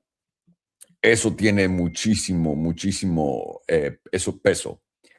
Después del cruce plateado, instantáneamente veniste a hacer tu mínimo acá. Esto se ve, si volteas a ver Bitcoin en el 2022, como el fondo de Bitcoin, ¿no? Y esto se ve como un patrón de fondo, en realidad, en todo, donde pones hombro, cabeza, hombro, aquí. Y lo único que te falta es cerrar por encima de estos $86. El pedo es, lo hiciste acá y luego te bajó otra vez. Entonces tienes otra vez la primera, hombro, cabeza, hombro, que sería tu segundo intento justo aquí, que lo estás rompiendo. Entonces, tienes 2 veces el mismo patrón de fondo. Tienes en la semanal, déjame ver, ¿cuál fue el mínimo más? Mínimo, luego luego este. No veo divergencias. La divergencia alcista viene de acá a acá, del 2022 al 2023, o sea, todo un año. Y, pues sí, confirmada la divergencia. ¿Qué me dices la de 2 semanas? También tienes volatilidad a la alza. Esto se ve bien. Lo mismo acá. Y el pedo es justamente lo que tienes acá. El S&P 200 en la de 2 semanas nunca lo has podido cerrar por encima de. Entonces, al principio probablemente vengas a la parte alta de este rango y te rechace. Y ahí sería de aguantar. La pregunta es, quiero invertir en esta chingadera, ¿qué hago? Yo diría que de 75 a donde estás acá, estás en un buen rango. No le metería todo acá, pero lo dividiría. ¿Y dónde me saldría? Debajo de 66. Esa es una opción, ¿no? Que es este mínimo de acá, en la de 2 semanas, para que lo veas un poco más cerca. Aquí. Porque si caes de esto, vas a venir otra vez a los 57 y posiblemente a los 49. Y si te llevas este mínimo, va a ser un nuevo bajo. Pero tuviste ya un cierre por encima del promedio del 100 en la de 2 semanas. Acá lo habías tenido también, pero el 200 te rechazó. Esto tal vez te dé un movimiento a los 100. De aquí al 100 se ve como un trade casi, casi seguro. El peor es que sí, esto te tiene que rechazar muy probablemente la primera vez. ¿Qué tanto? Yo no creo que tanto. Yo creo que te regresaría por acá mismo. Y aquí si pongo esta línea meme vas a ver el por qué. Acá. Cerraste por encima, cerraste tantito por encima, ni siquiera llegaste, rechazo, rechazo, SFP, rechazo, rechazo, y ahora vienes a cerrar por encima de ella aquí en los 82.44. Esto te catapulte al promedio del 100, a estos 99, $100, y acá es donde probablemente continúes consolidando, y de ahí se va para arriba. Una vez que puedas cerrar por encima de 100 es donde se vuelve alcista. La otra cosa que puedes hacer es simplemente esperar a cerrar por encima del promedio del 200 y encima de los $100, y ya con eso, pues básicamente te dice que vas a venir a buscar objetivos muy a la alza. Es la idea. Cualquiera de estas dos ideas funcionaría para Block. Pero interesante también que Block haya hecho tope en agosto del 2021 y nunca más otra vez. Eso a mí no me gusta eso. Y Block salió a la bolsa en el 2015. No es como que es tan nueva. Entonces, cada quien, mi estimado, cada quien, pero ahí están las ideas que tenemos. ¿Ok? Ok, pues vamos a entonces a hacer la siguiente que es... ¿Qué vergas es esto? NI 225. Yeah, it sounds like El Nikkei. It's the Nikkei. All right. nice. Yeah, NI225. What a nice name. For a trade, yeah. I mean, it's Japanese, of course. It's got to be complicated. Yeah. But yeah, no, I mean, for me, 100% honesty, not seeing a clear cut trade. This is opening in about 7 hours. We'll get more clarity once this actually is opened. The issue is, it's like the 5-day weekly could definitely reject at this current point. Daily could absolutely reclaim. So for a trade, we have options here, bull and bear. We first need to see where this is going to open. Where this opens will really determine a lot. You did close back above the daily 9, which has been holding price down really this entire way down, essentially. But you will notice 68,777 really hasn't gotten reclaimed yet. That's a massive zone. You'll notice the consolidation in this region led to a new high. Even on that moves down, you were still getting mean reversion bounces to lower highs. Even here got a bounce. And then the rejection to new lows came off of the $68,777 region. If only it was 69,000 for the culture. But anyways, we want to be watching very carefully this spot. For me, it really makes a lot of sense on the 2-day. If you're trying to long, you're just simply looking for a reclaim of the 2-day 9, get back above 68,777, and that'll actually open this range again, and you will actually have a target up to around 72,700. And at that point, you most likely will make a new high. I say that because going to the weekly now, You can argue now the weekly is in an uptrend, trend line representation here, slightly losing the weekly 5, but you're still holding the weekly 9. And the weekly 9's actually been the spot you've been producing major higher lows on this chart. So again, you see my point. It's hard for a trade because yes, you're under major resistance at 68,777.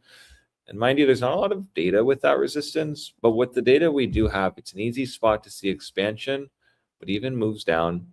But if you are going to be a bear here, you firstly need to really see this reject on the 2-day.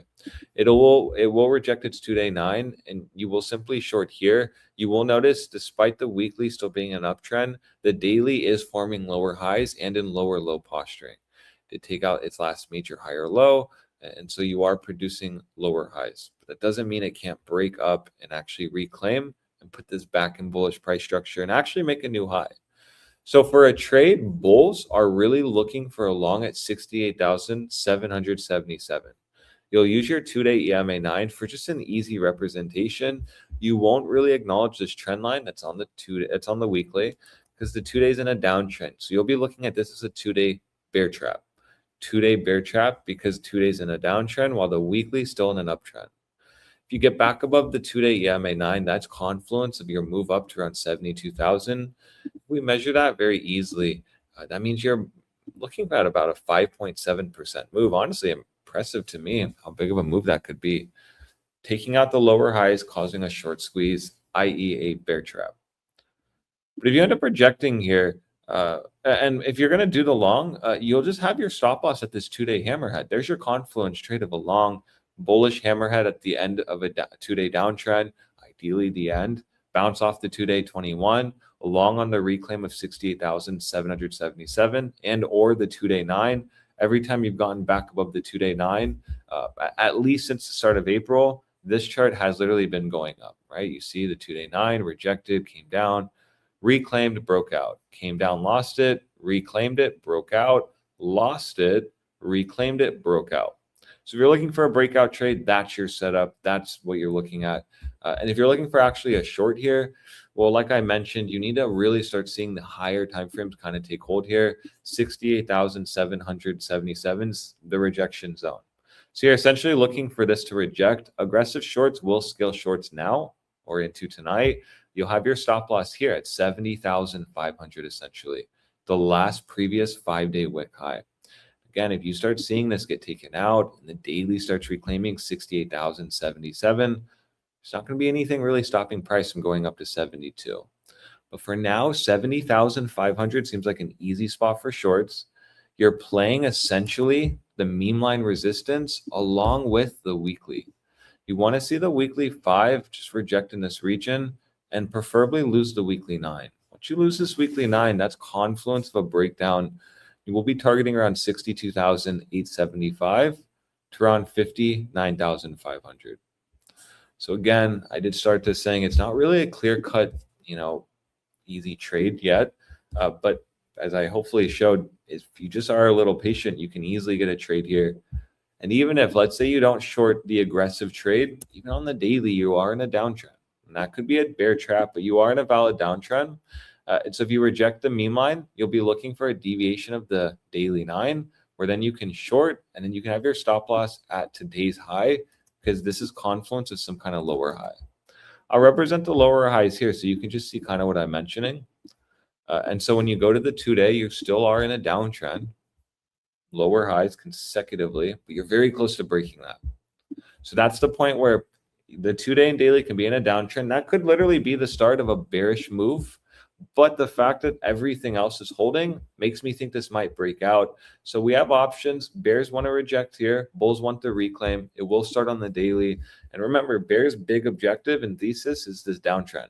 So if you start breaking even July 10th high, you are most likely going to start breaking out towards 72,000. That's why I believe 70,500 stop loss is proper based on a 2-day downtrend. You can just see that's really where the last major lower high was. Could talk about 69, but I just want to be focused on 70,500 and understand if you get the reclaim of the 2-day 9, each and every time you've at least broken out. These breakouts have been pretty impressive. Like this one was 5%. this one here. And notice we're not even getting retests. They're just moving up. This was 8%. And then here's another one, 9%. So let's just assume we get a 5% move on that retest, reclaim. There's your, kind of all-time high 72,000 target. So hopefully if you came in here bullish, looking for a bullish trade, you kind of have the layout, and even bears now are having an easy kind of, at least stop loss. So two sides of the coin. You just need to have patience. Shorts and longs aren't really getting a clear side yet, but it is probably coming this week. So I would be focused on that. Thank you, senor. Very clear. Didn't change this. Okay. Ethereum for a trade is next. Perfect.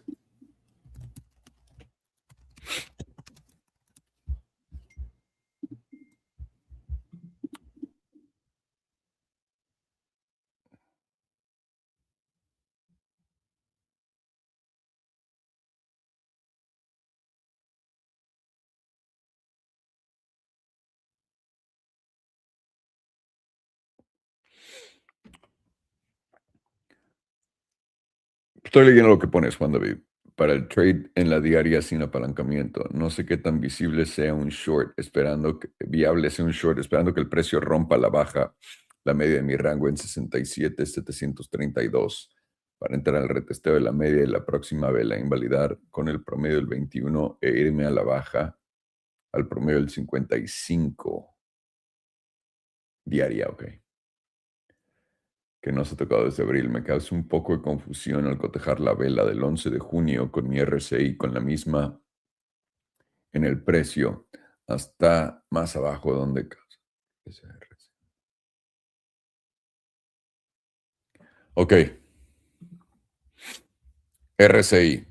Lo que estás diciendo, efectivamente, si tienes divergencias bajistas en todo este camino. Tienes 3. 1, 2, 3. O no, solo tienes una. De aquí a acá. Acá. ¿Ok? Entonces, si las tienes, ¿cuál es tu confirmación? Cierre por debajo de 67,890, ya te la dio acá. Bien, la otra cosa que estás volteando a ver es, esta caída fue la de los aranceles. Esta otra, esta es mi tabla de 5 días. Te la dio hasta el promedio del 21 y ahorita ha aguantado el promedio del 9, ha aguantado el promedio del 9 y ahorita está aguantando el promedio del 9, pero estás por debajo del promedio del 5. Si voy a la diaria, que es lo que estás buscando, en la diaria también tienes divergencias bajistas de este punto a este punto confirmadas ya con esta caída, pero no tengo un target en el RSI, pero ya te confirmó el movimiento y te lo dio. Si lo estás volteando a ver en la diaria, la última vez que caíste acá fue en el fondo ese grande que tuvimos a principios de año y caíste debajo del promedio del 100. Desde entonces caíste al 34, apenas si lo tocaste, lo perforaste con fuerza y ahora estás justamente acá. Por lo que tiene sentido lo que estás buscando, volver a venir aquí al promedio del el 55, perdón, a venir a tocarlo ahorita que estás aquí. Y Alex también ve, hay un trade de dos sentidos, ¿no? Long con una invalidación aquí abajo, bastante sencilla. Entender que este fue el bajo, porque aquí hiciste un bajo con un alto más bajo y puedes hacer claramente un alto más bajo acá. Nadie te dice que no. Pero basado en este tipo de movimientos y en lo que ha durado desde junio, es básicamente un par de días nada más. Lo que estoy viendo yo acá es que tienes que caer rápido ya. Si no caes rápido, ¿cómo vergas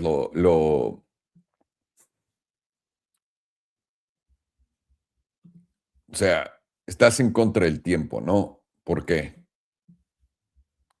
Porque la única vez cuando caes debajo del promedio del 34, que es cuando esto se vuelve una fiesta para vender, lo hiciste acá, que fue la caída grande de la bolsa. Ahorita en sí la bolsa tiene que subir. Yo le daría más probabilidades a subir por más que esté enseñando más debilidad que acá y más debilidad que acá. Sí, pero puede que ya te haya enseñado la debilidad de acá, ¿me entiendes? Porque ahí hiciste este bajo con un bajo más bajo. Y ahora vas en camino para arriba y estás cerrando por encima del promedio del 9 y el 5. Depende esto de hoy. pero le quieres hacer un corto porque estás viendo estas divergencias en el RSI, lo que puedes hacer es esto. Ya te dije, el long, básicamente donde estás con una invalidación acá o esperarte a que baje un poco más.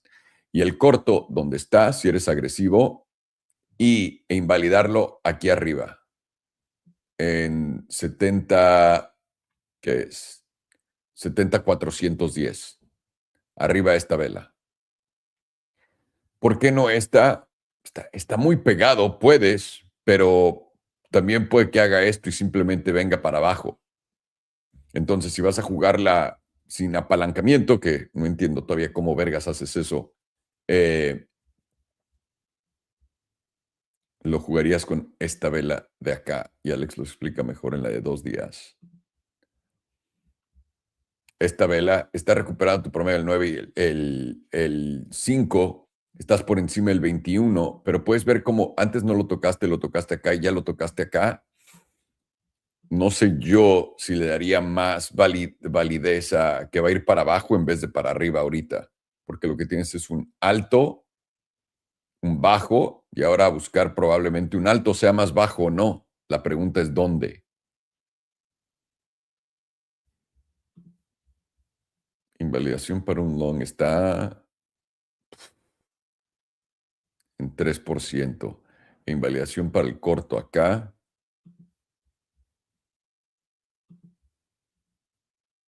2%.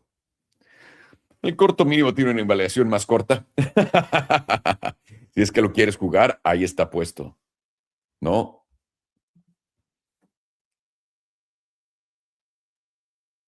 Ah, Ethereum, habíamos dicho, para un trade. Vale. Nice. Oh, I didn't even share it. Saying No. nice, waiting for someone that's not coming. Here we go.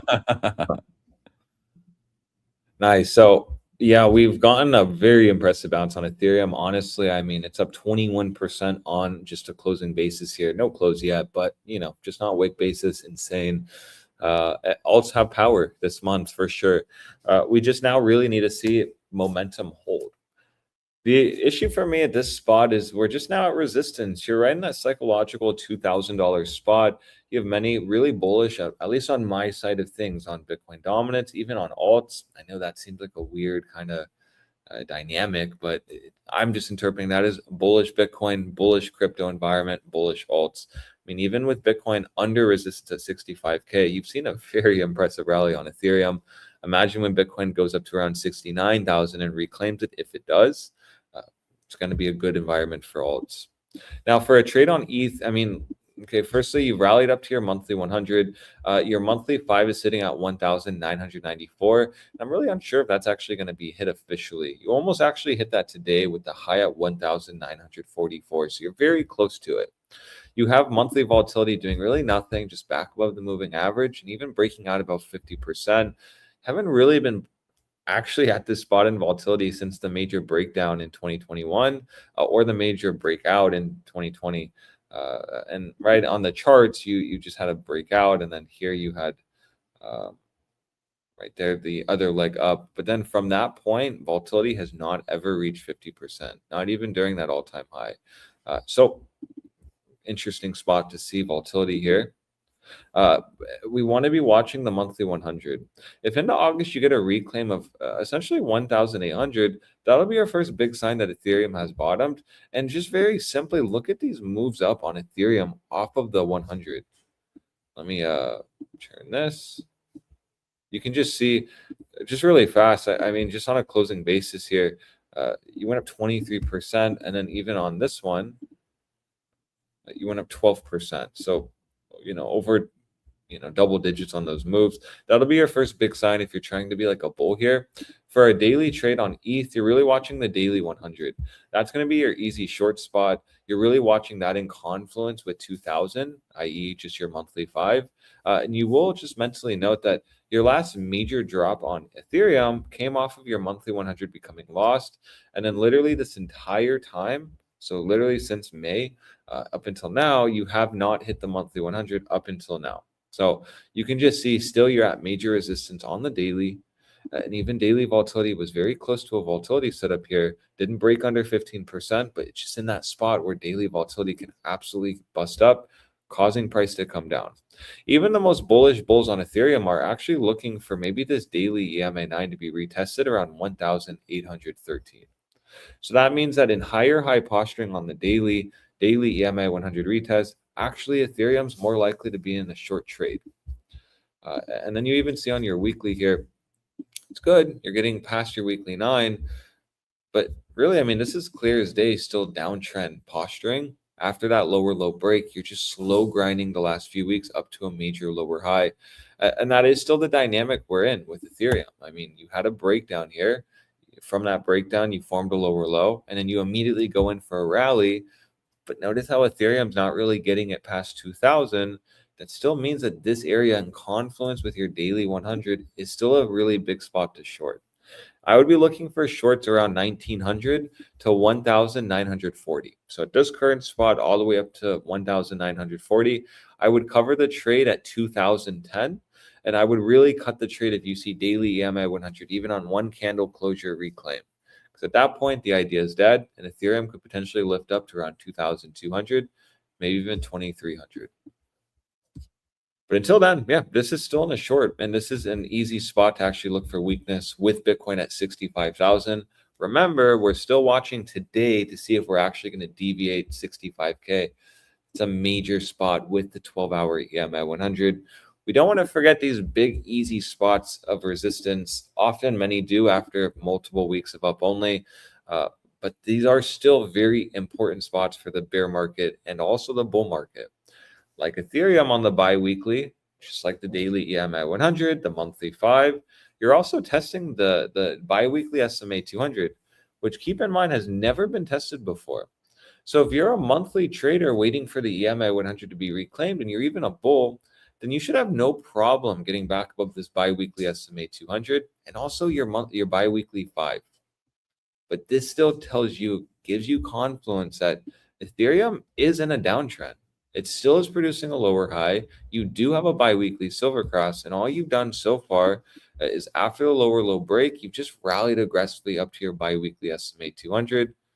But now this is kind of the spot where you want to look for, to do some business here. And even the bi-weekly is in a breakdown. So I still stand on the trade I gave. Watch the short in this current spot all the way up to 1,950 to 1,940. It doesn't really matter where your entry is at this point. Understand the stop loss is at 2,010, and you can have a manual stop loss if you see this daily EMA 100 reclaimed. So that means just simply short as close to this EMA 100 as you possibly can. Look for a rejection down. I'm looking first for a TP around 1,800. And then if you lose 1,800, you'll lose your daily 9. That'll take us all the way back down to 1,600. That's the big objective. That's the breakdown zone. That's the equivalent of Bitcoin coming down to around 62.2. So hopefully that makes sense. We can even see ETH versus Bitcoin's at its daily SMA 200, a spot you haven't retested since the breakdown. So even this daily trade I just gave is at least giving you confluence of weakness here. That's why I actually posted on Pionex a trading bot shorting ETH BTC currently at this spot. It's pretty nice. They have the Bitcoin pairings. Often ETH versus Bitcoin can be a pretty easy trade. And here even the weekly 34 is being tested. I'm only saying this to give you confluence on maybe a trade here. If you're looking for a short, this is the proper spot, but fully be aware of where you're wrong and where the short thesis dies.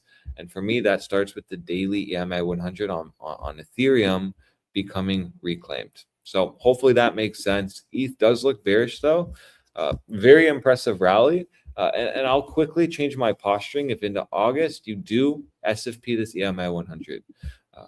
But until then, we just need to simply watch to see the reaction going into August and to actually see if we're going to reject here. Just like Bitcoin rallied up to 65 on the monthly, Ethereum's just doing an underside retest of its monthly EMA 5, and that each time it's retested its monthly 5 since October, really has been, or since the loss of October, that's just been the spot we like to lower high. So let's just watch very carefully this spot and really pay attention to the daily trade I gave out. Because at least it's an easy perspective on when you're wrong. Very nice. ADS would be next, which is Adidas. And let me see if it's for investing or what.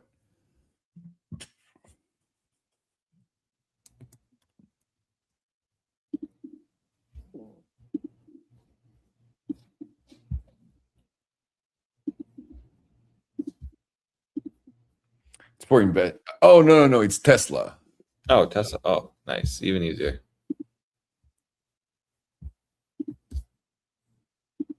Beautiful.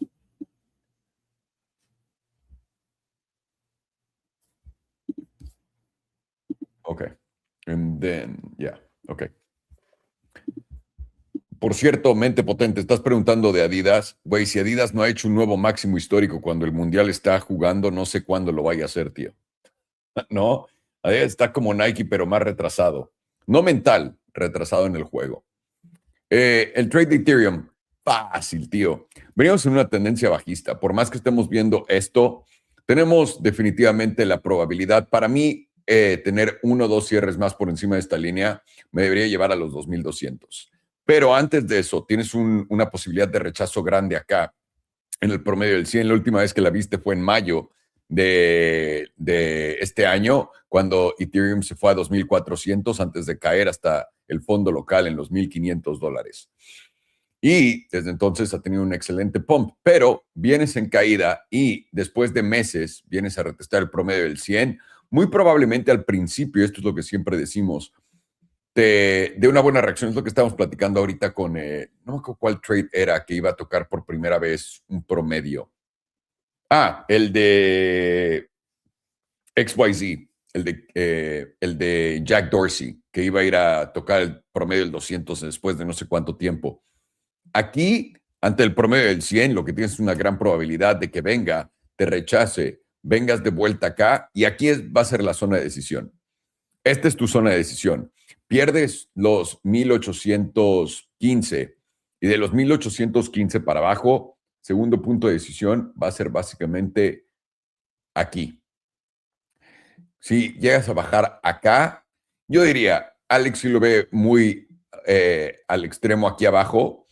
Yo creo que perdiendo los 1,700, ahí es donde te confirma que vas para acá. Porque siempre y cuando aguante el promedio del 34, porque es lo que ya vino a retestear, yo creo que debería aguantar acá simplemente por temporalidad, no porque soy un genio. Yo estaría pensando igual que Alex en esto.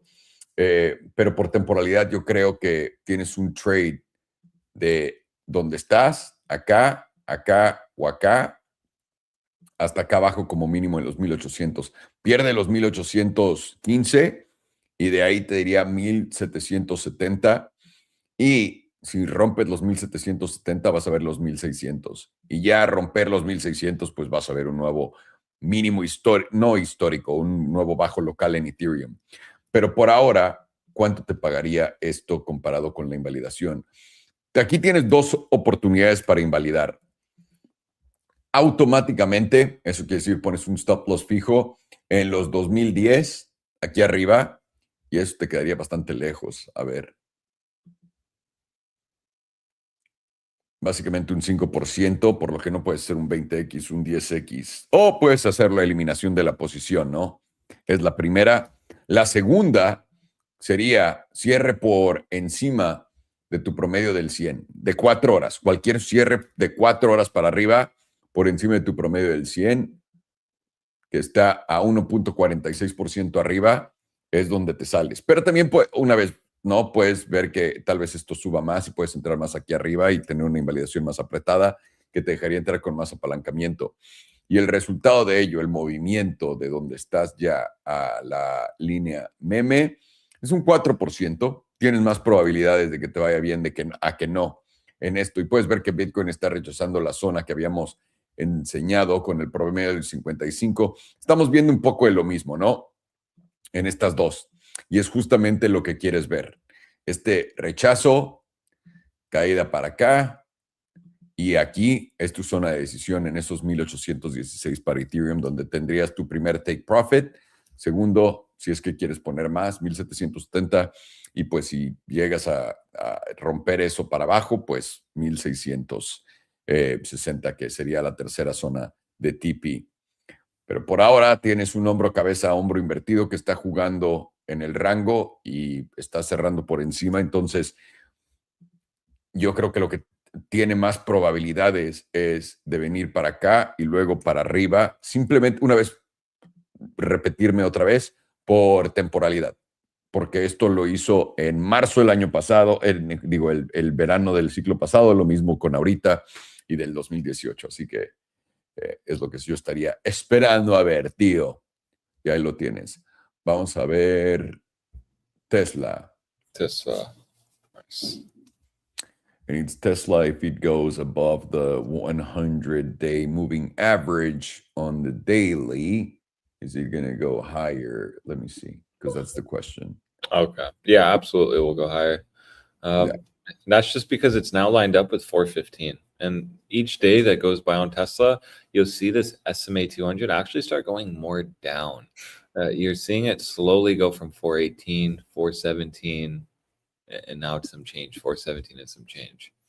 Firstly, important, I'm just showing kind of the shift in Tesla. This has been very strong up. Now it's slightly shifting down. If you just start seeing it, overall trend is starting to shift down. But yeah, that'll be the easy long trigger. Tesla's not a long at all over here. You run the risk of maybe getting a bounce at 383. But if you want confirmation, and mind you, bulls want confirmation because you have had no confirmation to the upside. Any throwback has been just SFP'd and you've been moving down. So we want confirmation like this kind of trade up here. Just get back above this SMA 200, hold 415. You'll break out towards 445 to 460s.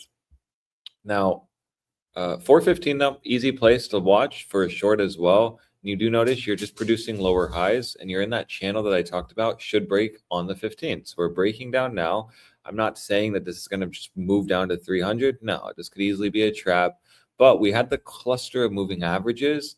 We had, I believe, a daily sneaky silver cross.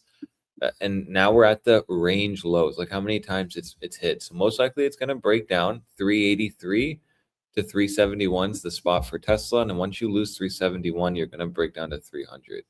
I'm not unsure if this was a trade or investment. I think it was just the SMA 200 question. But that's just the tight range that we're in. And to go back to your question, this is how you know we're breaking out of this range. It's getting back above that SMA 200. In my opinion, that definitely will start breaking us out. And that's where maybe even this weekly volatility setup that we're finally getting on Tesla might actually break out to the upside. Keep in mind, this last one we had was not a failure, but it just kind of was weak. It gave you a major low, and then it gave you a major green dildo, and then we went back to contraction. So, I mean, you could argue it went, let's just see real fast. It did go down. That's why, it's not really a failure. It did end up going down. Price 11%, and then the contraction ended up giving us another 17% bounce, where then from that point, we just started to really contract on this red dildo. So hopefully that answered your question, but your daily SMA 200 is your line in the sand as a bull. As long as you're under it, we're just in a tight range. If you break 371, you're breaking down. If you reclaim your SMA 200, you're breaking out. So hopefully that makes sense. I hope so too. Thank you. And hopefully we get out of this range. I'd like to see lower on Tesla personally. I'd like to see the April lows tested, but if we don't get it and we just get back above that, 415 zone, I'd like to see a move back to 460 to 470. So I just think based on temporality with stocks, what we're seeing right now, it's like the bad feeling, bad news for everyone. And then you have like the midterms, right? So you normally see in midterms, things pump through like after the summer, September, then you get October, right? That's where that was born. And then the elections come, everyone gets even more bullish, and then fuck everything. And that's why you see the bottom on Bitcoin at the last part of the year in the bearish cycles and all that shit. So it's also hard for me to understand. I feel like every company's lying at this point, Because can you please explain to me how the fuck Tesla's reporting these incredible revenues when they lost a tax incentive, when they're giving 0% interest loans, which means they're discounting the vehicles even more than with the fucking tax incentive? Like, even if you're selling the same amount of vehicles with all these discounts, how are you making the same amount of money? Yeah, good point. It makes no sense whatsoever, but that's what they say, so I must believe them. And the fact that it hasn't made a new all-time high, it's going to be a year in December. To me, thank God I sold here. Yeah, good point. All-time high in December. Wow, so it's almost there, at least halfway there now. So it's been a while. Yeah. Like, and when Tesla does that bullshit, all he does is like play in the range and then goes to fucking nothing. That's what he did in 2022, if I'm not mistaken. This is 2021. But he didn't stay there for that long. It was November of 2021. And then April of 2022 was still here. And then he just fucking went down. He wasn't as dramatic, like staying here. Exactly. And it's not breaking down. That's why the temporality things really do matter, especially I think midterm years. So I'm not sure about that, like the temporality side of things on the chart, but I know we're not breaking down. We've just been stuck in a range. Yeah. It can look bearish, but it was also looking bearish like on July 8th. It was also looking bearish on July 13th. And just that's why we need to break down. So 382 to 371 is the spot. But if you don't, I'm not at all deconvinced this is a trap. Bitcoin goes to 69. Stocks keep lifting up. We rally up for the next month or two and then dump. Totally open to that 100% because it's just the way that it's not breaking down. So we're now seeing a green dildo on like that little daily channel I drew. We do have the silver cross. We're finally like, getting some bear move. But if we end up just bouncing back from like 380s, yeah, it's going to be kind of concerning for at least bears. So for now, let's really watch that 380 to 371. And then for, Tesla, if you were an ETA and you're not short from 415, I'll start shorting Tesla, but I need to be convinced. I need 2 closures under 371. Then I'll play ball with Tesla again. Yeah, and the other fucking bullshit thing that it's got going on for itself is all the EMAs are now like clustered right here on the daily hard. The only thing missing is the 200. So it's going to be a big move either way. And it's easy for both sides to pick that move now, honestly. Yeah, I mean, it's literally dead in the middle. Let me see. Here low. You just have nothing on the chart. Like, this is just playing fucking stupid.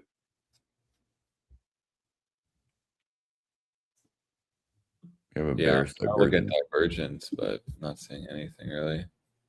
I mean, you get the massive one from here, right? Which is, look at the, wait, no. This right here. While price has done this. Yeah, true. Actually. But for this to play out all the way, like, let's go with this. Yeah, because in here on the monthly, you have bearish divergence right here, whereas you did this. So you basically need to close. You already did it. I just don't have the targets on my RSI. You had to close below this 383, and you did have this close right here. But then you just went down here to 338.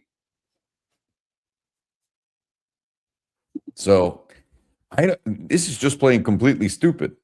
Yeah, it really is playing really bad. Like Tesla is one of those things right now, not very easy. While then, like, and I don't mean to relate it, but like while SpaceX is just dumping down.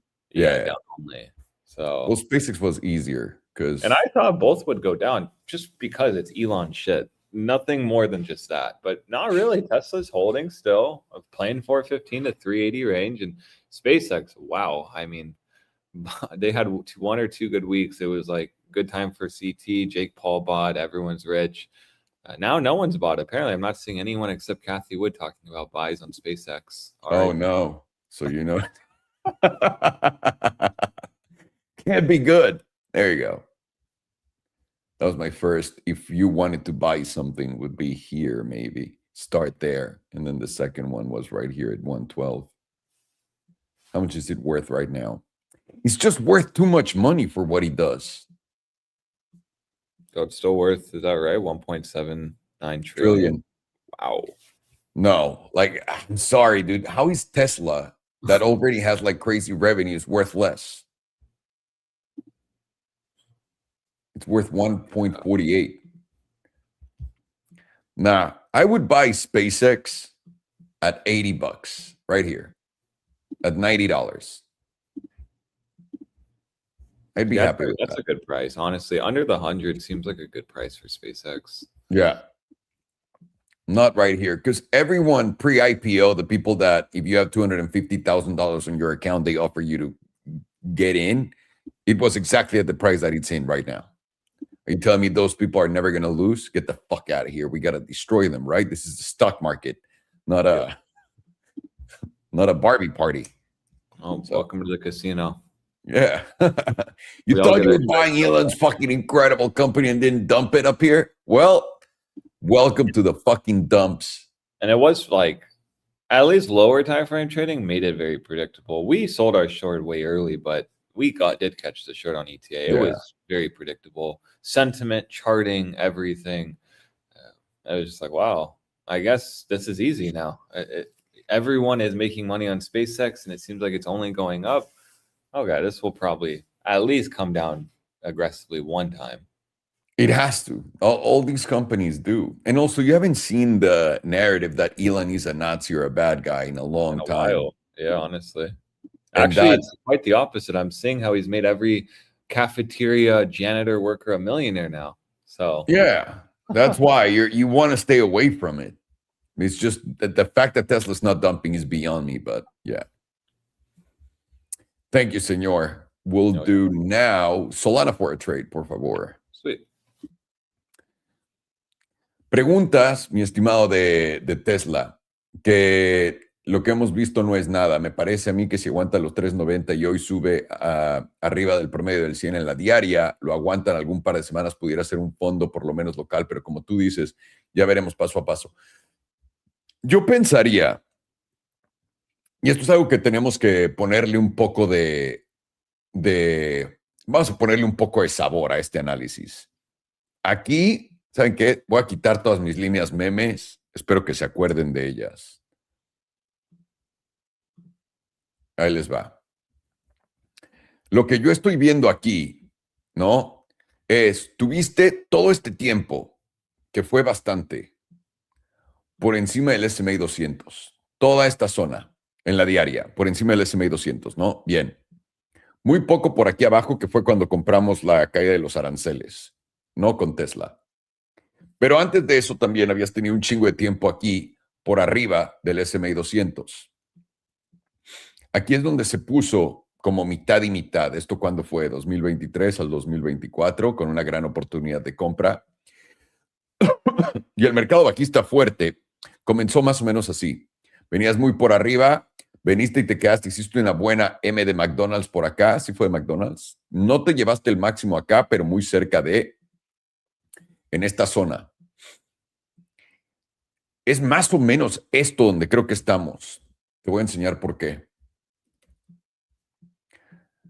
Donde estamos ya ahorita, ve cuánto tiempo llevamos abajo de esta pinche línea. Desde marzo del 2026. Si me acerco más, estamos en un clúster de todos los promedios. La gente no odia a Elon Musk ahorita, que normalmente no es todo el tiempo, pero es como una vez al año, no hace daño odiar a Elon Musk y decir que es un nazi o que va a violar a sus hijos en la noche. No sé por qué vergas vayan a inventar que lo tienes que odiar ahora, pero pues nadie lo odia. Todo el mundo está mamado con el IPO de SpaceX, aunque todo el mundo está perdiendo dinero. Estás debajo del S&P 200 diario, llevas un chingo por debajo de esto. Fue un S&P mucho más débil que este, ¿no? Tienes una vez más esa M de McDonald's que viste en la tabla pasada, donde no hiciste en el segundo alto, un alto más alto que este, pero sigue siendo idéntico el patrón. A mí esto para mí, y esto es donde está jugando un juego pendejo, tío. Pues ve esto. ¿No? donde hay bajos, bajos más altos, pero altos más bajos en toda la puta tabla. Si le voy a poner solamente tantito de esto a mis tacos, estoy debajo del S&P 200. Me ha costado estar por encima del S&P 200. Estoy debajo de todos los promedios, pero no estoy cayendo. Esto tiene debilidad. Lo pongo en la semanal. En la semanal estoy debajo de todos los promedios menos el 55. Pero aguanté aquí bien el 100 y la última vez de antes que lo toqué fue en los aranceles, ¿no? Esta fue la última de este año, en la bajada de este año. ¿Cómo se portó Tesla en el 2020? Es que el 2022 es muy difícil porque el 2022 fue muy bajista. Vamos al 2018. Tesla sí tiene datos del 2018.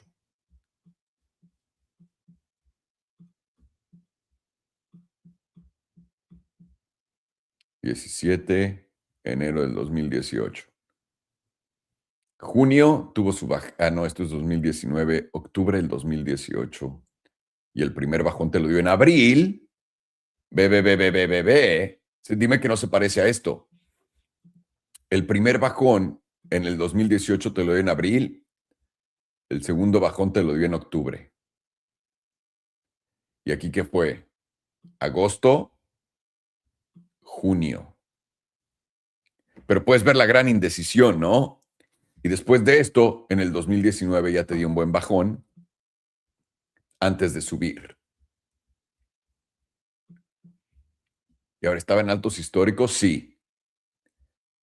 ¿Había hecho nuevos altos históricos? No, porque el último alto histórico lo hizo acá. Aquí, justamente, en septiembre del 2017. Llegó cerca de en agosto del 18. Eso es lo que yo veo pasar. 2-3. No 2-3, eso es lo que yo veo pasar. No, no, tal vez no cerca de lo mismo, y no sé si lo puedas hasta diciembre, y acá tienes mayo, tienes el bajón de abril, el bajón de octubre sería aquí, simplemente quedarte por este rango. Y esto es lo que yo creo que Tesla va a hacer y por eso no me interesa, simplemente ranguear. Y eventualmente en octubre tendrán otra oportunidad de compra, ¿no? De octubre, noviembre, que es cuando se caen las acciones. Pero es difícil decirte. 2 semanas, ¿cuántos llevas por debajo del promedio del 9? O sea, caes, pero lo aguantas, caes, pero lo aguantas. Y no tienen nada en el RSI como de divergencias que te puede decir, uy, güey, es que eso fue a la verga. O sea, no hay nada. Tesla simplemente está rangueando culeramente. ¿En dónde? Aquí. Es más, me atrevería a decir que voy a poner aquí una línea meme. Vamos a hacerlo fresco con estos nuevos datos que tenemos. Aquí, la otra claramente son estos rechazos de acá, en los 300.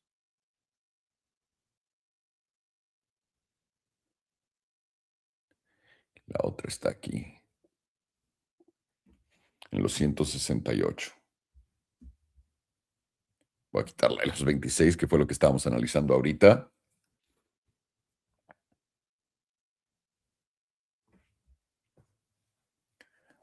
Estás en una clara tendencia alcista a largo plazo. No hay absolutamente duda alguna, ¿no? Y es más, aquí tienes un canal.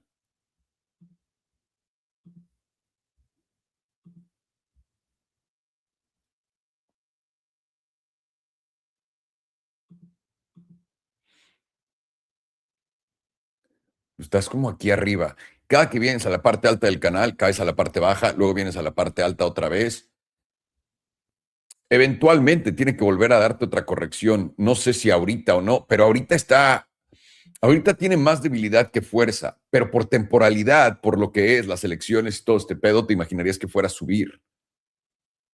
Pero estás aventando, o sea, es una moneda al aire, cabrón. Una mega moneda al aire. Yo le doy más preferencia a la baja, con toda y temporalidad que debería ser alcista, Y la razón por qué es porque simplemente no podemos con ese promedio del 200 diario y no estoy por arriba. Aquí la cosa es, si ves que Tesla supera los 406 y tiene cierres por arriba de, estos EMAs van a servir como un soporte y catapultarlo a la alza. Y si no puede pasar del SMA 200 diario, pues entonces debería ir a comer mierda, pero es que ni a qué tirarle, tío. No, no hay, ¿no? Simplemente esto es lo único que me esperaría ver a dónde va. Si está en el corto de ETA, bien, de los 414, pero no sé si va a continuar cayendo ahorita. No sé. O sea, ¿para qué no te voy a ser no honesto? All right, sorry. Just trying to see if there's like any bias that makes it better. 2018, it kind of it went down in April, just like right now, and then October. That's the only thing I found. Yeah. Yeah, it's just in a tricky spot. I really think crypto as a whole is going to put in a big move. It's just in a tricky spot. But especially Tesla. I forgot we were talking about Tesla for a moment. Yeah, Tesla. But no, Tesla, yeah, high risk stock. It's in a very tight, really hard spot. But at least we do know 415 daily SMA 200 is bearish. If you're under it, it's bearish. Yeah. Do bears take control or do they not? With something like Solana, though, I'm actually watching Solana. It's trading kind of interesting compared to like Ethereum and Bitcoin. Because Solana, to me, despite it even being green today, is looking bearish, actually.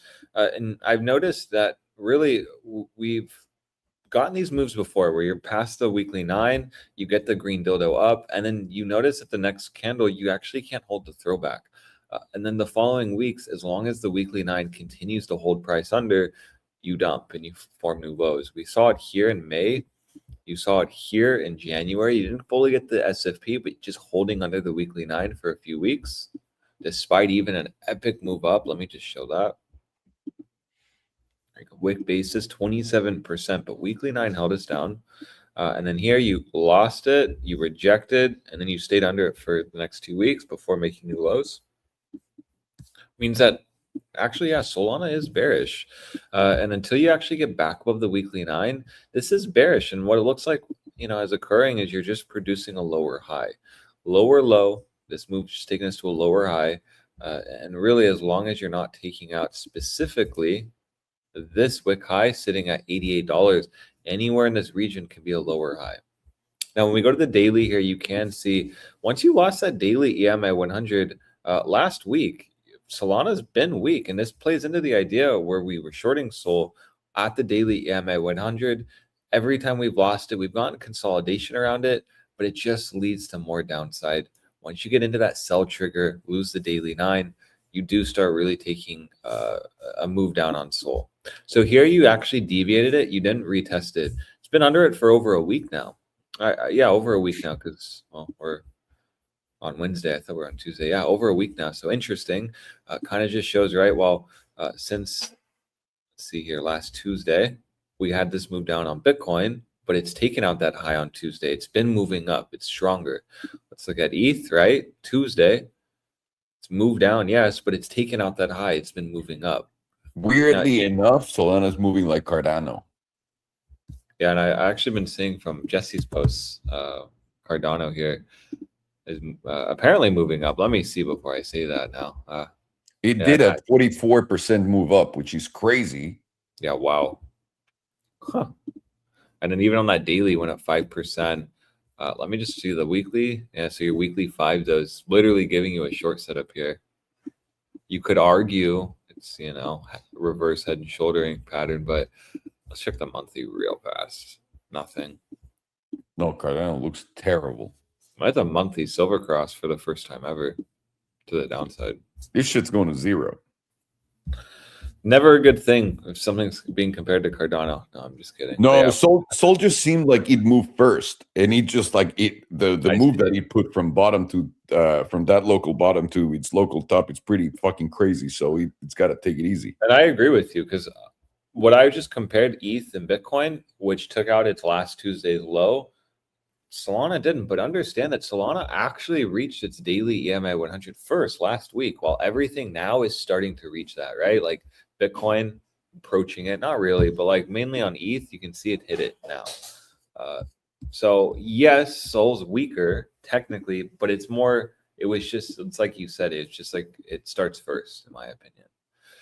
So for a trade on Solana, I think that's what this is. You want to be watching really carefully the buy trigger here. We don't need to overcomplicate things. Solana needs to hold the daily 9. If you hold the daily 9, specifically hold the daily 9 and hold above 75.70, this will end up resulting into a move up to around $80 to $81. At current market price, it's still a pretty good move up. It's about 4.4%. But understand everything I just shared with you on that monthly, on the weekly. Solana is very weak. It is weak, really. And really, it's putting in some setups that we've never had before in this chart. If you view now the weekly volatility setup, this is the biggest volatility setup we've ever had on this chart's history. There's no indication of this breaking out quite yet. So us just basing at the weekly 9, especially after last week's deviation, means that we do need to play what we know. And for an easy trade, I am looking, and I know it seems aggressive, but shorts in this region. The only place to have a stop loss, in my opinion, is right into like $83, last week's wick high. But the TP target will be right into 58 again. I know we've been saying that for the last few weeks. But now with this deviation and retest, I have to start maybe looking at that as the spark of maybe getting a follow-through move on Solana soon. Understand that the whole basis is really price not reclaiming $78. So if on the daily you start seeing the daily hold this yesterday's high, hold the daily 9, why would we then hold a trade to stop loss? There's no point. We can just cut the trade if it's going to do something like that. So hard stop loss at like $83, $84. Manual if you get back above the daily 9, which you are above, and holding above 78. You get 2 closures above 78. I'm out of Solana. I'm not shorting it. It is just a leader and it's cooling off before the next leg up. You'll know Solana is going to break out massively if it gets back above its daily EMA 100. For some reason in this bull market, the EMA 100 has been a big spot for Solana. Not for some reason. That is a big spot for any chart. And it's been holding us down. So if we want a major move up to 90s, simply get back above the EMA 100 and you can have an easy move up to 91. Until then, though, I'm not disregarding where we're at on Solana. We're at resistance currently. The weekly is literally giving you a short setup. This weekly candle could literally turn into doji posturing, meaning both sides got screwed in the beginning of this week. And now we're ready for the real move while volatility is pressing 13%. It's literally at the cusp of putting in the biggest setup we've ever had. And that's entertaining to me. That's nice because with this weekly buy trigger now diminishing, we're not in this buy trigger. We didn't hold above, so I'll delete that. And us falling back within this range, if we end up losing this weekly 9, what's stopping Solana from doing what it's been doing all bear market? Well, literally nothing. And even the weekly is giving you volatility expansion above the moving average, and you're getting a pretty big volatility setup here. So no matter how you look at it, Sol versus Bitcoin and Sol are looking weak. The only way to really avert that is get back above $78. With Sol at 77.60, that means we're very close to an invalidation here, which means that perhaps the easy trade is a short in this region. I'd be watching very carefully 78. I'd be shorting this zone. I'd have a stop loss at 83 to 84. And if you end up getting back above 78 on 2 closures, cut the trade and just wait simply for that $91 retest. But yeah, I mean, Solana is looking very weak. I don't know how much else I can stress that. And really, this volatility setup on the bi-weekly and weekly is giving me a lot of hope that even if you didn't really catch any kind of trades the last few weeks, there's literally no FOMO here. We're getting major setups. And if this actually fires off, let's say to the upside, that's okay to me. I'm perfectly willing to long Solana. I mean, all bear market, you've stayed under the 21 on the weekly. You've been producing lower highs. So if this week you go up to the 87, 88, you take out the last major, lower high potentially in this region right here, last week's high, and reclaim the 21, well, you're just in a shift. It's an environment structure shift. But until then, you're just under the 9. And with this volatility setup that literally no one's talking about, bulls are literally either saying this is the altcoin season, move that we're waiting, and bears are waiting for the next leg down across the board. So be fully aware of the trade I gave out. I do think we're more in a short zone, but it all depends on $78 not holding and losing the daily 9. So hopefully that made sense on Sol. I do think it's very weak, and it really is going to dictate a lot whether Bitcoin reclaims 65,000 or loses 65,000. Thank you, senor. Next would be ONDS. Okay, ONDS. Ondas. Nice. Onda, yeah. Solamis, ahí les va. En la semanal pueden ver justamente donde estamos acá, en la de 2 semanas más bien, con el rechazo del promedio del 9 en los $84. Y ese rechazo que también lo tuvimos acá y lo hemos tenido todo el camino, literalmente desde que empezamos a caer en septiembre del 2025, más bien en octubre del 2025, después de ser un alto más bajo, es lo que nos sigue rechazando. Entonces, para Solana tener fuerza, vamos a tener que retomar eso. Por ahora, simplemente por ver esta postura, puedes ver bajos, altos más bajos, bajos más bajos, altos más bajos. Le darías más preferencia a ser bajista que alcista. Y es lo que Alex le está dando. Entonces, más que entendible. También tienes algo interesante en Solana comparado con Bitcoin y con Ethereum, es que Solana ya tuvo su breakout, ¿no? Básicamente. Y aquí en la diaria lo único que tienes que ver es ver este promedio del 9. Si estás por encima del promedio del 9, pues probablemente sería más inteligente apostar a que va para arriba que para abajo. Pero de perder el promedio del 9 podría llevarte a la zona de 67 primero y de ahí a los 64, $63. Eso es lo que seguiría. Estás por debajo del promedio del 100. El promedio del 100 te ha mantenido por debajo desde la última vez que lo retesteaste en mayo. Y claro, mientras más le pegas, más fuerte se debería volver, pero tienes que volver a retestearlo. Por ahora puedes entrar en un corto y tener una invalidación en tal cual donde estás y tener 2 tipos de invalidaciones. Ok. En 83-86, que te queda bastante lejos, en mi opinión. Sí. O puedes usar también el promedio del 100. Tienes un cierre por encima del promedio del 100, salirte. Pero personalmente yo creo, y también, como dice Alex, si empiezas a cerrar la diaria por arriba de tu promedio del 9 otra vez, porque ya lo tuviste una vez. En todo este camino, acá no había cerrado por encima del promedio del 9. O sea, todo lo que lo perdiste acá. Entonces, ya tuviste uno. Si hoy cierras por encima del promedio del 9, también te puedes salir. Puedes usar eso. Y lo que puedes usar es básicamente aquí como una catapulta para hacer un long, si es que eso pasa.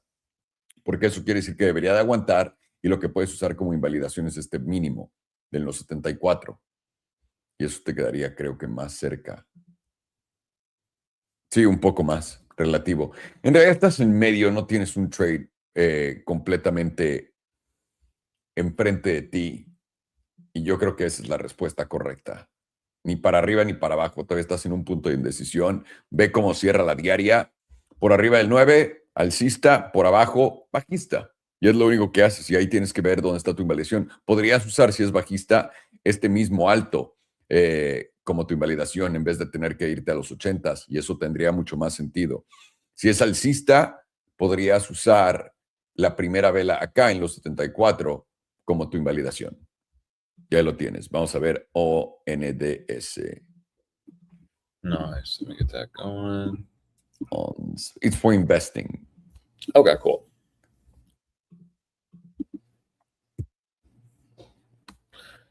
So investing wise, you are at big support via the monthly 21, but you're falling back within a pretty brutal range, which is the loss of $7.61. You've seen this range. If you hold under $7.61, really, I mean, Ondas really does break down hard and aggressively go down to the next zone, $4. We have like a mid-range here at 550, but not putting a lot of weight on that. But I will say that the 21 should give some kind of bounce zone Within 16 days, you would want to see $7.61 reclaimed essentially. If you're going to invest in this before the extremity low spot, you would just wait for the monthly 9 to get reclaimed. For me, though, I am watching for this 34 to be tested. That's at $5.72. We end up testing that. That's like the mid-range, like I mentioned, before that actually, drops us down to like $3.64. But I would actually look at this zone to be support. You were under the 34 for quite a while. When it populated, you only tested it once before breaking out, and you can see you haven't really retested it. Now look at the reactions on the monthly retest. Big. And understand you're at the 21 now, so that could totally negate this idea, and we just simply bounce at the 21. But you'll know if you reclaim the 9, okay, that we are bottoming out, and this is the spot to actually be investing. Until then, play the extremity low. Here was your breakout move. It's taken a while, but now you're coming back for the throwback. And if this ends up holding, let's see what this could correlate to on like the macro. So this could just correlate to a 6-month EMA 9 retest. Something you've never really been able to get back above is that 6-month 5 and 9. That's the shift that we're watching in real time. And then, okay, yearly, not seeing much. And then quarterly, it looks like a trend shift here. Took out the last major lower high, higher high break, and we're just going to form a higher low near that $5 region. $5.67 to be exact. So yeah, I still stand on what I mentioned here. Into this month, we're going to lose and go into a new range. $7.61 is a big spot. If you end up losing that, confluence of a breakdown drop all the way down to $5.50. I am watching for the monthly 34 to be the spot of, at least investing. And you're looking for that to at least consolidate into that zone. Like we just consolidate, most likely then you will get the move up because the 6 month is holding the 9. Now we do have a silver cross to the upside, and the monthly 21 retesting is a silver cross retest. So little, negative points for our idea on the 34, but you also have the 55 near that 570 zone. So, you absolutely still could be in monthly silver cross, test the 55, though it would be a little weaker, and then move up. We've never actually had a monthly silver cross to the upside. So let's really pay attention. This confirmed in April. We didn't hold the monthly 9 throwback. So it's not as, it's not as easy as bulls, I guess, thought. But we still are, like I just mentioned, shifting on the macro, and really things aren't looking too bad for Ondas. So for me, I watch the monthly 34, pay attention to that $5.60 region. It's a big spot. Once you lose 560, I would really then be cautious of another big drop. And unfortunately, that could mean you're going to drop another 36 to 40%. But until then, I do think, down only will result into some kind of macro higher low, and this will result into some kind of trap for bears. So watch your 6-month 9, watch the throwback, understand you're in an uptrend now on the quarterly, and we're looking for some kind of macro higher low, which is accurate for then some kind of investment idea. So hopefully that makes sense for Ondas. Tried to squeeze all the stuff out I could for it. Let me see if maybe the monthly HBDR says anything. Nothing really. Close to a breakdown, so we'll watch that into August. Yeah, nothing really on HBDR, honestly. Look at weekly. I mean, could argue it's the 95% on the weekly, but not really seeing much. If you lose that or start losing that monthly 21, look at the big drop on the weekly. I mean, you can just quickly drop to that $5 region, but then most likely it's the bottom. So at least on the HBDR, we're near the extremes, and even this weekly volatility, now that I mentioned, is still expanding, which means yes, the monthly 21 is hit, but we don't necessarily need to stop here. So hopefully that makes sense. To answer the question bluntly, 560 to 540 is the investment zone. You're just playing the monthly 34. Play what you know. Buy trigger on the monthly. Breakouts often lead to retests. Retests lead to higher lows on a monthly 34. And if a higher low is formed on the macro, then you'll get your higher high break eventually. And that could mean from that point, you will go up about 150%. So over 2x. Excelente. You're all set, senor. Thank you for everything today. Is there anything you'd like to say before you run out of here? Nothing on my side, really. Just watch 65K today. the 12-hour EMA 100's an easy trade for bulls and bears. Pay attention to the Discord and the trading alerts. I'll update them tonight. Perfect. Thank you so much. Yeah, Have a thank you. nice day. Yeah, you as well. And I'll see you guys on Friday. Thank you. See you Friday. Thank you, boys. Vale, dice Alex que se le queden viendo en la de 12 horas al IM 100 en Bitcoin y eso les va a decir a los alcistas y a los bajistas para dónde voltear. Estoy viendo ondas. Qué mala onda, esta mamada no ha hecho tope desde el 2019, ¿no? En realidad tampoco has hecho un alto más alto que el de febrero del 2021, pero quieres invertir en esta mamada, ¿no? Ve esta zona justamente donde estamos aquí.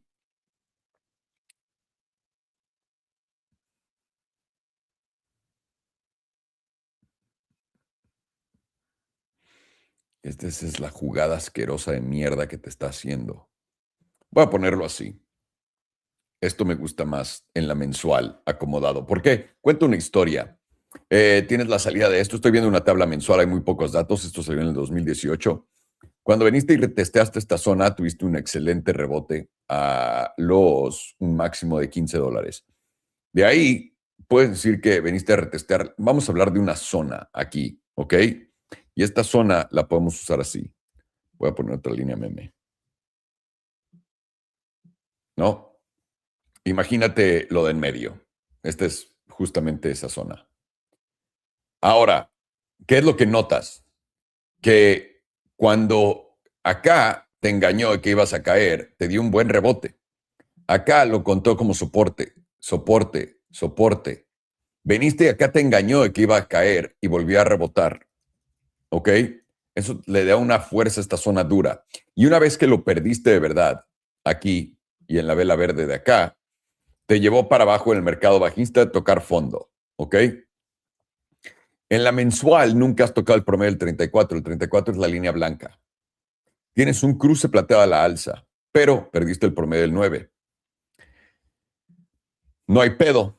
Estás viniendo a retestear el cruce plateado. La otra cosa que tienes que ver es, una vez que reventaste el promedio del 34, la línea blanca, porque aquí fue resistencia, resistencia, ¡pum! No lo has venido a retestear. Aquí hay dos ideas para invertir. Una, espérate al promedio del 34 mensual, a que lo vengas a tocar.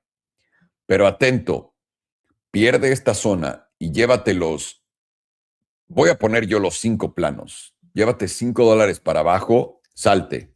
Porque lo único que hiciste fue un macro alto más alto, un alto más bajo que todos estos. Y eso quiere decir que lo que seguiría sería un bajo más bajo que todos. La otra cosa, si es que no te da el retesteo del promedio del 34, que sería lo mejor que puede pasarte en tu vida, es que recupere el promedio del 9 mensual y una vez que cierres por arriba del promedio del 9 mensual, usar esto como tu bajo macro y de ahí prepararte a la catapulta para arriba.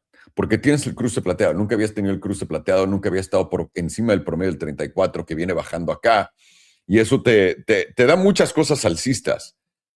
Pero es que es muy difícil saber con estas empresas, tío. Entonces, solamente siguiendo técnicas es sencillo. Tienes dos sopas. Una, promedio del 34, invalidación con cierres por debajo de $5. Dos, esperarte a cerrar por encima del promedio del 9 y eso te dice que, pues, güey, tienes dónde poner tu stop, que sería el mínimo de esta vela y vas para arriba. Así que ahí tienes ondas. Voy a hacer take two en chinga que lo siguen pide y pide y pide y pide y pide y pide. Take Two ya les había afirmado que venía aquí a los $338. ¿Dónde era la zona para meterle? Aquí o en la línea azul. Y ahorita estás muy por encima. Estás haciendo un nuevo alto. Esto está en una tendencia alcista fuerte. Muy fuerte. Aunque tienes divergencias bajistas en la mensual. Acá. El pedo es que para confirmarlas vas a tener que cerrar por abajo de 206. Entonces no existe esa divergencia, todavía no está en juego. Es una posibilidad. 2 semanas, un poco de lo mismo. Espérame, ¿para qué era Take Two? Para invertir. Les mama invertir en cosas que están para Take Two, para invertir en él, $215. Y salte si ves que se baja de acá, de los 188. No entres antes, espérate, esto te tiene que dar un buen rebote. Y si empieza a subir, lo único que tienes que hacer es esto. Sería yo menos bondadoso. Pondría una línea meme acá en 255. Aquí, ¿no? Para darte las dos opciones. Tienes la opción aquí abajo de los 215, donde junta la línea verde, digo, la línea azul con esto. Y la segunda cosa es, pues, güey, no lo toca, esto se va para arriba, vas a venir a retestear esta zona, porque es una zona de breakout. Como viniste a retestear esta zona de acá, es una zona de breakout. Y ahí es donde vas a querer meterte, en el retesteo de esta zona, si es que no te deja entrar antes de que baje acá otra vez. Que yo pienso que sí te debería dar chance. Tiene cara de que te va a dar chance de entrar en los 215. Y ahí simplemente, es más, entras en 215 e invalidas en 206. Salte. ¿Por qué? Porque vas a ir a buscar estos mínimos. Tiene más sentido que vuelvas a entrar acá y vuelvas a invalidar acá. Y ahora, si invalidas acá, puedes entrar otra vez en el 200. Aunque el 200 casi nunca lo tocas. Lo tocaste en octubre del 2022. El 100 es una excelente oportunidad en la de 2 semanas. Pero esto continúa para arriba. Simplemente es donde ajuste. Tienes tu posibilidad de aquí hacerlo en esta zona, los 252, una vez que cierres por encima de y vengas a retestearlo. Deja que se vaya, va a venir a retestearlo. O que llegue aquí a los 215, te sales en 206. Y si te sales en 206 de 215, ¿cuánto es? Nada, está haciéndolo en spot 4% y luego te vuelves a meter cerca de este fondillo. Yo diría que abres tu entrada en 197 y te sales en 198. 5%, ¿no? Oh, es que ya perdí 5 y 10. Sí, pero te va a dar una mucho mejor entrada en estos 180. Entre 180 y 150. Dudo que te dé el SMA 200, pero yo creo que cualquiera de estas te va a funcionar.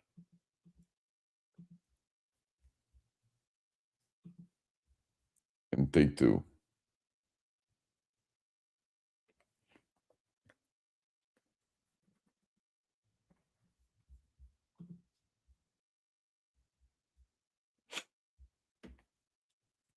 Y ya.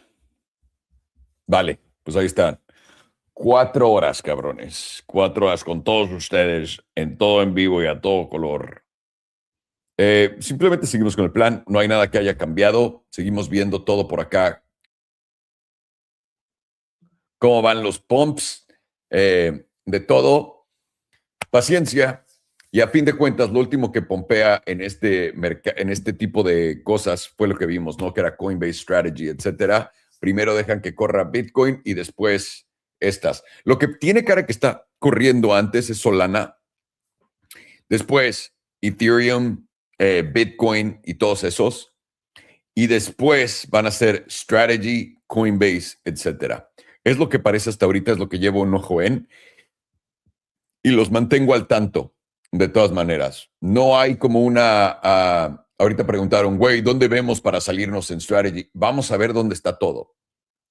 Todo. La euforia y todo eso. No tiene sentido ver números ahorita porque puede que te salgas antes, puede que no llegue el punto. Lo mejor que podemos ver es simplemente cómo se mueve el mercado juntos. Y aparte, todavía no llegas a un punto donde estás viendo a Bitcoin reventar a la alza y Ethereum reventar a la alza. Entonces, no te adelantes, ¿no?